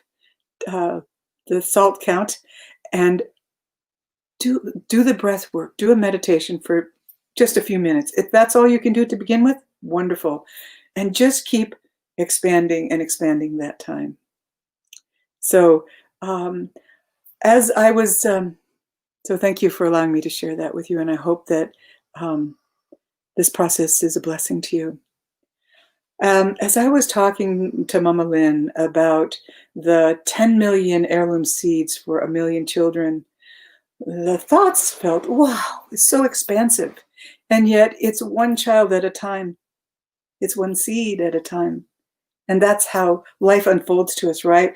There was a statement that I think Mama Lynn shared, or I read as I was preparing, and it says, simple actions for global change. And it's so true about life, isn't it? It's that one step, one moment, one hour, one day, one creates many. And so I just really was so, I was so moved by this lofty idea of bringing 1 million children seeds to plant, to nourish themselves, their families, and their communities, to teach the fine and lovely art of growing, of things starting in the soil and germinating and poking their little first shoots up through the ground. And like what speaks to me of springtime, when things are just beginning to bloom, or rather to come through and break through the soil. And then we nurture it, and we water, and we care for it, and we tend to it. And then we are into the summer of its process, which in the summer is things are fully green and growing and thriving under a beautiful, beautiful sun. And then as the time goes on, we move into the fall, where it is then time to harvest all the bounty that we grow. How beautiful a time that is. It's when in many traditions, it is that place where the sun dips down into the ocean. It's the end of the day. So the spring is the morning, the summer is midday, and then now we're to the fall, which is the evening time, where the lights are going down, and we access and talk and connect with those divine beings that have gone before. And then, so we've harvested, and now we've put that food up to make it through this cold winter, where the snow falls and lays on the ground and brings a sense of stillness and quiet, where we come in. We stir our cauldron of the big soup that feeds us throughout this winter time, of all of that bounty that we put up and stored and cared for carefully. And we sit around the fire, and we have conversation about life, about heritage and family, about dreams for the future, and about just being in this quiet moment around the fire. So I so appreciate the journey of the seed, that brings abundance and plenty to the world, and that all of the steps that seed brought bring an amazing, powerful understanding of the cycle of life. So, and in that, there's always a beginning, a middle, and an end, right? And in that life, death, life process, we are all in the midst of it. We're all in the midst of that. I really feel like when we emerge from the challenges of our day in this time, when we are able to look sort of in that rear view mirror of this experience, that we come away with the richness and the fullness and the power of what it was all about, from looking at it from a perspective of the grief of so much loss and pain. And then the challenges of being in solitude, the loss of job and perhaps home. I mean, there's so many things that are being rattled and shaken in this time. But one thing that I believe is the catalyst for breathing into a new day is to hold in my heart the deepest hope for the future. The hope that we will rise from this, like phoenix from the fire, rising up and opening up to a new and more expansive way with new awarenesses about each other. You see, in this time, we are aware of every single human being's breath. I'm aware of how and where every single person around me is breathing. And I want to do this without fear. I want to do this from a place of acknowledgement and understanding and reverence. And that's why I wear a mask. I wear a mask because I put that on to say, I love you. I love me first, always, right? And I let that go out into the world. I was having a conversation with one of my dear sisters the other day about this whole thing about mask and how it covers up the face and it's so hard. And in that moment, I just really received this exquisite understanding that when I am speaking to someone who is wearing a mask, I am so aware of their eyes and how expressive eyes are and how important it is to look deeply in one another's eyes. How long has it been since we've had a conscious understanding that that is what's happening? So rather than me complain about the mask, I am joyful that I have this opportunity to look deeply into others' eyes. Strangers, the checker at the grocery store, who's behind a plexiglass and a distance from me, but I am looking at you. I'm looking into the portal of your soul. And that's what our eyes are. And so rather than to grumble about a mask, I choose to shift that energy and be grateful for the depths in which I can gaze into those beautiful pools of understanding and wisdom and truth of who you really are as I look into your eyes. So to me, that is what it's all about. Is, someone said, oh, no, Katie, you wear a mask because you're afraid. And I have to just say, thank you for that perspective. And I'll think about that. But what I know from the deepest part of my heart and soul is that this is what we're doing now, to care for one another. And I'm going to allow this seemingly uncomfortable moment to be a moment of depth, of looking deeply at one another through our eyes. So that's what I think about that. And I wanted to, when I first started, I wanted to share that when Mama Lynn came to me and asked if I would like to come and share some thoughts and hopefully impart some crone wisdom into your life as well. She asked me what time, and I it's just not a frivolous thing that I just answer. I go, oh well, what then or then. I looked, and what came to me, what I realized was that there was an opening on the 12th day of 2020, in the 12th hour. What was I doing in that time? The 12th month, the 12th day, and at 12 o'clock, right? And I just thought that was so auspicious. There's so much power in numerology, and I'm going to allow you to look into that if you're interested in that. But what does that really mean? And for me, it felt quite auspicious. There's a sense of completion. There's a sense of fullness. And of course, if you add your numbers, the 1 and the 2 is 3. What does that mean? I invite you to look into that for what comes for you. But I feel like it's an auspicious thing. So, Mama Lynn, are you close? Would you like to come and just have a conversation with me? Are you close at hand? I am. Oh, I'm so glad. Wow. So thank you so much. There's a lot of comments. I just want to pop in and just, Robbie is here and she really likes what you're saying. She says, yes, action for global change work. So the appreciation for what you were sharing, there's so many things that you just shared. And I think one of the things that, you mentioned simple actions for global change. That's our mission for Torch. That's our mission statement. So we have 4 pillars: peace, health, environment, and tech. And we asked somebody, would you like to pick one of those that you're really passionate about? Peace, health, environment, or tech. So which one would you pick, Miss Kate? Well, could I say all above? Because each one holds a treasure for me. But,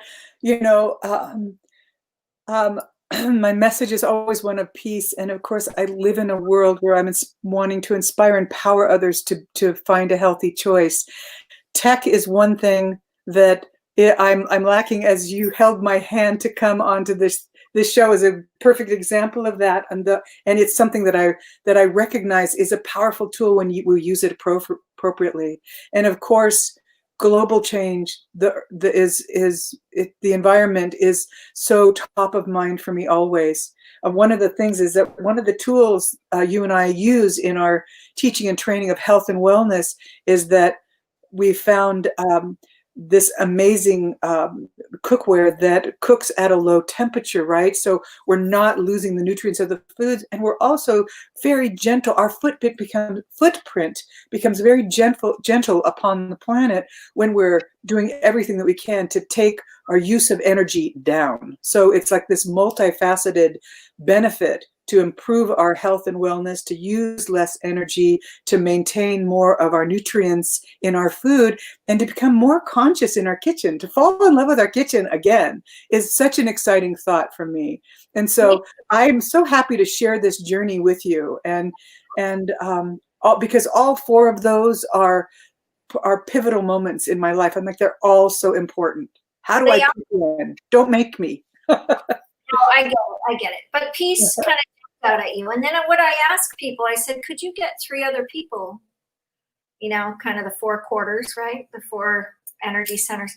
Could you get a torch environment person that, you know, somebody passionate about environment? Maybe it's a specialist in your area, a health person, and then a tech person. So those 4 people have your back in a project, a local project that you can make change. That simple action for global change. So the 4 of you are not working it alone. You're not working it. And then we go deeper with individuals, right? We all carry those 4. We have to look at those 4 pillars. And so the 4 pillars internally are deep witness. And Pravin, who you saw, you know, that brought you in, Pravin got picked in. This is our 3rd year. We had the peace tour the first year, 3 Julys ago. So we've been together almost 4 years, but 3 years we claimed, and the torch was lit. Let me show you the torch from Haji Khan. This is our torch. Let's see, there you go. You see the torch? I do. Yeah, so that torch was lit 3 years ago on my birthday and Taqwa Ahmed's birthday. And Taqwa Ahmed, the first year, she was the Torch Peace Ambassador for that year, but she carried all 4 of those pillars very powerfully. So she claimed that we gave that to her for the whole year. The second year was Haji Khan, the one in the green shirt. He's ridden his bike all over Pakistan in terrorist sites to bring peace. And he made the torch flag, which is this white flag, and we had 2.5 million views. He had 2.5 million views. I mean, on Facebook. I mean, it's just powerful. And then he brought in, Haji Khan brought in the 3rd top peace promoter in the world, who is Khazrat Rai, and I'm hoping he'll pop in for Torch Health, but we'll see. But he's a powerful, he's noted in Wikipedia for the 3rd top peace promoter in the world. So it's really special. He just got back in March. He went to New Zealand where the church shooting was of all the Muslims. So he went on the year anniversary and did prayers there and walked, and he was very welcomed in New Zealand. So that was a really powerful time for all of us.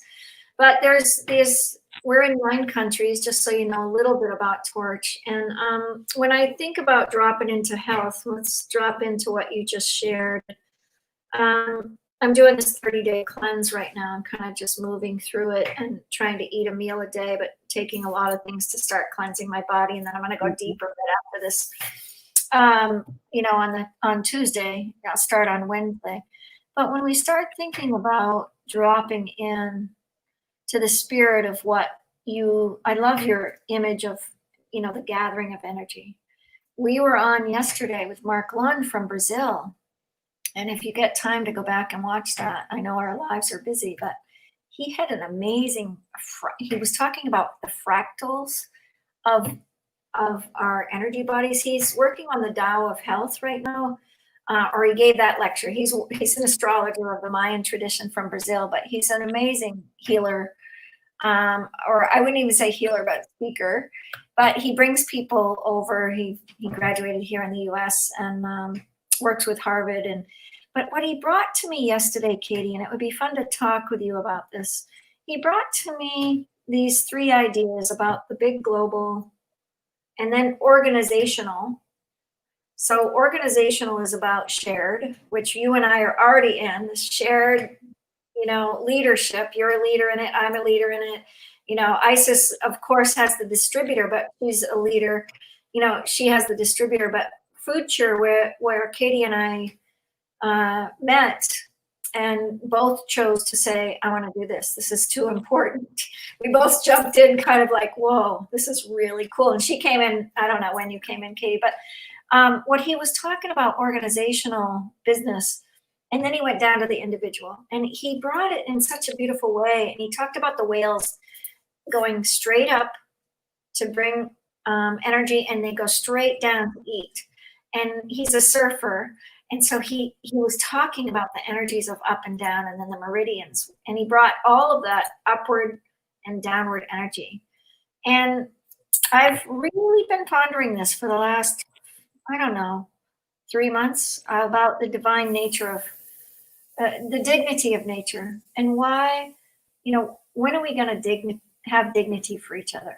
When are we going to bring that dignity to each other and bring that preciousness to each other, to just honor that dignity? Because we are each nature.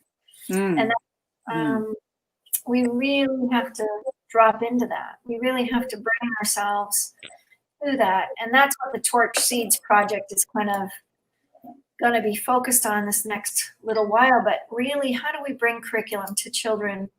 10 million heirloom seeds. It is vast, but it's not. When you think about seeds, we've got $50 so far earned. This is the first time we've ever charged in 4 years. We've done tons of events, and it's charging to buy seeds and getting this curriculum to children globally. But it's been a powerful walk to watch the humanity with how it's well received right now in all different people's lives. People are really excited about this, and we took this on Earth Day this year, on Torch Environment event, and then we did Torch Peace, and we spoke about it. And then this is the first time I've actually said, "Can you guys contribute to this project? This is too big for just us as the Torch family. We need support for this." So it's really fun, but I probably said way too much there. But I'm very pleased how Mark yesterday brought it to the forefront for me. He said, you already present all of those vast giving back. And you do too, Katie. You give back to the universe. You give back to the people. You give back to the drum making. You give back to the mother all the time. You're always giving back. And we know that. Thank you. You and I know that. I love what you're saying, Mama Lynn, because here's what I know to be true. First and foremost, about being able to be a change maker, holding that sacred space, is that, and it's all a journey. It's not about we got to go do this one thing so then we're qualified, but it always begins internally. We must set aside time to really do that deep work, because what it does is it expands us in a way that we can recognize and see that it's all energy, and that the power of reciprocity, that power of that, that it's always, that Mother Earth shows us that it's always this beautiful receiving and giving. I'm in a beautiful circle of women, and we meet internationally. We meet often, and we talk about this whole piece around, where we're receiving so much by this time that we're spending with each other. But where's the reciprocity? And it's in knowing that we're held in each other's hearts, and we're held in sacred prayer, and we're held because each one of us is doing our part to hold sacred space for one another as we come together. And when what we give goes out, it always comes back, because that's the law of attraction, and the law of reciprocity is that everything moves like the waves in and out. And so that we can be as wisdom keepers and those who are devoted to helping the world, we can feel depleted, And it's our responsibility to recognize and stop and breathe in a deep breath and know that much is being returned to us, but we have to be conscious enough to recognize it. Right? Right? 100%. And so, I mean, this is such a beautiful expression of that. You know, I know that all of us who have gathered here, both in the listening place and in, you know, wanting to share our hearts with the world in this way, for the sake of 10 million heirloom seeds and 1 million children, and the 4 pillars to create communities where 4 people come together and brainstorm for positive ways in their own communities. Wow. I mean, those are big thoughts and simple thoughts and actionable, right? And we say yes to it. And in saying yes, recognize what we receive by saying yes as we give, because that reciprocity energy is what will sustain us. That's right. That's right. One of the hardest things, I said this to Mark yesterday, we talked and chatted after his lecture. I said, you know, the male way of doing business, this B2B business, it hasn't been my way ever. And my kids always, you know, there's this like, Mom, what are you doing now?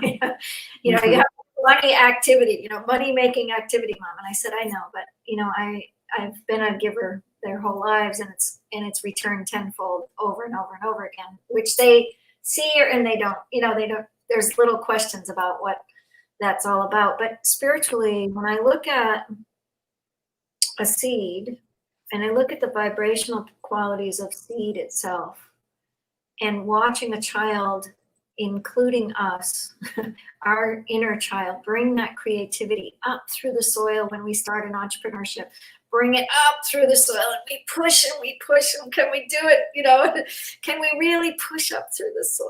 And then we see that little green, and then we're pretty wobbly.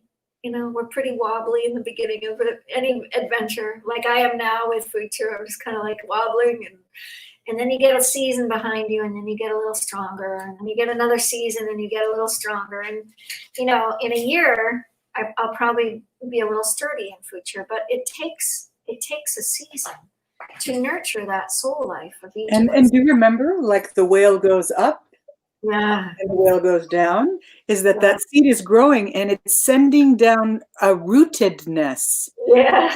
To be grounded and rooted and letting all those beautiful little roots strengthen. So this is wobbly, but it does, I mean, it can be little, but it sends it all out and it becomes strong so that is sustained through weather and all, you know, whatever comes to the garden. It survives and thrives. And in our thriving, we deepen our walk by sending down our rootedness into the world.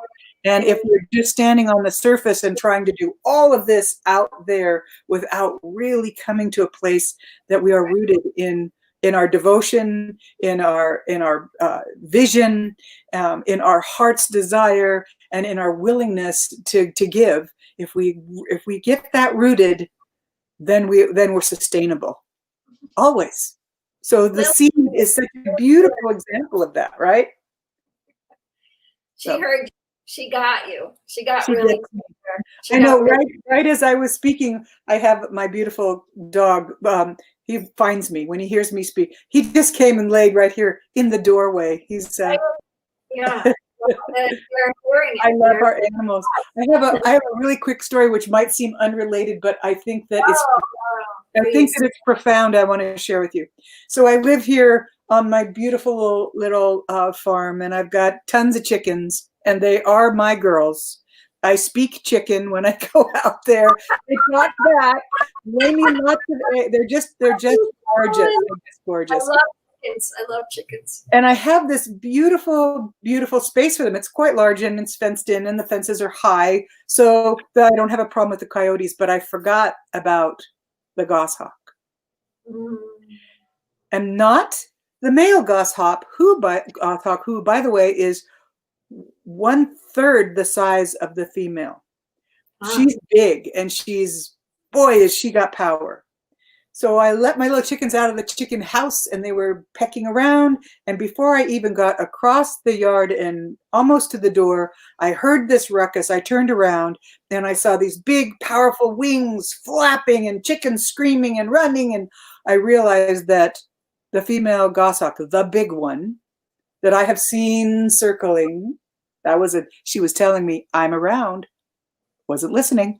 Anyway, had landed on one of my beautiful girls, and I roared. Lion roared. I roared. I yowled like a wolf. I ran across the yard and I got in the chicken coop, and she was still trying to maneuver on top of this chicken. She put all her might into lifting off with my chicken and squawking all the way. And all I saw was her go up and over the fence, low, flying low, couldn't get any height, kept packing around a chicken, but got, and I went, oh, gone. Oh my God, I loved that chicken. Oh my God. So I quickly put the others away, went in the house. Who grieves over a chicken? I do. I love my animals.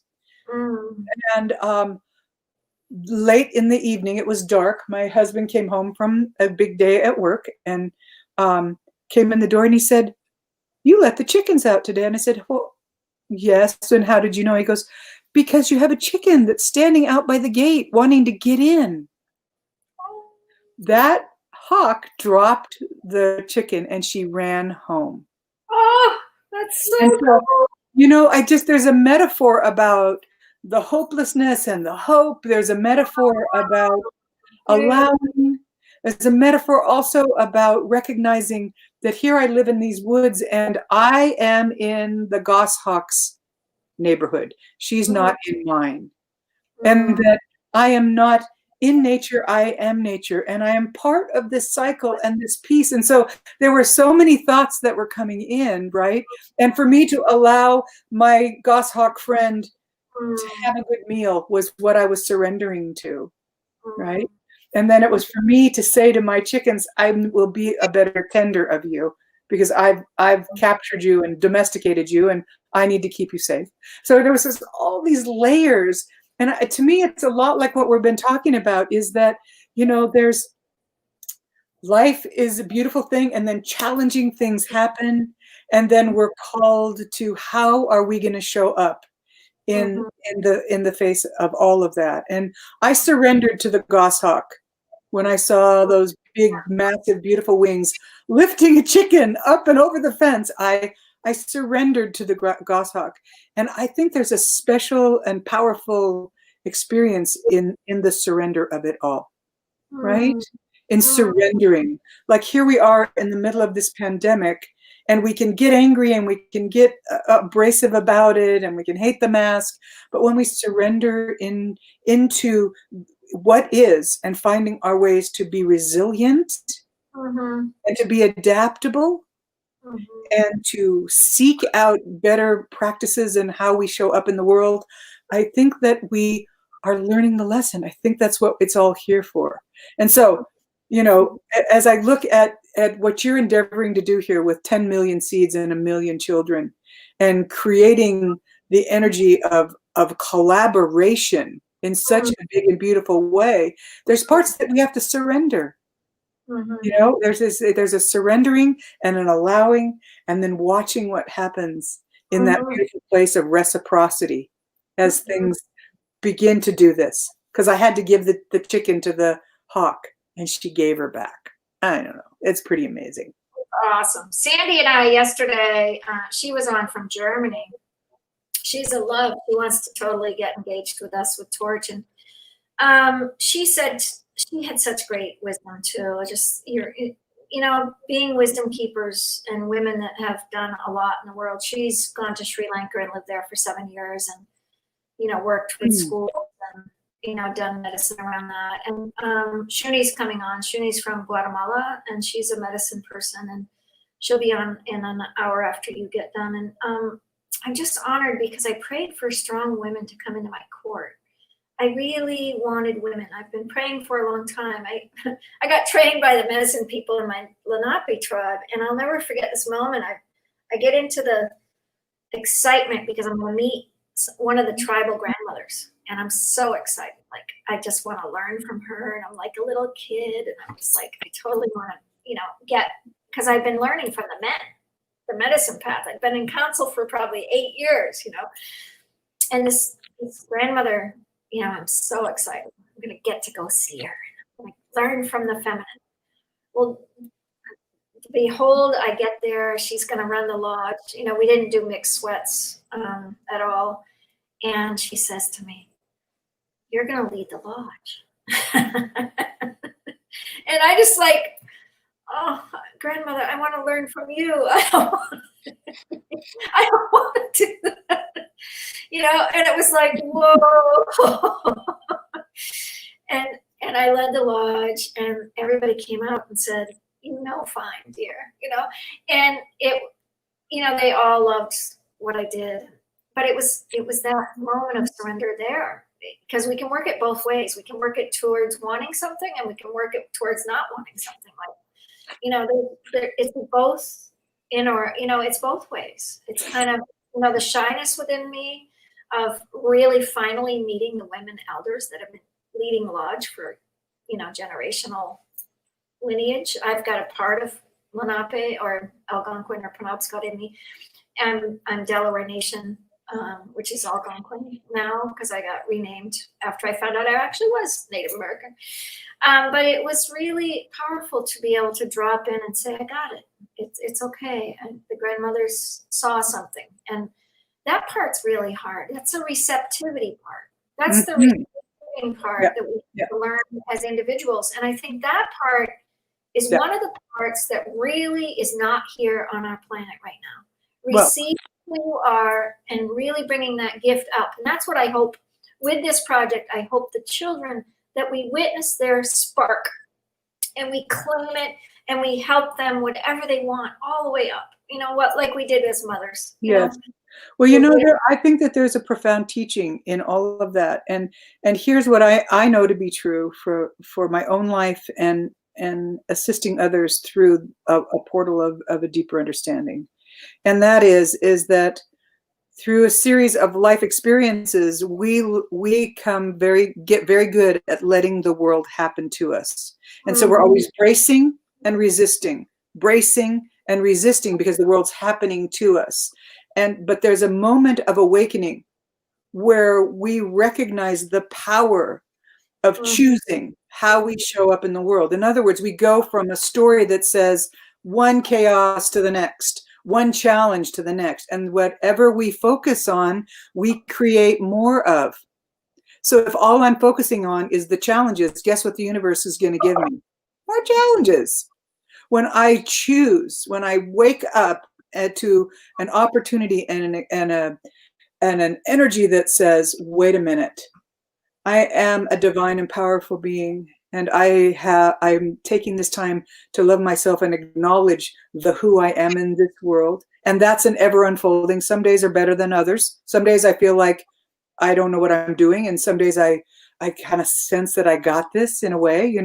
That's the journey. It ebbs and it flows. But the bottom line is, once you wake up, it's kind of hard to turn that light bulb back off, to go back to being in that chaos of letting the world happen to you. The choosing of how we show up in the world and embracing those opportunities that come our way. And a tool for me is that whenever something profound comes, when Mama Lynn says, "Do you want to speak on my show?" Instead of me going, "Oh God," I go, my inner voice says, "Allow, allow, allow." 3. I got to stop and let myself go through 3. And that's my little mantra. Allow, allow, allow. And when I get to that third allow, by taking the time to just stop and not react, and I can settle in and deepen in and see how deep those roots are going of my own capability and my own opportunity to serve, to be present, and to do the work. So I hope that kind of speaks to that, is because it isn't hard. We can say, if it's hard, if you say it's hard, it's hard. If we say, "I'm open to learning, let this be my teacher," is a way better place to be than to say, "Okay, no, this is too hard. This is too hard." Kind of like me and technology. Mama Lynn, I don't know how to get on Facebook Live. Sorry. And you said, what'd you say? I'll tell you what you said. Stop. Breathe. Take a moment. We got this. And in that acknowledgement, you took all my I can't do techie out of my head, laid it in front of me for me to look at and say, really? Yes, you can. And so, I mean, that's just a little example of how we get in our own way, right? Mm-hmm. Yeah, I've been on right? Women this week, and we've had that conversation. It's been really beautiful, and so it comes tenfold, right? It comes around and around. Always. Yep. I want to share, before we take off, I want to share a little bit with you so you know how far we've come a little bit, and how far you've come into the journey now with us. And I hope you'll stay centered with us in the Torch vision and play with us diligently. You and I talked.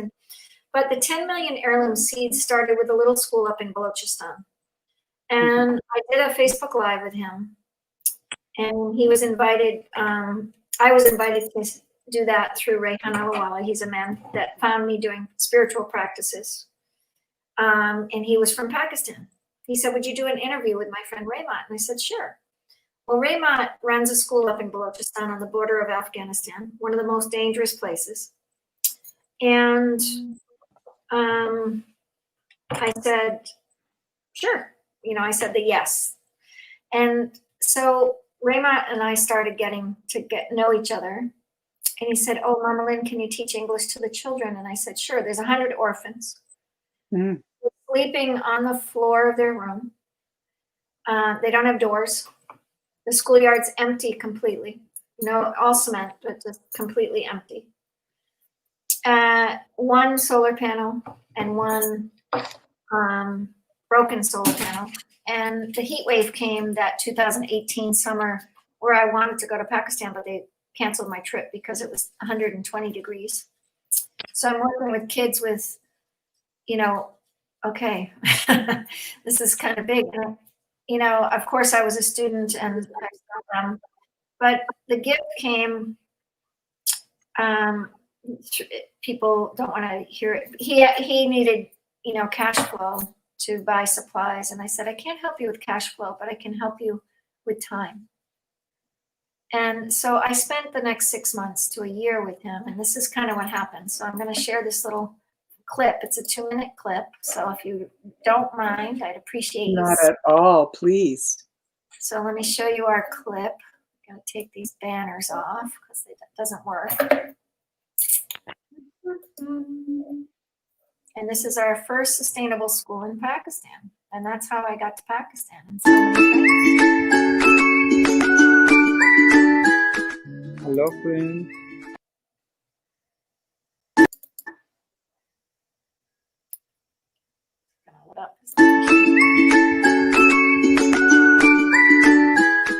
Hello, friends.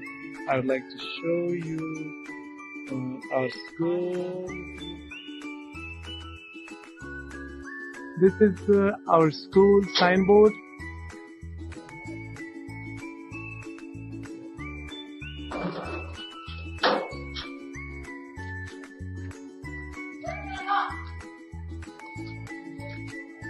Inside of our school,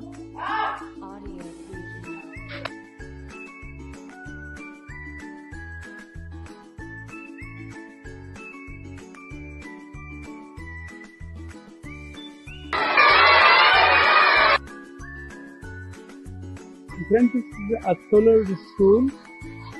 You can see our solar.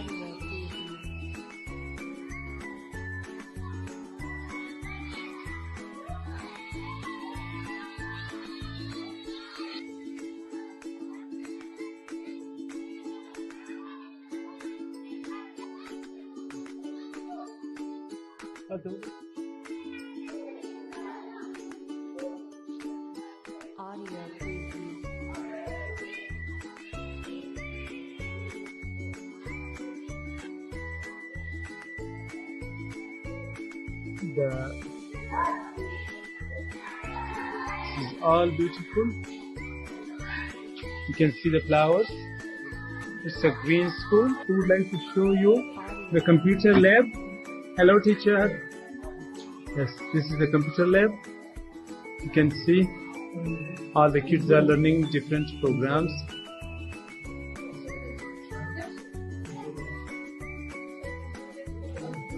So, hello, Isanda, what are you doing? I'm listening to soccer. Yes. What would you like to say about Taj family? Long live Tosh family. Hello? Yes, what would you like to? Thank you, Mama Line for seeds. Yes, Mr. Hussain. Mama Line, you are so kind. I will support you and the Taj family, and we are proud to be working with you and also working under your leadership. Thank you so much.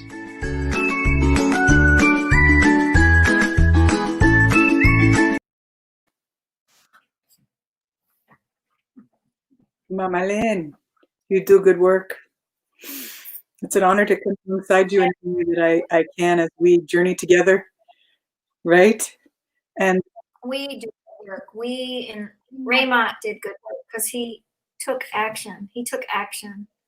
He took really pure for those children. I mean, if you could see them picking food off the vine, I've got a clip of that. I mean, it's just it's about going over there to cook. So you should come cook with me. okay. Well, so I would like to share with you the beautiful ceremonial flute from my teacher, Ron Laws, who crossed over about 3 years ago, and his family, blessings to me. Thank you, Laws family. Gifted me his ceremonial flute. He was an amazing teacher, and I would like to just end this our time together with just the sacred sound. May I? Amen. It's let me see if I can get it. It's backwards. Okay, so that's the eagle. Yeah, And of course the medicine wheel. it's gorgeous. Medicine wheel. It's gorgeous. And thank you all. This has just been such a joy. Thank you, Katie.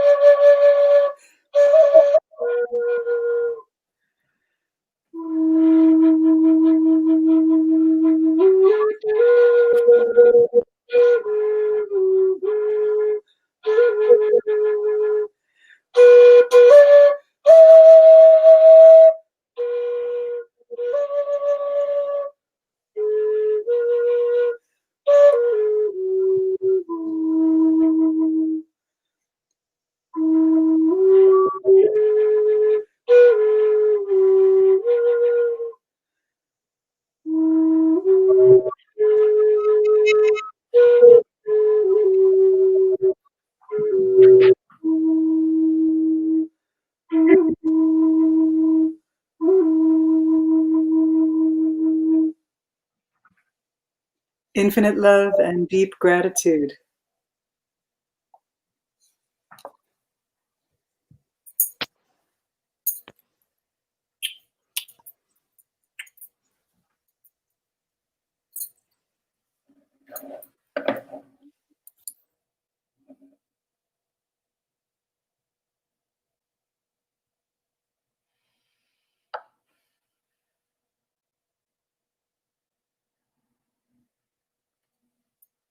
To Katie, to her beautiful love, to her beautiful light, to drop us in.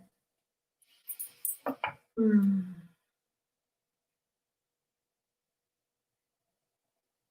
create the mountains of, you just leave the studio by pressing leave the studio, Katie. There you go. We drop in, you know. Hi, Raheem. You want to come up? Yeah, definitely. It's just the light is gone here, so you'll see me like a ghost hanging around. So, Were yeah. you, did you listen? Oh yes, I did. And honestly, You know, I really have no words how to explain like this all was.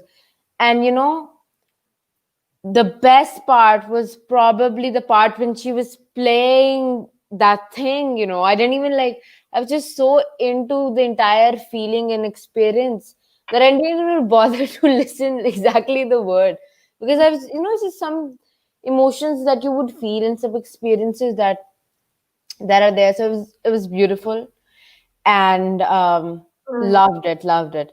So do we have anybody after this? Shuni's coming in at 2, and she's a medicine person from the Guatemala. She's coming from Guatemala to us. So Guatemala. yeah, so get some rest, take a nap, see if you want to get back up. If not, you'll have to go back through the feed. I'm going to take a rest, I think, now. That just brought me back in, and do some back office, you know, get more speakers up.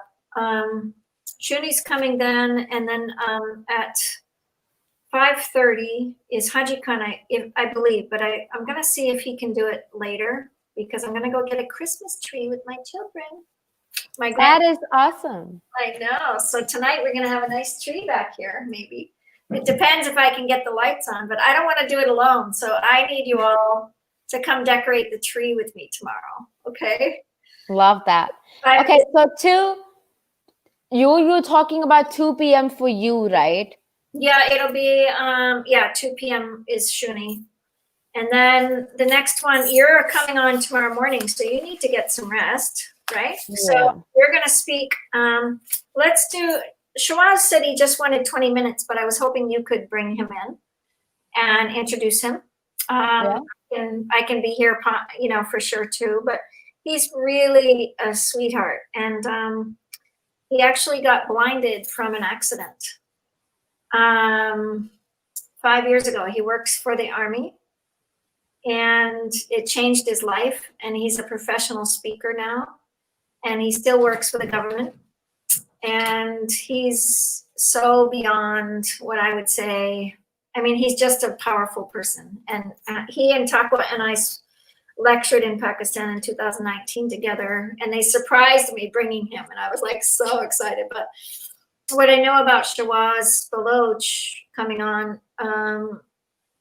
he's got the spirit of gratitude for life, and it's a powerful consciousness that he brings because of his own accident. And I've had my own accident too, and so, you know, we just move through these things, and we move through, you're going through that with your young brother, and you talked a lot this morning around food and, you know, what families go through. And I think if anything, we'll drop into that a little bit more later tonight, and just kind of drop in and say, wow, we're kind of on our 3rd day. We're in the middle of the road, and probably light some candles tonight, and just like really move into what is the spirit of health?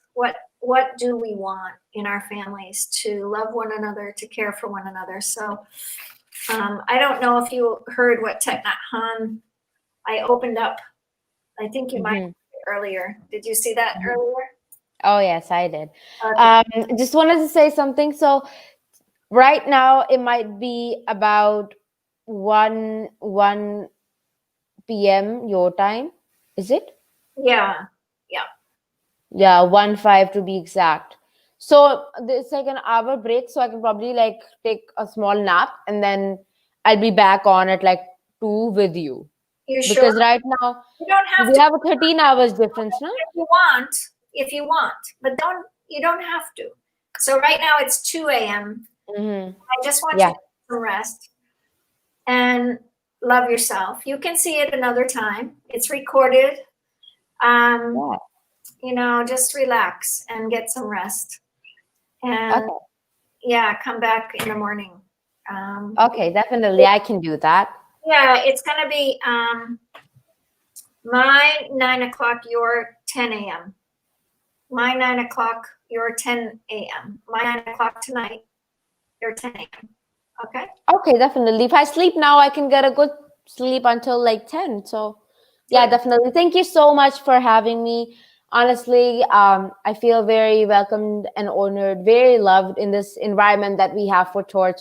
Nobody makes me feel as if I am very, just because I'm young, everybody's very superior than me, or just because I'm very new to this experience, I would say that I am any less. So I really admire you for that. It's you're of the grace that God gave you, and that's all I see. Pure grace, and be that wonder that God gave you. And I honor you deeply, sweetie. And Okay, thank you so much. Now I'm going to be leaving, and I'm going to see you in about 8 hours. Yeah, 8 hours. all right, have a good rest. Okay, thank you. Okay, so just a love bug, just a love bug. She is. Yeah, I'm tempted to stay on a little bit, just to share a little bit, maybe just open the conversation. If anybody would like to come on, please feel free. I'll put the link down here. It's really very important that each of us take that simple action for global change. It's not a lot to take a moment and go on this website. I hope you do. And we're giving these speakers, they're giving their time and their energy to this project because they believe in helping planetary change. And their hearts are wide open, right? The 10 million heirloom seed project is wide open. So please share this out with people. We really appreciate that. It's important to us that it gets shared out and it gets grounded in the way that a practice of giving to each other gives back. And so we're asking for a $25 donation, and it gives back so much to children all over the world, including USA. And right now, so many kids are in their homes with the lockdown and not able to see friends, play in the playground, do different things.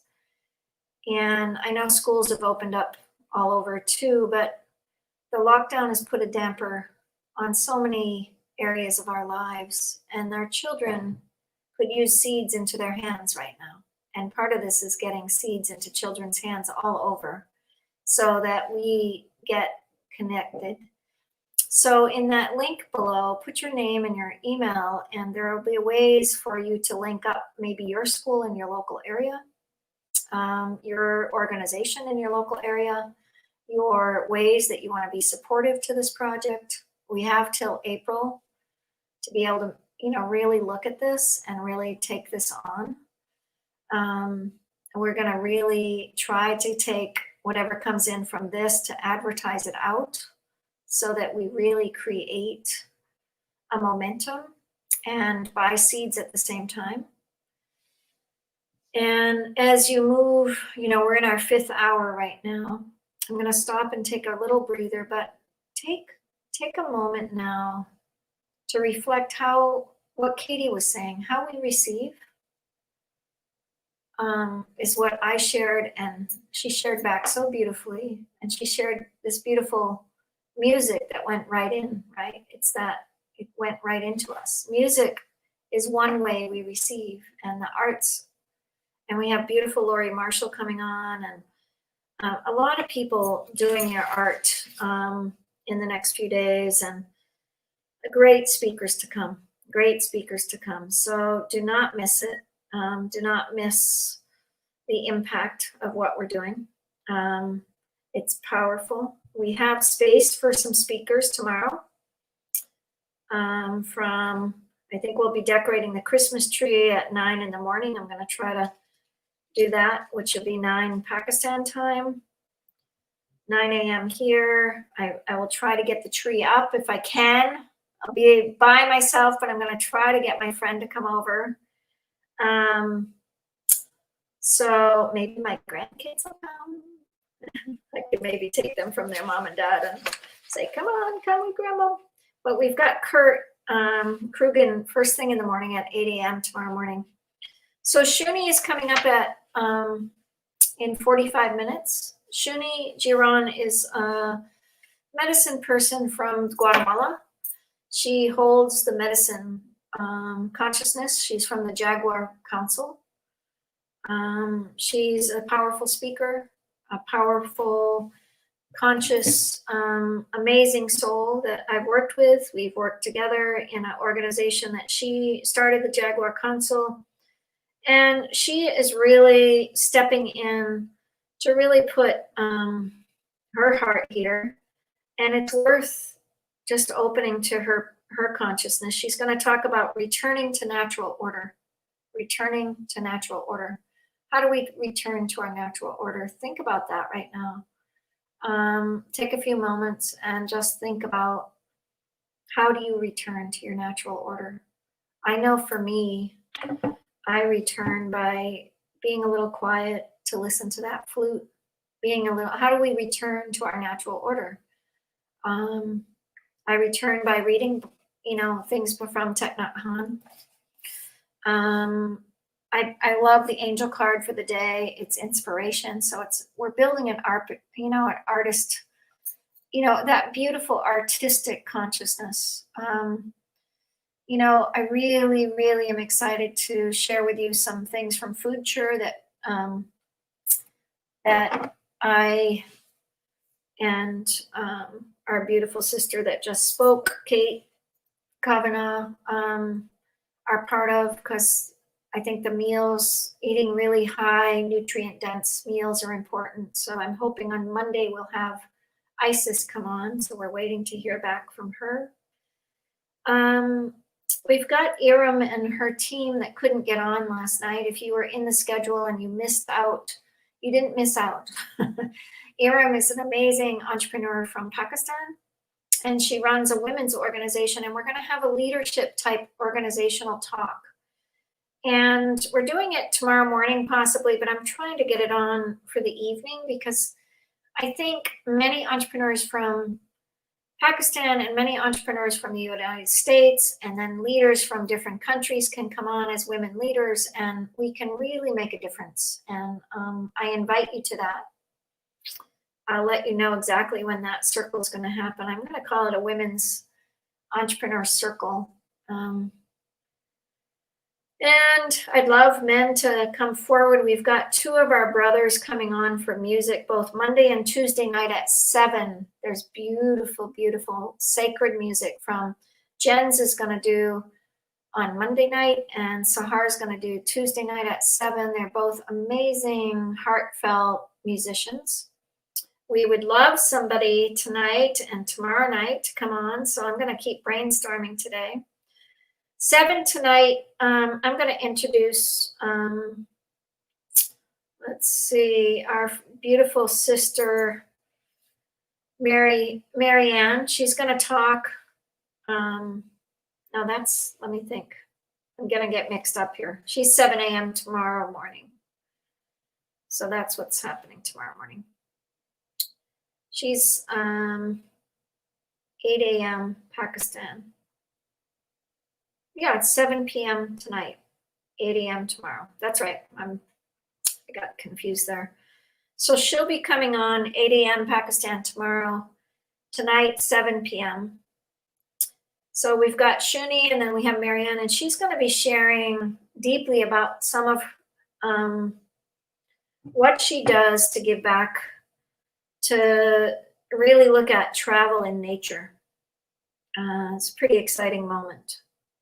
I love what she's been up to. She's been a torch member, but she and her husband have been taking these treks. And the treks are out in these beautiful nature spots of Pakistan. And so she'll be sharing a video probably, or maybe some of her pictures of nature.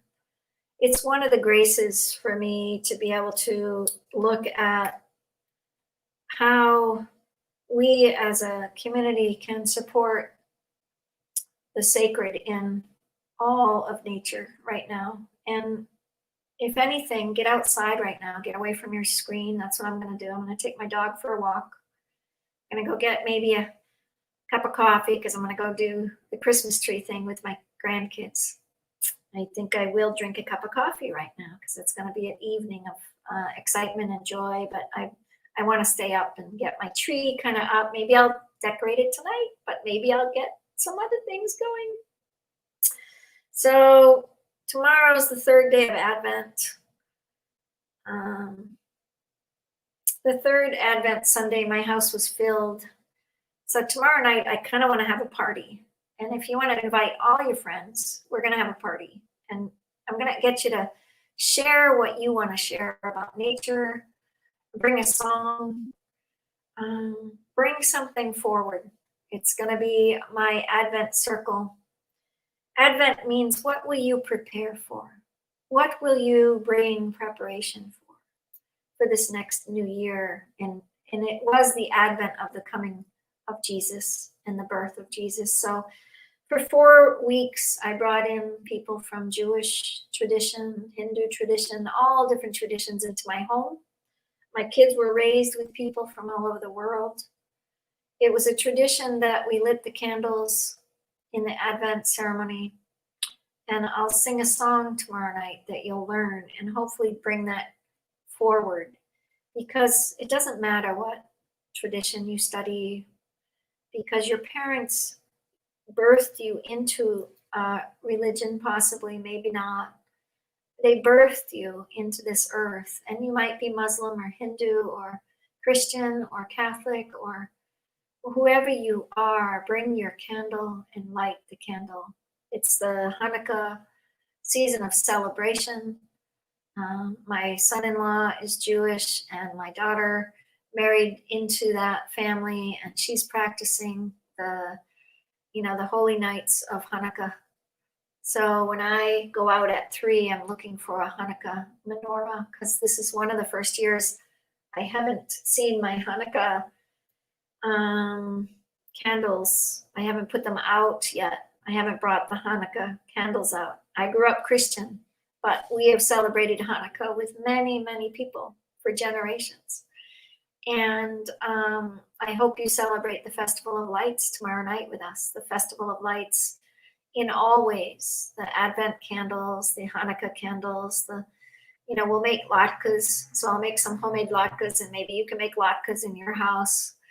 I can get the recipe on tomorrow morning. It's just basically potatoes, a little bit of onion, some salt, and a lot of oil to fry the oil. But I would love to do a Hanukkah Festival of Lights tomorrow night for healing for the world, So let's put that out there. Hanukkah Festival of Lights, Advent, whatever you practice. The solstice is coming up.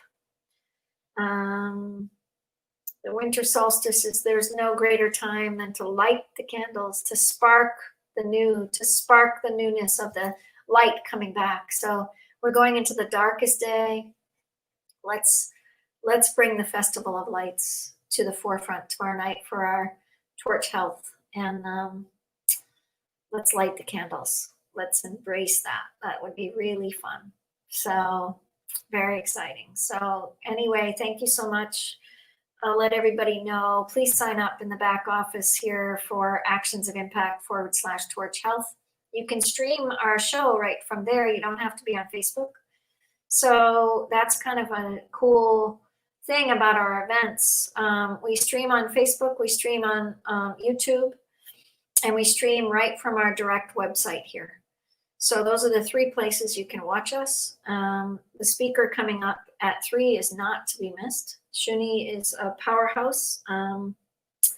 She'll bring something very precious to us about this idea of waking up, waking up. So let's go to the next journey. I've been holding this beautiful black stone, and it's one to get things done. And I have a lot of back office things to do. So I'm going to go and put some more speakers in our back office. And God bless you all for coming and embracing Torch Health, and seeing our team members step up is just so appreciative. Raheem, to be here at 13, helping with the show, Pravin helping with the show. I'm very appreciative. And we want to give thanks to Abdullah Fatah Sumro for making all the posters.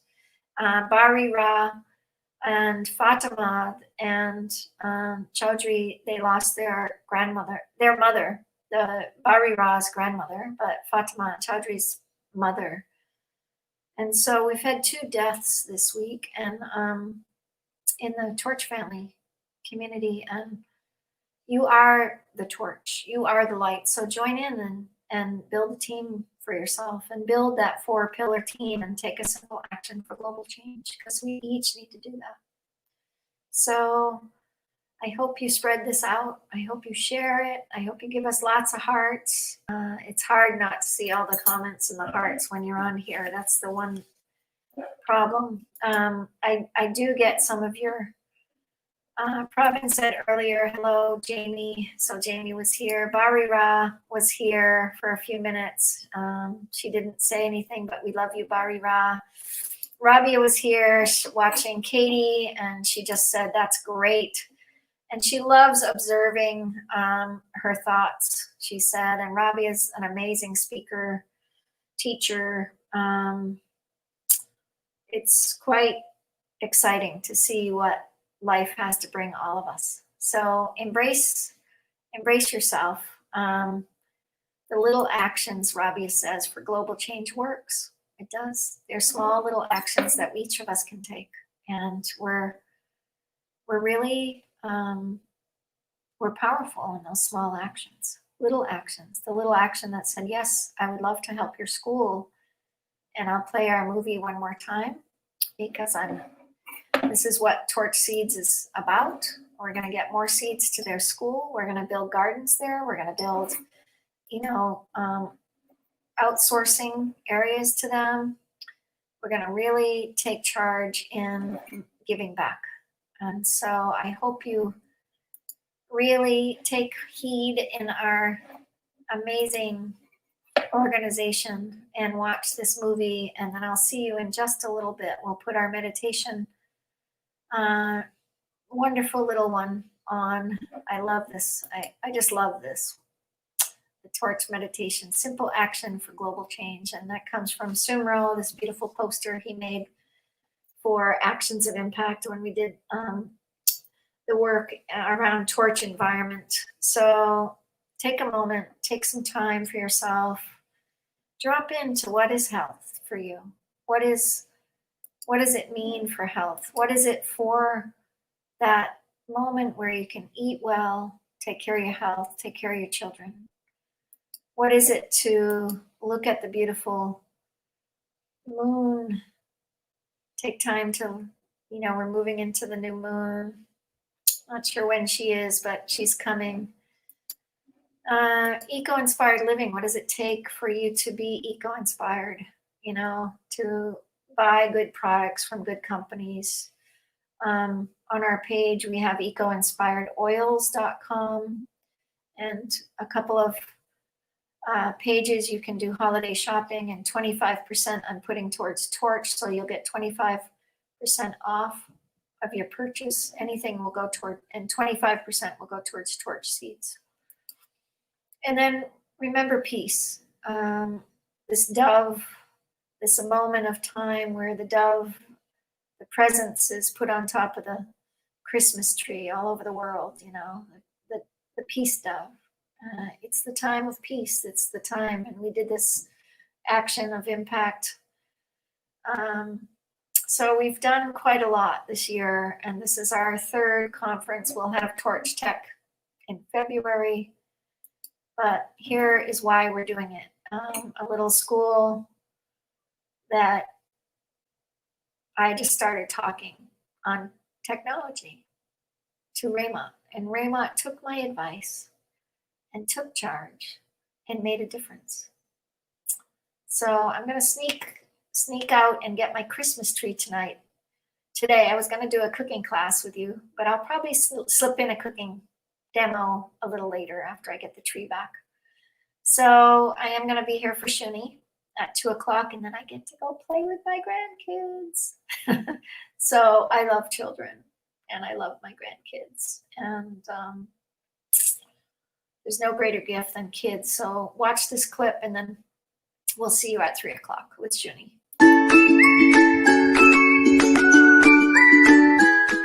Hello friends, I would like to show you our school. This is our school signboard.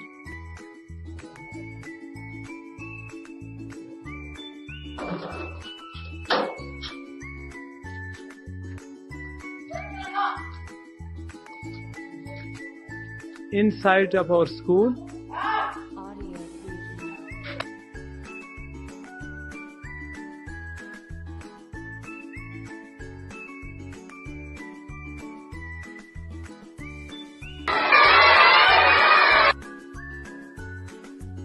friends, this is a solar school. You can see our solar.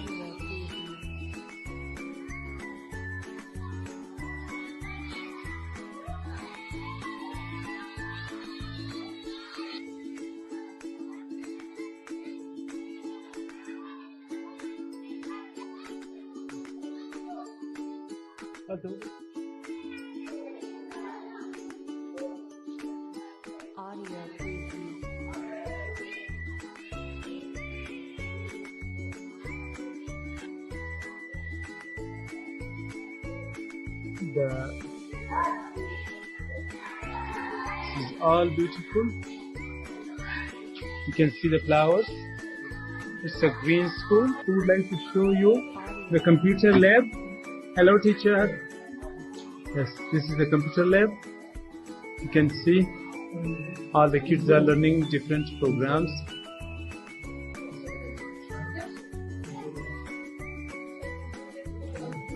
So, hello, Isanda, what are you doing? I'm learning typing soccer. Yes. What would you like to say about Torch family? Long live Tosh family. Hello? Yes, what would you like to? Thank you, Mama Line for seeds. Yes, Mr. Hussain. Mama Line, you are so kind. Always support you and the Torch family, and we are proud to be working with you and also working under your leadership. Thank you so much.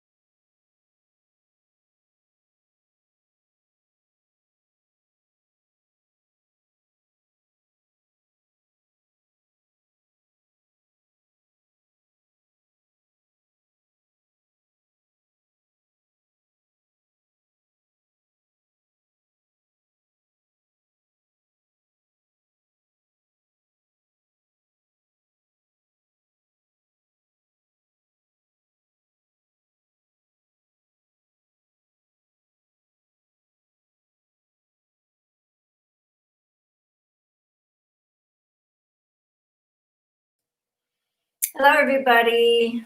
I hope you're well. We're just coming back from a little break, and I have my beautiful friend Shuni Diranan, Nana Shuni, she goes by, from the Jaguar Council. And she is a dear friend and a dear teacher and an amazing wisdom keeper from an organization that she is with, the Jaguar Council from Guatemala. I just want to bring her up to the screen and we'll introduce each other. Hello, Nana Shuni. Hello, Lynn. Hello, everyone. Love you. Nice to see you. Wow, Thank you. It's been a while. So welcome to the Torch family, Torch Health. We're really excited to have you. And, you know, just so you know, I read this for a couple of different people and I haven't read it too much today. I'd love to read just a short little clip from Thich Nhat Hanh to start us off, and then you'll introduce yourself and we'll go from there. And it's been really exciting for you to say yes. So I'm super happy that you're here. And I'm happy to be here. yeah, we honor you to come. Torch Seeds, the 10 million seeds to 1 million children is the reason why we're here and gathering for these 6 days, and, you know, really creating heirloom seeds and really creating a really deep witness. So this is what came out and jumped out the first night, and I just opened this from Thich Nhat Hanh, and it's so appropriate for what we're here all about. But feeding our love. Each of us can learn the art of nourishing happiness and love. Everything needs food to live, even love. If we don't know how to nourish our love, it withers. When we feed and support our own happiness, we are nourishing our ability to love. That's why to love means to learn the art of nourishing our happiness. So that's been kind of brewing in me. I keep reading it. I keep, you know, stepping in. But let's welcome you with great open arms, like great open arms from California to Guatemala. We're in Guatemala. We're in the Guatemala house. Amen. So Mark came on and gave an amazing talk yesterday, Mark Lund, and Shuni has brought Mark Lund into astrology classes. She does astrology. She's from the Mayan culture, a Mayan elder wisdom keeper. I can't say any more than wait and stay tuned, because you're going to really love what she has to offer. And her topic is return to natural order. And relax here. If there's anything you need, I'll be going back down under, but I can still hear you. And so if you need me, I'm here. We can chat. We can bring people in possibly. There's comments. If you want to do a private chat, over to the right, there's a private chat. Have you been on StreamYard before? No. Okay, so on the right-hand side is private chat. Is there anything you want to share as far as sharing your screen? No. Okay. And then the comments will show up on the right-hand side, and these are from our prior show. And for anybody listening to Facebook, you can share it on your own Facebook from your own page. You can go to The Torch Family, or you can go to my personal page. And if you want to share it to your own stream the next time, if you come back with the Torch Family, it's easy to do that. You just have to add a link in. And so we can share it out to all your friends.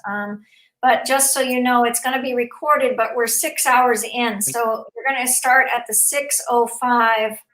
We're 6 hours into our Torch Health today. So you'll be at the 6:05 starting point. So if you want to show people, but anyway, that's what we're up to.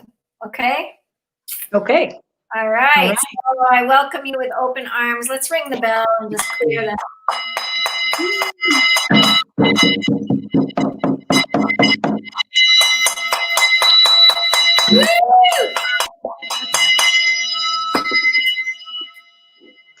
And I put the candle to my dear friend, Shuni Jiran. Well, thank you, everyone. Maltiosh from Guatemala. Maltiosh is the most important word for the Maya. It means thank you. Ana Shuni Girona. I am a Mayan key from Guatemala. I am a Mayan calendar keeper, and I have been walking with the Mayan elders for 20 years. It is really a pleasure to be here with you to the torch, to be collaborating in such an amazing project. When we speak about the seeds, for us is sacred. So I'm going to start, like always, by asking permission, by connecting each one of us to the true seeds that we are. So we take a moment, and I want to ask you to take a minute to going to call the 4 directions, as we always do in Maya, and we take a moment. So take a breath. We thank you, Ahau, creator and former. We thank you, Grandmother Moon. We thank you, Mother Earth. A special day in the sacred Mayan calendar today. We honor our great Lady of Guadalupe. And we thank the spirit of Ahau, Nawal Ah. We thank the spirit of the reeds. We take a moment to call the power of the East. We thank you, Ahau, Balam Kitse, Father and Grandmother of the East. We call upon the new sun, where the fire began, the place of awakening, the place of the great sun. I call upon the power of the East to allow each one of us to connect, to bring clarity into our lives, fulfillment into our lives, the opportunity that gives us that new day. We take a breath from the East, and we call the power of the East to be with us now. Ishlola tatatita mama,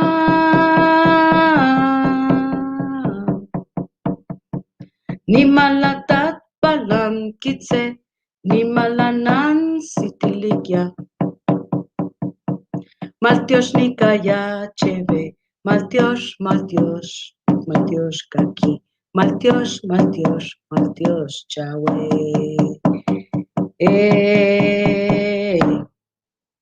We take another breath, and we call upon the power of the West, Grandfather Bala Makab and Grandmother Chomiha, where the sun sets and the night comes, where the element is earth and the production and everything in our earth, our seeds, our plants, and everything that we have. We thank the power of the West, and we call upon them to be with us now. Ishlolata tatita mama, nimalatat palamakap, nimalanan sitilikya. Maltiosh nikaya cheve, maltiosh, maltiosh kukashi, maltiosh, maltiosh, maltiosh chawe.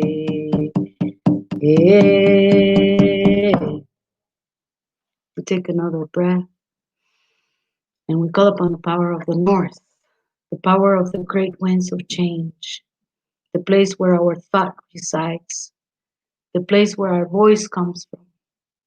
We call upon the power of the North and the power of the ancestors to be with us now. Ishlolata tatita mama,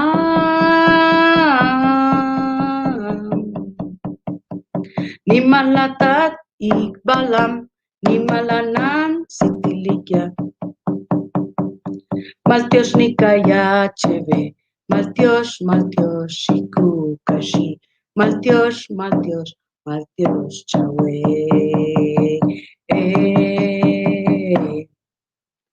We take one last breath, and let's take it good.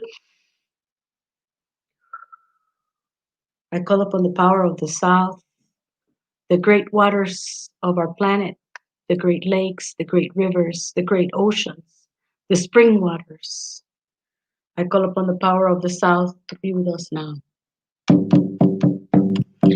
Ishlolata tatita mama,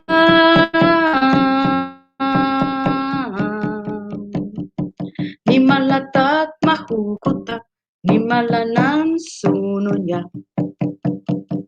Maltiosh nikaya chebe, Maltiosh, Maltiosh, shiku kashi, Maltiosh, Maltiosh, Maltiosh chawe. Now, as always, we take a moment and we call upon heart of sky, and we bring that energy into our sacred body. To remember we are holy. We bring the energy of the heart of the earth, and we breathe and we bring it into our sight. And we remember that we are the temple that holds heart of heaven and heart of earth. Thank you, everybody. Welcome to the natural order. When we speak about the natural order, we speak about the way things were meant to be, the things that were granted by the universe for us to live a meaningful life, a holy life. The natural order of things is the way things have been arranged for us to follow. And during this time of great changes, and we see that this natural order has fallen apart. And when we speak about the natural order, we speak about things that are being arranged. And when we fall outside of this arrangement, this can have consequences. When we speak about the seeds for the Maya, we speak about everything. When the Mayans created the great Mayan calendars and the great Mayan counts, they were basing themselves on the seeds that we are. The first seed of creation that we were born from our mother's womb. That became the zero. The zero was everything for us because it represented the seed that grows one. So in Mayan cosmology, and we are all seeds of corn. We are all made of corn, from the 4 colors of the corn: the red corn, the white corn, the black corn, and the yellow corn. And from those 4 seeds, we all became. We all became the white race, the indigenous race, the black race, and the oriental race, representing those 4 colors of seeds in that process of growth that it took, where we all find a place in the world, just like the natural order. We know that there is this order that is followed by the universe. And this order has teach us the moral to understand that we need each other to survive. Everyone is important. When we talk about Mayan cosmology, I'm not just talking about Mayan cosmology. I am talking about human cosmology 101. The understanding that all kingdoms need each other to flourish. There's no separation. Every kingdom needs each other to survive. And all of us have really just forgot about it. In these times of great technology and great instantaneous information, we forgot about the natural order, and we forgot about the human cosmology. The human cosmology that really teaches us that we are part of everything and that there's no kingdom that's superior than the other, except that we have free will. The will really to exercise this nature order. But we have forgotten and we have fallen from it. And now we're in really crucial times of renewal. We're in really crucial times where even the time that we're following no longer really matters. When we speak about the way the Mayans used to see time, it was based on the natural order of things. You was one with time. You wasn't running after time. And that has potentially dangerous consequences because our consciousness being projected into the field can speed things. So when we carry a watch and we're constantly running after time, that makes our whole world increase. Sometimes that separation of time doesn't allow us to experience our whole human experience. And that is why it's so important to go back to the natural time. What is the natural time? It is the way that things were meant to be. It's something that we have to find within our bodies. You know, our when we were little, when we are a teenager, when we're an adult, and then we're mature adults. That is the natural way that our bodies follow. But our consciousness has to also increase, has to develop in this natural order. So yes, we are living these times and we have to adapt to this new technology. We have to adapt into such a new ways of thought and also society. But that has a consequences, because these consequences has allowed us to forget about what is natural. Natural is knowing that we are sacred, that we are part of this rhythm in the universe that has a beginning and has an end. And so the opportunity for each one to really connect with the more natural cycles of time, not time in your watch, not time in cycles. I would like to disclose, because many of you do not know, why are you following the Gregorian calendar? Did anybody came and ask you about the fact that you wanted to follow this calendar? From the time that we are born, there's things that are imposed in each one of us. I'll give you an example. The first things that we learn when we are in school is we learn how to tell time from a watch. The Mayans didn't have a watch. The Mayans had a sundial. And that was the way to keep natural time, observing the skies, connecting with the cosmos, connecting with nature, observing the seasons, observing the equinoxes, the solstices. All this was a natural clock for each one of us. We see the Mayans began to create their Mayan sacred count of times, their calendars, by observing nature, by observing humans.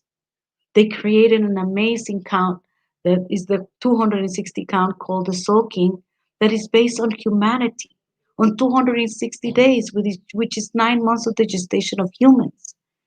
They saw that we had 10 fingers that connect us, 10 fingers that connect us with the heaven. And they saw that we have 10 toes that connect us with the earth. They saw that we have 13 joints in our sacred body that gives us movement. And that was a measurement of count based on the natural cycles of humanity. Then the Mayans created another count called the Aab count, related to the planet, that marked the equinoxes, that marked the solstices, that marks the seasons, based once again in the natural order. And then they created the long count to really be able to even expand even farther and back in future time. So all this knowledge was done by pure sight, by pure looking at the relationship that we had with the animals, that we had with the cosmos, that we had from nature. I want to reveal to you about the Gregorian calendar without really hurting anyone that follows the Gregorian calendar, because this is the system that we are connected with. I'm no longer living the Gregorian calendar, but I'm still connected to it because that's the way life goes. But I want to tell you that there's an alternative. There's an alternative to go back to that nature, to go back to that observation, to go back to that really observation of the cycles within nature. You know, just from the moment that we think about the Gregorian calendar, how we go in an endless carousel from Monday to Friday, wishing, yeah, it's Friday. That's not the way things were meant to be. That was just an alternative that we were given when we were little, and we follow it.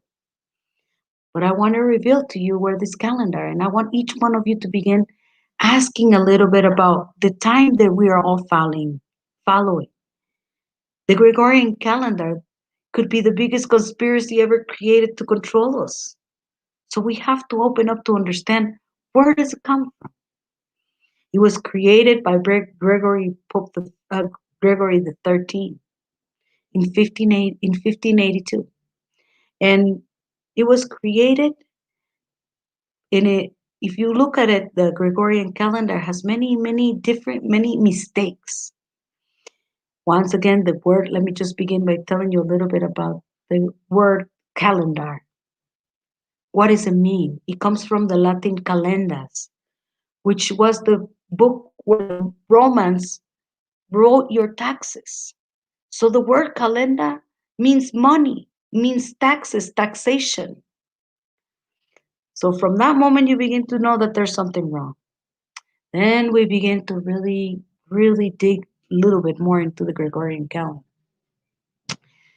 And then we see the month of December means dies in Latin, but it's the 12th month.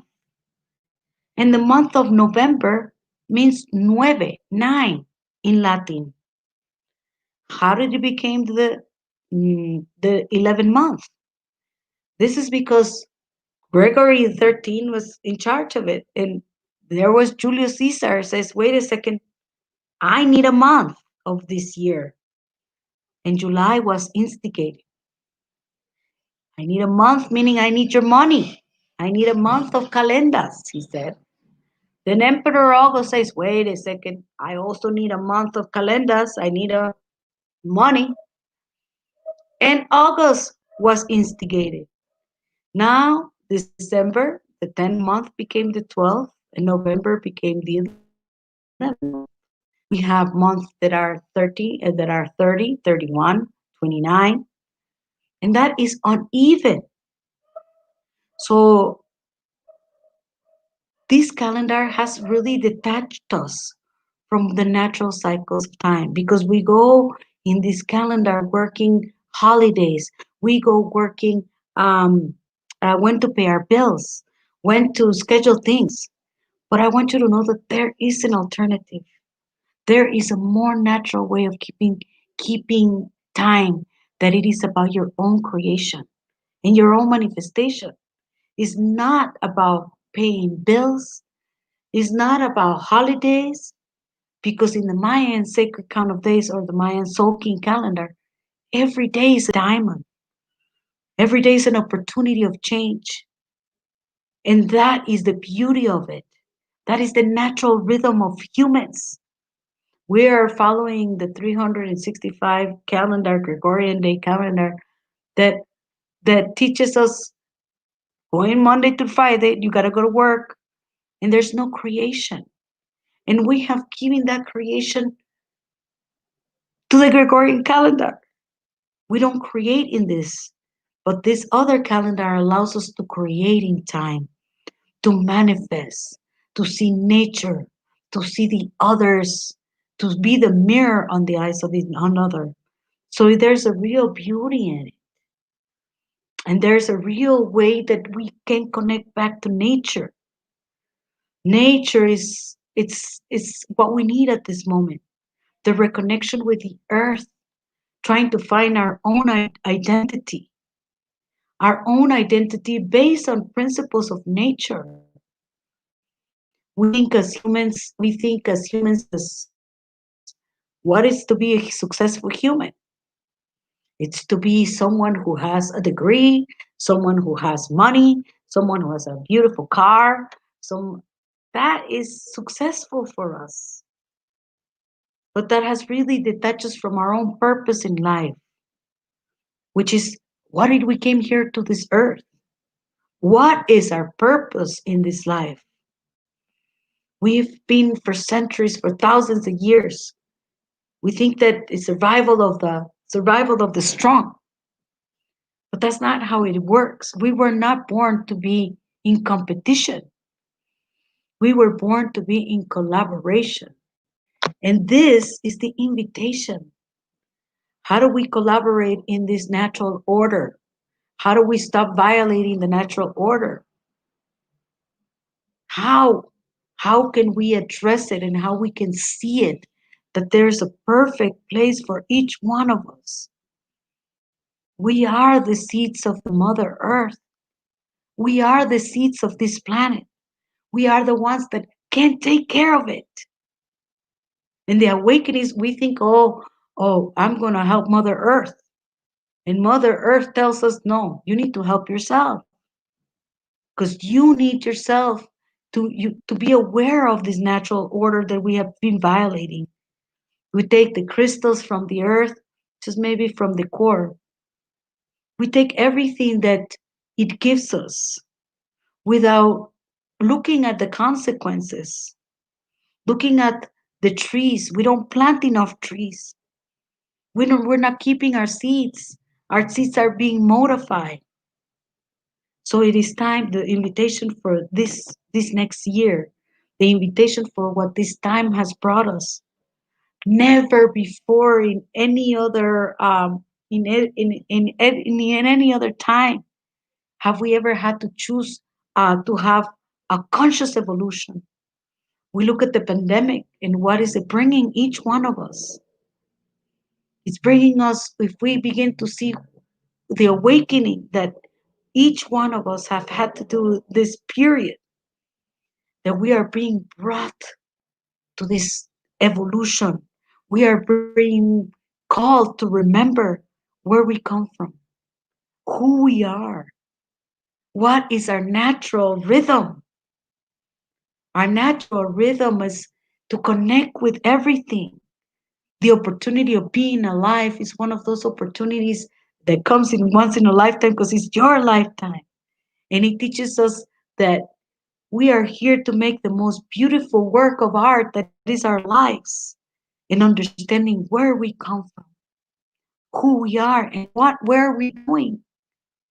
What are we planting for our future generations? What is the greatest gift that we can leave them?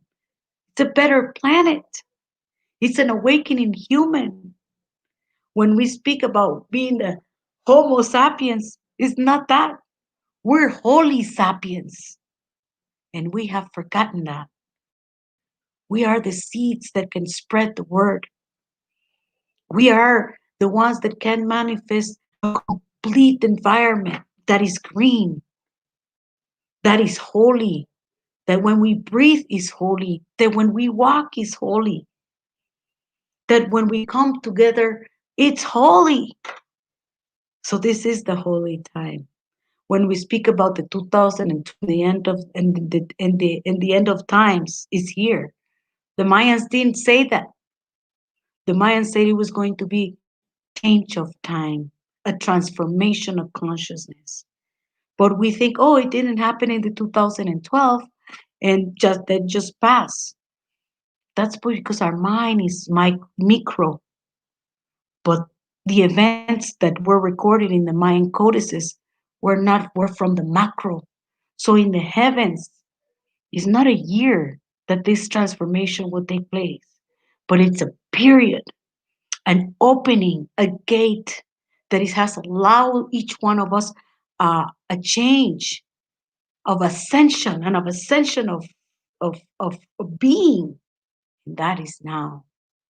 From 2012 until 2032, the gate is open for all of us to really understand the holy sapiens that we are and how everything influences us. The way we see, the way we eat, the way we project. This third eye here, it's projecting us, it's manifesting us. You know, in Mayan cosmology, we learn about the simple things as offerings. I know so many people that says, "Oh, I come to God and I ask and I pray." But what about you offering? What about embracing the gratitude? This little bow, a bow that makes us sacred. This is what I'm here to remind you.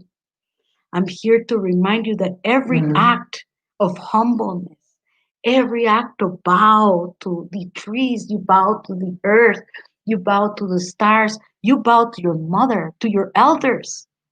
This one makes you holy. makes the difference between an ordinary human being and a being men of maíz, the true men, los hombres verdaderos.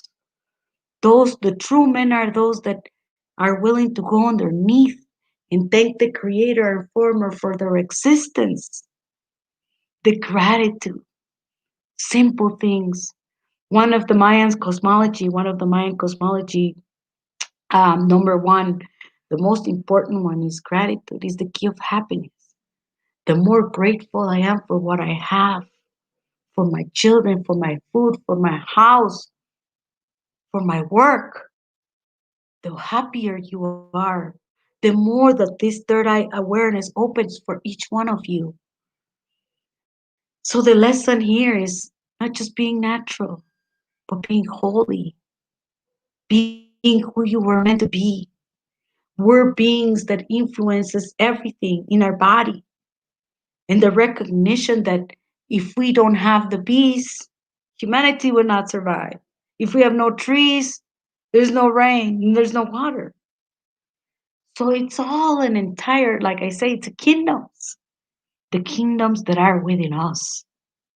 The kingdoms that is in each one of us to open our eyes to embrace. How can it be prettier to see yourself than to be in nature? When did we forget about what was beauty? What kind of beauty does each one hold in the eye of the beholder? This is what we need to come back. Right now, we are in a very crucial time in human history where we are here to embrace the new change. We are here giving the opportunity to, we might have 10 years of this earth if we don't do something about it. We have the capabilities, we have the intelligence. Why do we have to wait until it gets to this? Unfortunately, that's how things they are. But the opportunity of all of us awakening into what is real, natural, it's there. What is important to each one of you? We see that we're coming in this Christmas, and many of you don't have money to give. Many of you don't have even to celebrate because of things going on. People losing their homes, hurricanes going here in Guatemala, children dying of hunger. And we're here thinking, when I was building my Christmas tree, I was like sad. I was like, should I be celebrating? And then I said to myself, every light that I put in, I am lighting out the world. I am lighting something. And my intention, because your intention is very important when we speak to the natural order. Your intention. What was my intention? It is my intention of celebrating that I am alive. It is my intention of celebrating for those that can't, for those that won't. So what is the greatest gift? What is the greatest gift? Your presence, your time, your attention. Many of you, if you want to really be Christmas and really want to give something, give that. Give the love. Tell the people that you love. Maybe you're not going to be able to be holding hands with everyone or hugging them, but make time to call them. Make time to tell them. We don't know if we're going to get sick. We don't know if we're going to get sick and we're going to make it. So why wait? When did we stop being loving? When we began to open up to this new way of feeling natural, that's when the hummingbird will come and he talk to you. When we allow this in our mind to just be less materialistic, go back to the natural order. Why do we have so much? We have so much clutter, we cannot even walk in our closets. And so this is the moment that we are putting this new paradigm, where it's telling us teaching us that we are significant against Mother Nature. Mother Nature finds her way, fixes her way. That's by renewing herself. But we can help renew her, or we really can die, change, or die. Why? Because we cannot live without this earth. We cannot live without the bees. We cannot live without the animals. This was all perfectly made for each one of us. The greatest gift that anyone can have is the opportunity of living a human experience. So why not living natural? Why not living holy? Holy is a state of consciousness that we are here to remember. We are holy beings, and each one of us has the potential to influence our own seeds, our own children, our own land. And that's how we change. This is for many, a horrible time, a time of fear, a time to conspiracies. But what about what is my own natural thought? What is my own natural feeling? I'm feeling that this is it. There's no but this time. This is the time for each one that we all been waiting for. The time where we show who we are as human beings. The time to show that we know what the natural order of things is. That each one, the plant kingdom, the animal kingdom, they need each other to survive, and we need them too. So each one of us has the potential to really bloom, the potential to really inspire others, to care, to genuinely care. There's just, oh, I care, but I didn't go. That's not caring. There's what I call the purity of intention that moves the universe. It's magic, my friends. The purity of intention. When you go in your heart and you ask pure for that wisdom, for that help, or you give that with purity of intention, it moves. I have here just a little candle. This candle is able to light not just me, but is able to light all those that need it. It is a power within the power that people are not paying attention. People says, well, how do you know all these things? Because I have seen them. I have worked with the energetic fields of the land where the wind speaks to me, the fire speaks to me, the water heals me, and the earth nourishes me. This is principles of 20 years that I've been walking, observing. Now we have all these plant medicines that are willing to give us back our consciousness, that are willing to give us back the memories of who we are. We're more than a body. Our body is just an astronaut suit. We are conscious beings that have 7 eyes, not just 2. So you have one here, you have one here, you have one here, you have one in your feet, in your both feet. So it's time for us to use what is our intuition, our nature. The Mayan sacred count of days and the Mayan calendars are based in nature, are based in thousands and thousands of people being observed, their tendencies. And this is something that we need because we lost our identity. We feel lost and we don't know what to do. And this is one of the greatest gifts I offer my people, to teach you who you are again, to remind you what you come here for the world. Because this system is based on thousands and thousands of people being observed, their qualities, their traits, their gifts, and their challenges. There's other options of time. There's other options of living. But most important, the option that we need to embrace right now is the option of recognition. We need to recognize what is important for us, what we need. We need to come together. When the people come together, there is power. there is a great power there. And that power multiplies. And now we're thousands and thousands and millions of seeds are waking up into this reality that we are. That is master time. And so that I am passionate about because I've seen it.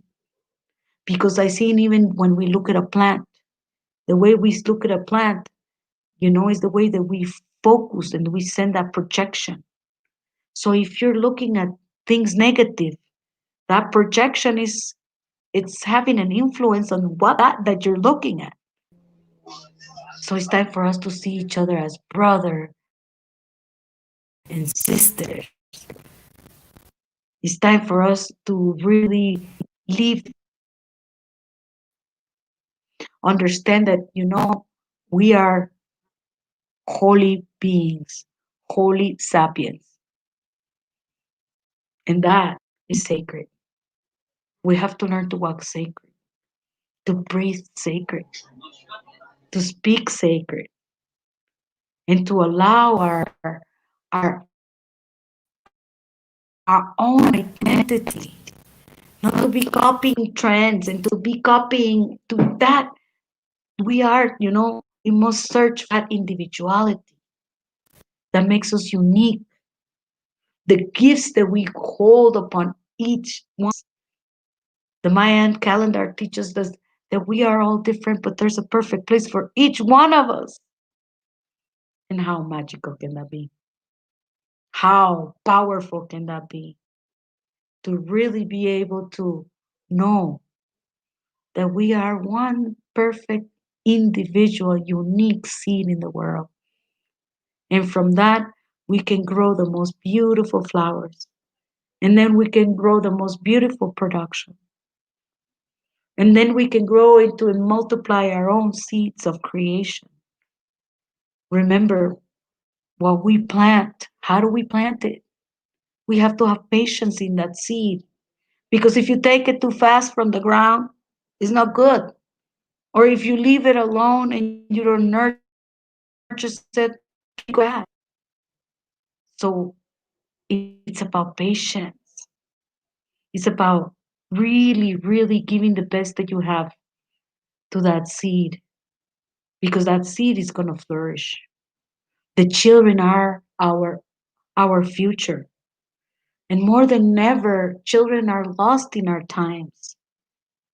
Children don't know where they come from or who they are. What are we teaching our children? What are we giving our children? What is the inheritance of our hearts? Are we leaving them? We leave them with that love. We have to really cultivate that intuition. We have to cultivate that intelligence, that intellect.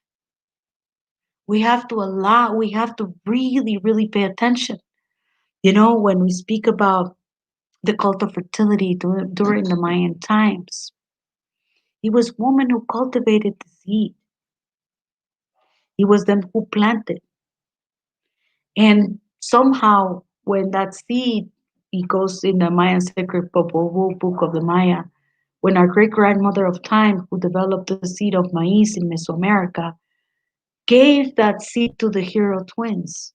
It goes from matriarch to patriarch. The only problem is that the hero twins were not agriculturists. They were ball players. So that seed has to be reclaimed by us, who nurtured the seed, who planted the seeds. Each one of us, what we give to ourselves. And what we don't give, we take from ourselves. So remember to give. This is the moment to give. What is the Christmas present? The Christmas present this year is you. Your own seed. Your own shining star. Your own, really give yourself. Give yourself, and you know that you're going to be giving the best gift. Don't worry about you not having or not affording. That's material. That's nothing. The greatest seed is the seed of change that we plant, that we say, I don't have, maybe I didn't buy any gifts, I didn't have the monetary, but I'm here to give you the greatest gift, that is my attention, that is my love, that is my presence. That is the greatest gift this Christmas. That is what we must go back. We must go back to really detaching ourselves from so much material. Give whatever you want. Give to the people that don't have. And get that. If you have the money to buy Christmas gifts, you want to, and you have more money, then give those, instead of giving those Christmas gifts to all the people that you know that they have. Give them to those that don't have. That is going to really start reminding you of what we are here for and who do we want to give. So it's a great gift. It's a great gift to be able to return to the natural order of the way things are, to return to our natural sexuality, to be able to speak natural about it, to be able to engage naturally. We see how even our own sexuality has fallen so out of order. So we have so many things to fix. We have so many things to fix right now. But it takes understanding, awareness. It takes us to be conscious about it. But we'll begin little by little, individually, one-on-one, doing little things. Little things like waking up in the morning and saying that gratitude, that bow once again. Gracias, universe, because I am alive. That morning gratitude. If everybody in the world will have that morning gratitude, everyone, our world will be different. And just to say a simple thank you. Let's begin with that. Let's begin with appreciation of our own closest beings to us. Let's go with appreciation of what nature has provided us. Let's look at all that there is for us to embrace. When we think about, we have forgotten the relationship that we have with the sun, Father Sun. That ritual, the rituals that we have with the moon. If we didn't have the moon, we would completely be out of orbit. We would be like Jupiter. But if you look at the universe was perfectly created for us in perfect time and in perfect harmony to be here. And that's what I speak about, the natural order. I speak about that because if we wouldn't have the sun, we wouldn't have life. But if we didn't have the moon, we wouldn't have the orbit around us. So everything was perfectly made for us. That was the gift for us. And now it's time for all of us to be the gift that returns to Mother Earth, the love of the natural order. How do we go back to nature? But just by looking, by observing, because once we give name to things, that kind of strips us from learning. So I always say to my mind, act like you don't know. Because when you act like you don't know, you know that a rose, it's a rose. I don't need to go smell it because I know how it smells. But if it didn't have a name, you will go check it out. So it is on learning everything that we've learned so we can experience what we are. We are conditioned from when we are little in school. We are conditioned when we are little to follow the clock and to be driving ourselves into this default network that we built from when we were 6 to 12. And we're walking like zombies, following our own patterns and connecting with the same synapses in our brain. But if you begin to do new things, that's how you break your tendencies. So if you didn't recycle before, Recycle now. Because that's how you break a tendency of being unaware that you're throwing garbage that actually could work for the earth and creating a compost. Anything that you have been doing the same for the past 20 years, you need to undo. Because this allows you to walk like a zombie and work and just act like you're an auto. But when you begin, so this period tells us that awake from the zombie state. Realize that you build tendencies. And those tendencies are to be materialistic, to be trendy, to be unaware, to not play a part in this human evolution. Because they tell you that, oh, I am just one, I cannot do anything. Absolutely, you can do everything. Because from the moment that your consciousness is projecting change, you are different. From the moment that you are projecting freedom, you are free. From the moment that you speak the word, creation has become. And that is the magic of being human. We think that we have no power, but we are wrong.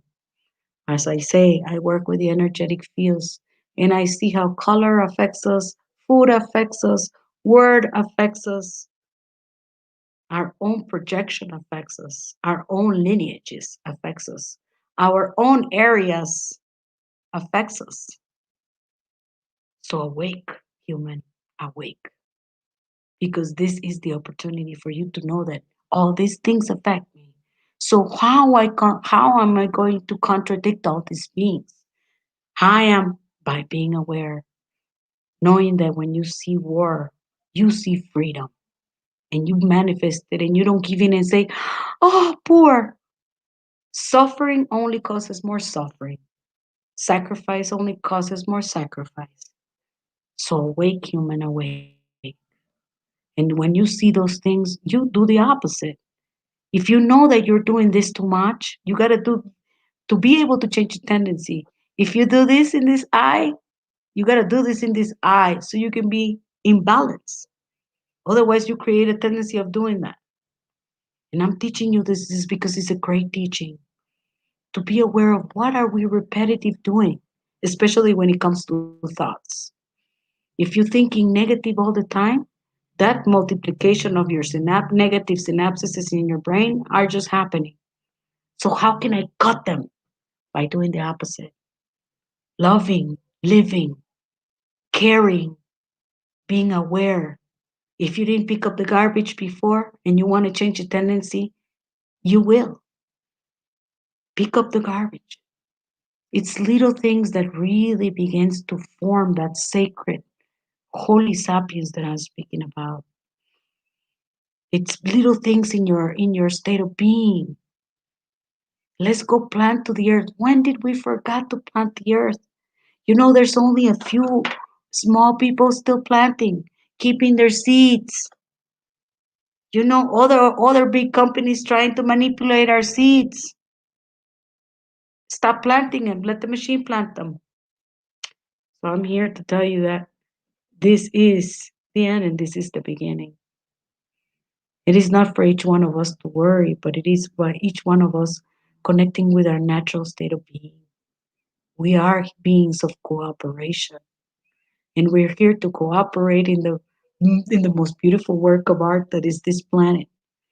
If we get out of this, it will be an amazing realization for humanity, that we will transcend the states of just physical beings into a state of conscious beings, eternal beings, infinite beings.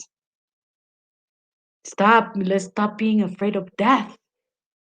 Death and life are in the same line. People get happy when people are born. People get sad when they die. But if in my eyes, always remember as travel well, my friend, because you're going into another state of being. So why not do the best that we can while we're in this human experience? Why not share our seeds? Why not plant our seeds? What most important, the new seeds that are coming. What are we leaving our children? Our children are ready for a better world. And we, in the whole cosmic field, is telling us, no, you're not getting better. But I believe in the hearts of humanity, each one of us knows that it's an individual thing to get better. So we can collectively connect into collectiveness getting better. So it's a great opportunity for this human ascension. It's a great opportunity to plant our seeds. And it's a great opportunity to really be part of this change. Give, because what you give yourself. What you don't give, you take from yourself. That's how it is. So sometimes you think, oh, I don't want to give because I don't have enough. But you're just taking it from yourself, because that's how karmatic life is. So we're all Christmas presents. We all have so much value. We all have so much courage. We all have so much love.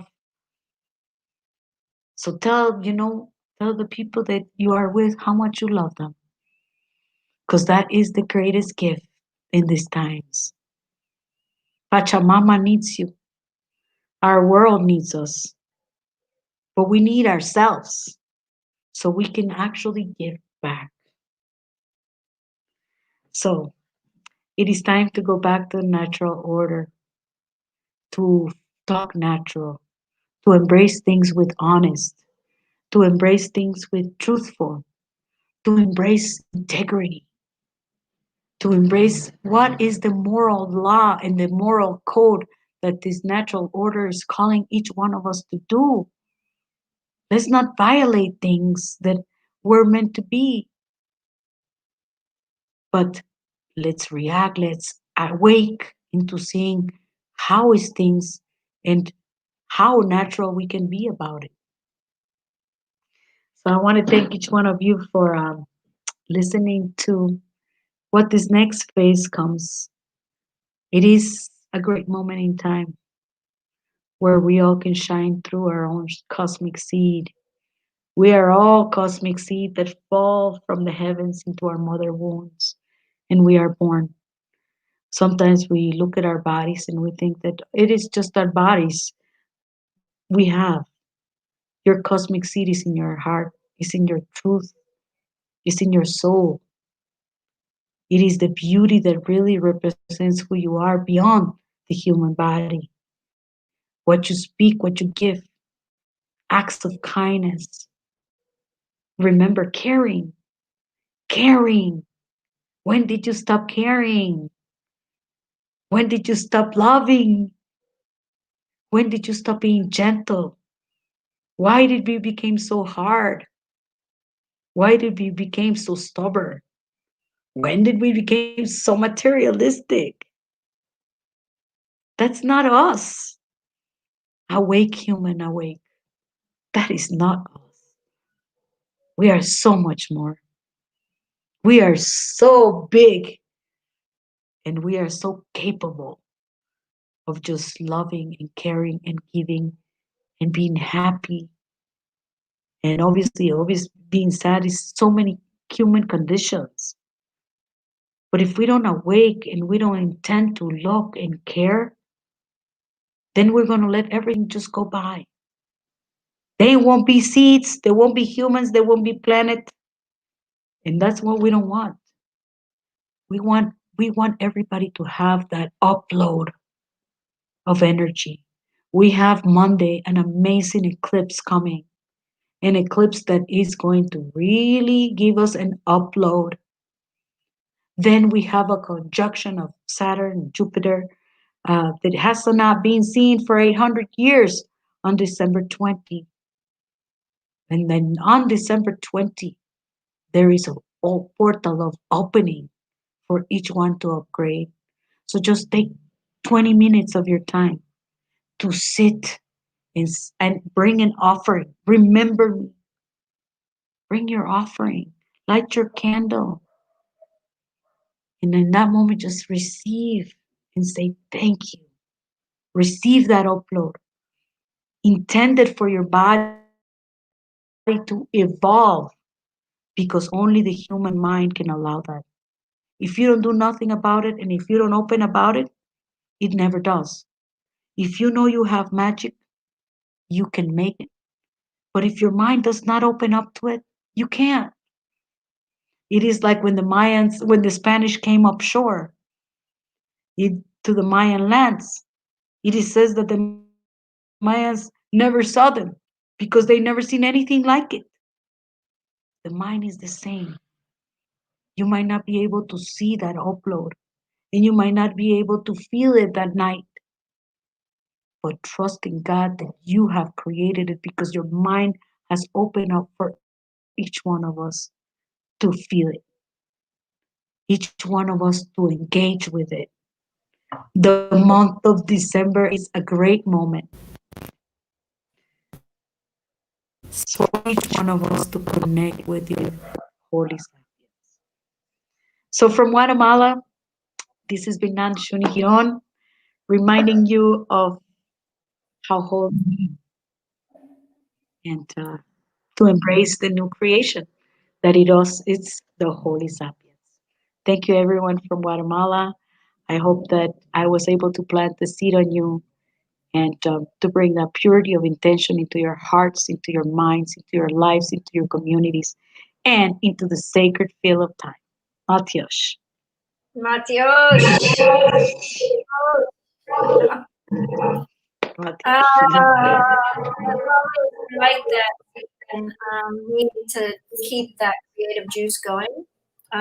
We just want to thank you so much, Shuni, for coming here. And I just want to share that some of the things that sparked were that moment of time when we know what we know. Yeah. And I think you've been knowing, I've been knowing, so many of us have been knowing. And I just appreciate your onward spirit of giving, because it's key that we give back, all of us. And Actions of Impact, the Torch's mission is simple actions for global change. And we have the 4 pillars: peace, health, environment, and connect. And what we ask people is to build 4-person teams with those type 4 people. So if you were going to be a wisdom keeper, which one would you pick? I know you're all of them, but if you're going to be peace, torch health, torch environment, or torch tech, I would say torch peace personally, as I look. Peace. I was going to say peace. Of course. And so then you build 3 other people on your backside and build a simple project in your town that can create something different, and then share it with others in the torch. And so nobody owns the torch. It's a shared leadership. So you are the torch. You've already lit the candle umpteen times in this lifetime and many more. And I just honor you so deeply. And why we're here today and this week for Torch Health, this is our 3rd conference of the year, but on Earth Day, Shuni came in at the end. I didn't know Shuni. She came in at the end of Torch Environment, and she gave us this huge prayer. And it was just like such a lightning bolt. And I said, I want to know this lady. And so since Torch Environment to now, we've been journeying, That was April when I first met you. That's true. I've been part of the Jaguar Council with Shuni, and she leads a group. She'll start again in the new year, and she does astrology. She does a lot of different independent work. So definitely, is there a website that people would want to come? Absolutely. Where should we put your website, sweetheart? Sure. You can reach me at I'll put it in the chat for you, nanashunigiron.com. I'll put it up for you. And then do you have 2 more minutes, Shuni? Can I show you the school when I first started the video? Yeah. It's only a 2-minute video. I share it with everyone because it's a kind of why we're doing this and what happened to a school on the border of Afghanistan, 100 orphans. And the 100 orphans were really in need of a lot. They were sleeping on the floors. They didn't have any their playground was completely cement. And so I'm trying to play this a little bit more at this event because Torch Health is this mission started on the Environment Day, where we made that claim by next Earth Day, we want to get 10 million seeds into 1 million children's hands. And that's what this came from, because one man took action. And my son coined the action of impact. And so anyway, I'm going to just show you it quick so you can see the school and how much seeds impacted. And you can imagine before you look, there were no gardens in the schoolyard. There was one solar panel that was broken and one solar panel. There was no computer lab. So here we go. You ready? Sure. Here it goes. Hello friends, I would like to show you our school. This is our school signboard.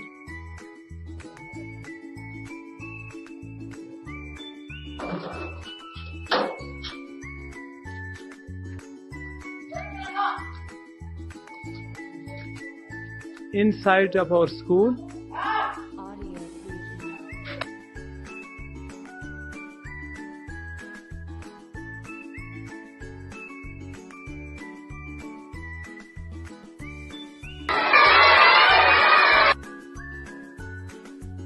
friends, this is a solar school. You can see our solar.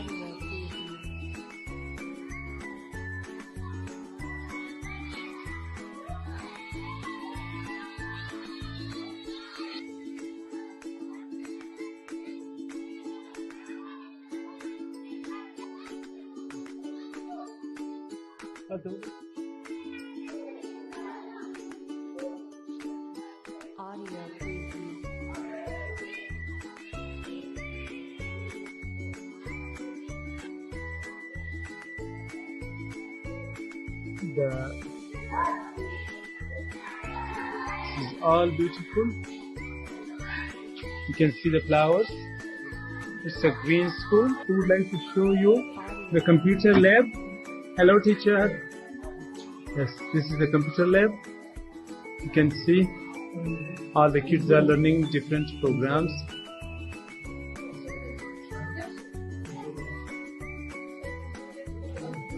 So, hello, Isanda, what are you doing? I'm listening to soccer. Yes.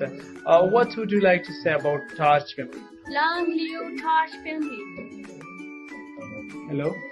Yes, what would you like to? Thank you, Mama Line, for seeds. Yes, Mr. Hussain. Mama Line, you are so kind. I will support you and the Torch family, and we are proud to be working with you and also working under your leadership. Thank you so much.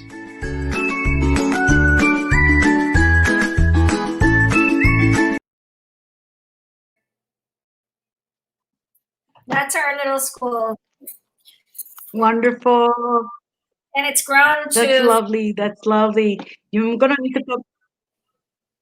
Yeah.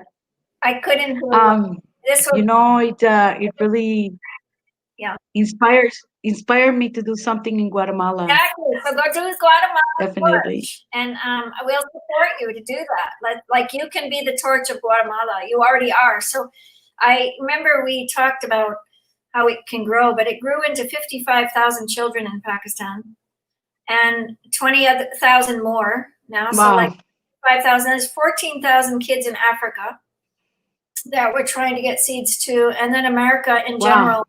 So we have a lot of seeds to get done. So build you definitely are part of the vision. We already have, a lot that we've moved, but I just am moved that you said yes and you came on and you got to see a little piece of this and realize that, Torch Health, if you want to do anything, if Dono wants to come on this week for a little while and share his wisdom, I would love to have him. That's Shuni's partner. He's an amazing wisdom keeper. And we're going till Tuesday, Shuni, and there's a couple of really cool things. There's beautiful music on Monday and Tuesday night at 7. So really sacred music, and there's great speakers coming. So it's going to be really filled with a lot of good people. So thank you so much. I'm going to get my Christmas tree with my grandkids. So that's where I'm headed, to go get my Christmas tree. And remember, every time that you light the light, Yeah. let's put the lights and enjoy Christmas. And remember that you're lighting the world for the others that don't have. Amen. And Shuni, tomorrow night we're going to do the lighting of candles all over for church. Mhm. So We're great. That's really good because we are in the cycle of offering, which is the strongest Mayan cycle in the year. wow, So beautiful. I've light my candles for the past 13 days. I usually light a candle every day as a ritual. Yeah. And sometimes I feel lost when I don't do it. Oh, So same. it has become really a thing that we do. So doing this as collective multiplies. Yes. So tomorrow night, I don't know what time we'll do it. It just depends. But I don't want to decorate my tree by myself. And every Advent season, which tomorrow's the third weekend of Advent, it's a preparation. It's a preparation for something. And so Hanukkah's here, preparation. Here's the Mayan calendar. Everyone, please join us for the Festival of Lights tomorrow. At what time tomorrow? I think we just need to look at the calendar, but I think we can do it around. So you're 2 hours ahead. I think it's 7 o'clock could work. I'm pretty positive 7 can work. So the festival of Lights, 7 to 9, something like that, and we'll just like play and we'll say thank you for our health and thank you for the universe and thank you for the gifts. And it'll be the 4th day, which is really good because the 4th day is the quarter day. And today's a special day with 12, 12, 12. You know, like it's a really the 12th month, the 12th day. And let's enjoy each other's company for this next little round of where we head. And stay in this moment. Thank you, Shuni, for Thank you. Thank you for the invitation. Happy birthday to your daughter. Happy birthday. Thank you. It is a special day indeed. Yeah. It's a special day, the Mama Day. Yes. All Well, right. thank you very much. Nice to see you all. And remember, let's be sacred. Thank you. Maltios. Yeah, Maltios.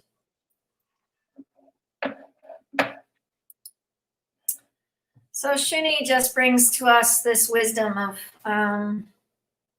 so many of indigenous cultures, as I've worked with many myself, and we are brought to the gifts of her spirit, the gifts of her lighting the way, of bringing in the four planetary changes of the north, the west, the east, the south. It's quantum. It's a conscious quantum circle around this earth. And we are a circular nation. We're a circular people. And she also brought the color of our, the 4 colors of the skin. The creator giving us this beautiful mountain of bounty. And when you really stand for this deep love, this deep witness of love, this deep witness of how we can make a change, how we can make the spirit of every day count. There's no greater gift than, having elders carry that light with us. And so we just want to thank Shuni. I really love walking beside her as a sister. I love her presence. The Jaguar Council is really important to me. I haven't been on for quite a while, but we walk together, and we know we walk together as sisters. And the sisterhood is coming together really strong and really powerful. And we're here to walk beside to really help each other. So help Shuni with the Jaguar Council. We'll put her information here and let that sit on our channel here for the weekend. We'll keep popping it up, and it'll also be in the back office. So, really stand for, your heart to open, your heart to be in this present of Torch Health, because it's a time when you can bring in that light and bring in that spirit of light. It's huge right now. As she just said, it feels like we've all got to take very seriously and open that to each of us and just keep sparking each other, keep sparking that light, keep sparking, because, you know, there's no greater time than now. There's no greater time than what we can do together as a whole. I can't do it by myself. Shuni can't do it by herself. None of us can do it by ourselves. And this is a group of entrepreneurs. She's an amazing entrepreneur. We've helped each other. We've helped. Here's her website. So please look her up. And don't forget to go on our website and really take a stand it's www. I think she just missed the comma. She put the comma, but that's okay. I just want you to really stand for that vision that what do you think 10 million seeds could do for 1 million kids? I mean, seriously, it's a huge, huge time for us to step up, take a part. Nobody owns the torch. Yes, I founded it, but it was kind of like, you know, it's like Shuni doing things and knowing it's not coming from her, or me knowing it's not coming from me, or any of us doing something of graciousness to give back to this amazing planet, this amazing earth. And heirloom seeds, they're missing, you know. She talked about the corn. My native name is Kwaskwimkwe, and it's corn woman. But the elders, I remember the naming ceremony when I was in the naming ceremony, because I didn't know I was Native American until 99. And I had already been given a peace pipe, and I buried it saying I'm not Native American, and I had gotten addicted to tobacco, and I buried it. And then I brought it back, and I gave myself the witness. I gave myself the witness to say, no, my ancestors come from this land, and this land is important to me, and it's always been important to me. And the spirit of this land is so important in every place, in every corner of this earth. And the seeds have to be able to regenerate. And we will regenerate with eating those seeds. So really stay tuned.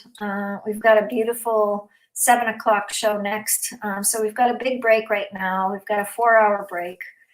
And it feels good to take a 4-hour break right now for me after.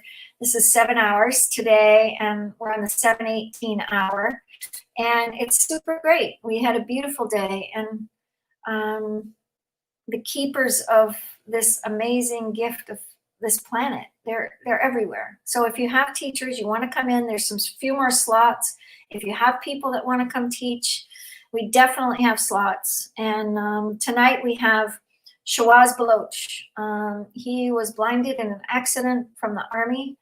And he's actually the manager of Pakistan Torch, to manage the business part of Torch in Pakistan. And he is an amazing keeper. He's got an amazing story. It was only 6 years ago, a plane went down, and he got blinded, not by the accident, but by the doctor and the surgery that happened after. And he's got a big story, so he'll be in tonight.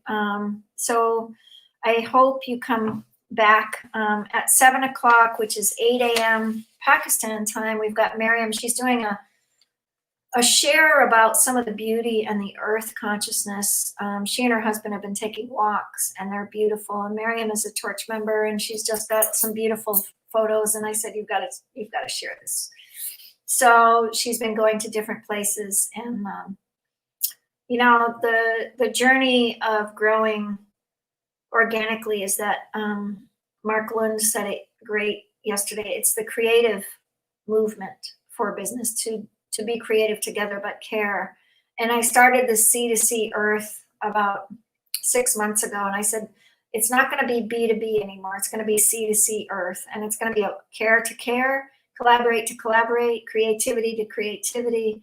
Shuni is a creative soul. Shuni has a creative consciousness. Shuni has creativity running through her bones and her blood and her consciousness. And, you know, she's just got that soul life. And each of us has to really claim that for ourselves. And it's so important right now, you know, for you to claim that. And we need to witness the children with their own light, so that they're not hearing rhetoric out of us as adults, that they're not hearing, you know, things coming out of here. What you put in comes back out. And you have to remember the beautiful quality of life that we've been given. If you put natural way in, natural way will come back out. So go back to a natural, eating. So we've got a cooking class. I definitely did a cooking class yesterday. So later when I get back from my tree, I'll turn that dessert that I made yesterday in the cooking class to a really yummy, a second dessert out of the 2 desserts I made yesterday. So then we're going to have 2 beautiful cups, and I'm going to show you that later. So we'll do that little clip when I return from the Christmas tree. And I don't want to decorate my Christmas tree alone. And I said this morning, oh my gosh, it's the 3rd night of Advent tomorrow. It's the Festival of Lights with Hanukkah. So we've got people lighting candles all over the world. Shuni just reminded us in the Mayan calendar, it's the time of light. Just keep it moving. And I just want to say, I forgot to tell her, but she's still in the back, the Guadalupe and my celebration of Guadalupe is no greater than my heart. I mean, it's just deep in my heart. The Day of Guadalupe, she's deeply abides in my soul life. And the festival that I went to a few years ago in the city of San Francisco at the huge cathedral was the most precious ceremony of everybody bringing roses to her and giving back, right? Giving back to the mother, giving back to the feminine, giving back. And I think there's no greater time than to, whenever I'm a nurse, I go into people's homes. Before I get there, I image sending roses to the house so that they receive me. I send them roses no matter what. And if you're in a difficult situation, you can do that in your mind. I just send people roses before you have a conversation. Send people roses to your family members that you might not get along with. Send people roses and just keep filling this life with that beauty and bounty, because the rose smell, that rose preciousness of Guadalupe, that the matriarch is so precious. She's ever giving. So give to the matriarch of this beautiful planet. Join us with the 10 million seeds. You can go to our website and you can donate. We've only asked for a $25 donation to go towards Torch Seeds. You can, of course, donate more, but it's a pretty reasonable gift to help get seeds into children's hands. And I hope you really stand for the preciousness that you are. And stay tuned. We're going to have amazing speakers the next 3 days here, and tonight and the next 2 days. So we're halfway through our conference. We love you. The Organization for Realizing Change in Humanity is happening. And it's happening because everyone has said yes. And everyone is sharing in this idea that it's not owned. The land is not owned. We're not owned. We're not owned by our businesses. We're not owned by anything except all of our hearts beat. And when our heart beats, it's the drum beat. Like Shuni had said, it's the drum beat of the mother that lights the way in the drum beat of our hearts as a unity of this planetary beauty, that we are of nature. And nobody makes your heart beat. So remember, it's the natural order. So beautiful talk by Shuni Gion. Thank you. Blessings.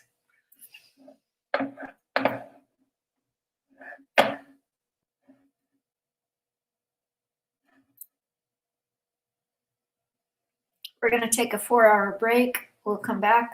I'm going to stop the broadcast now, and we will enter back in at 7 p.m. Blessings.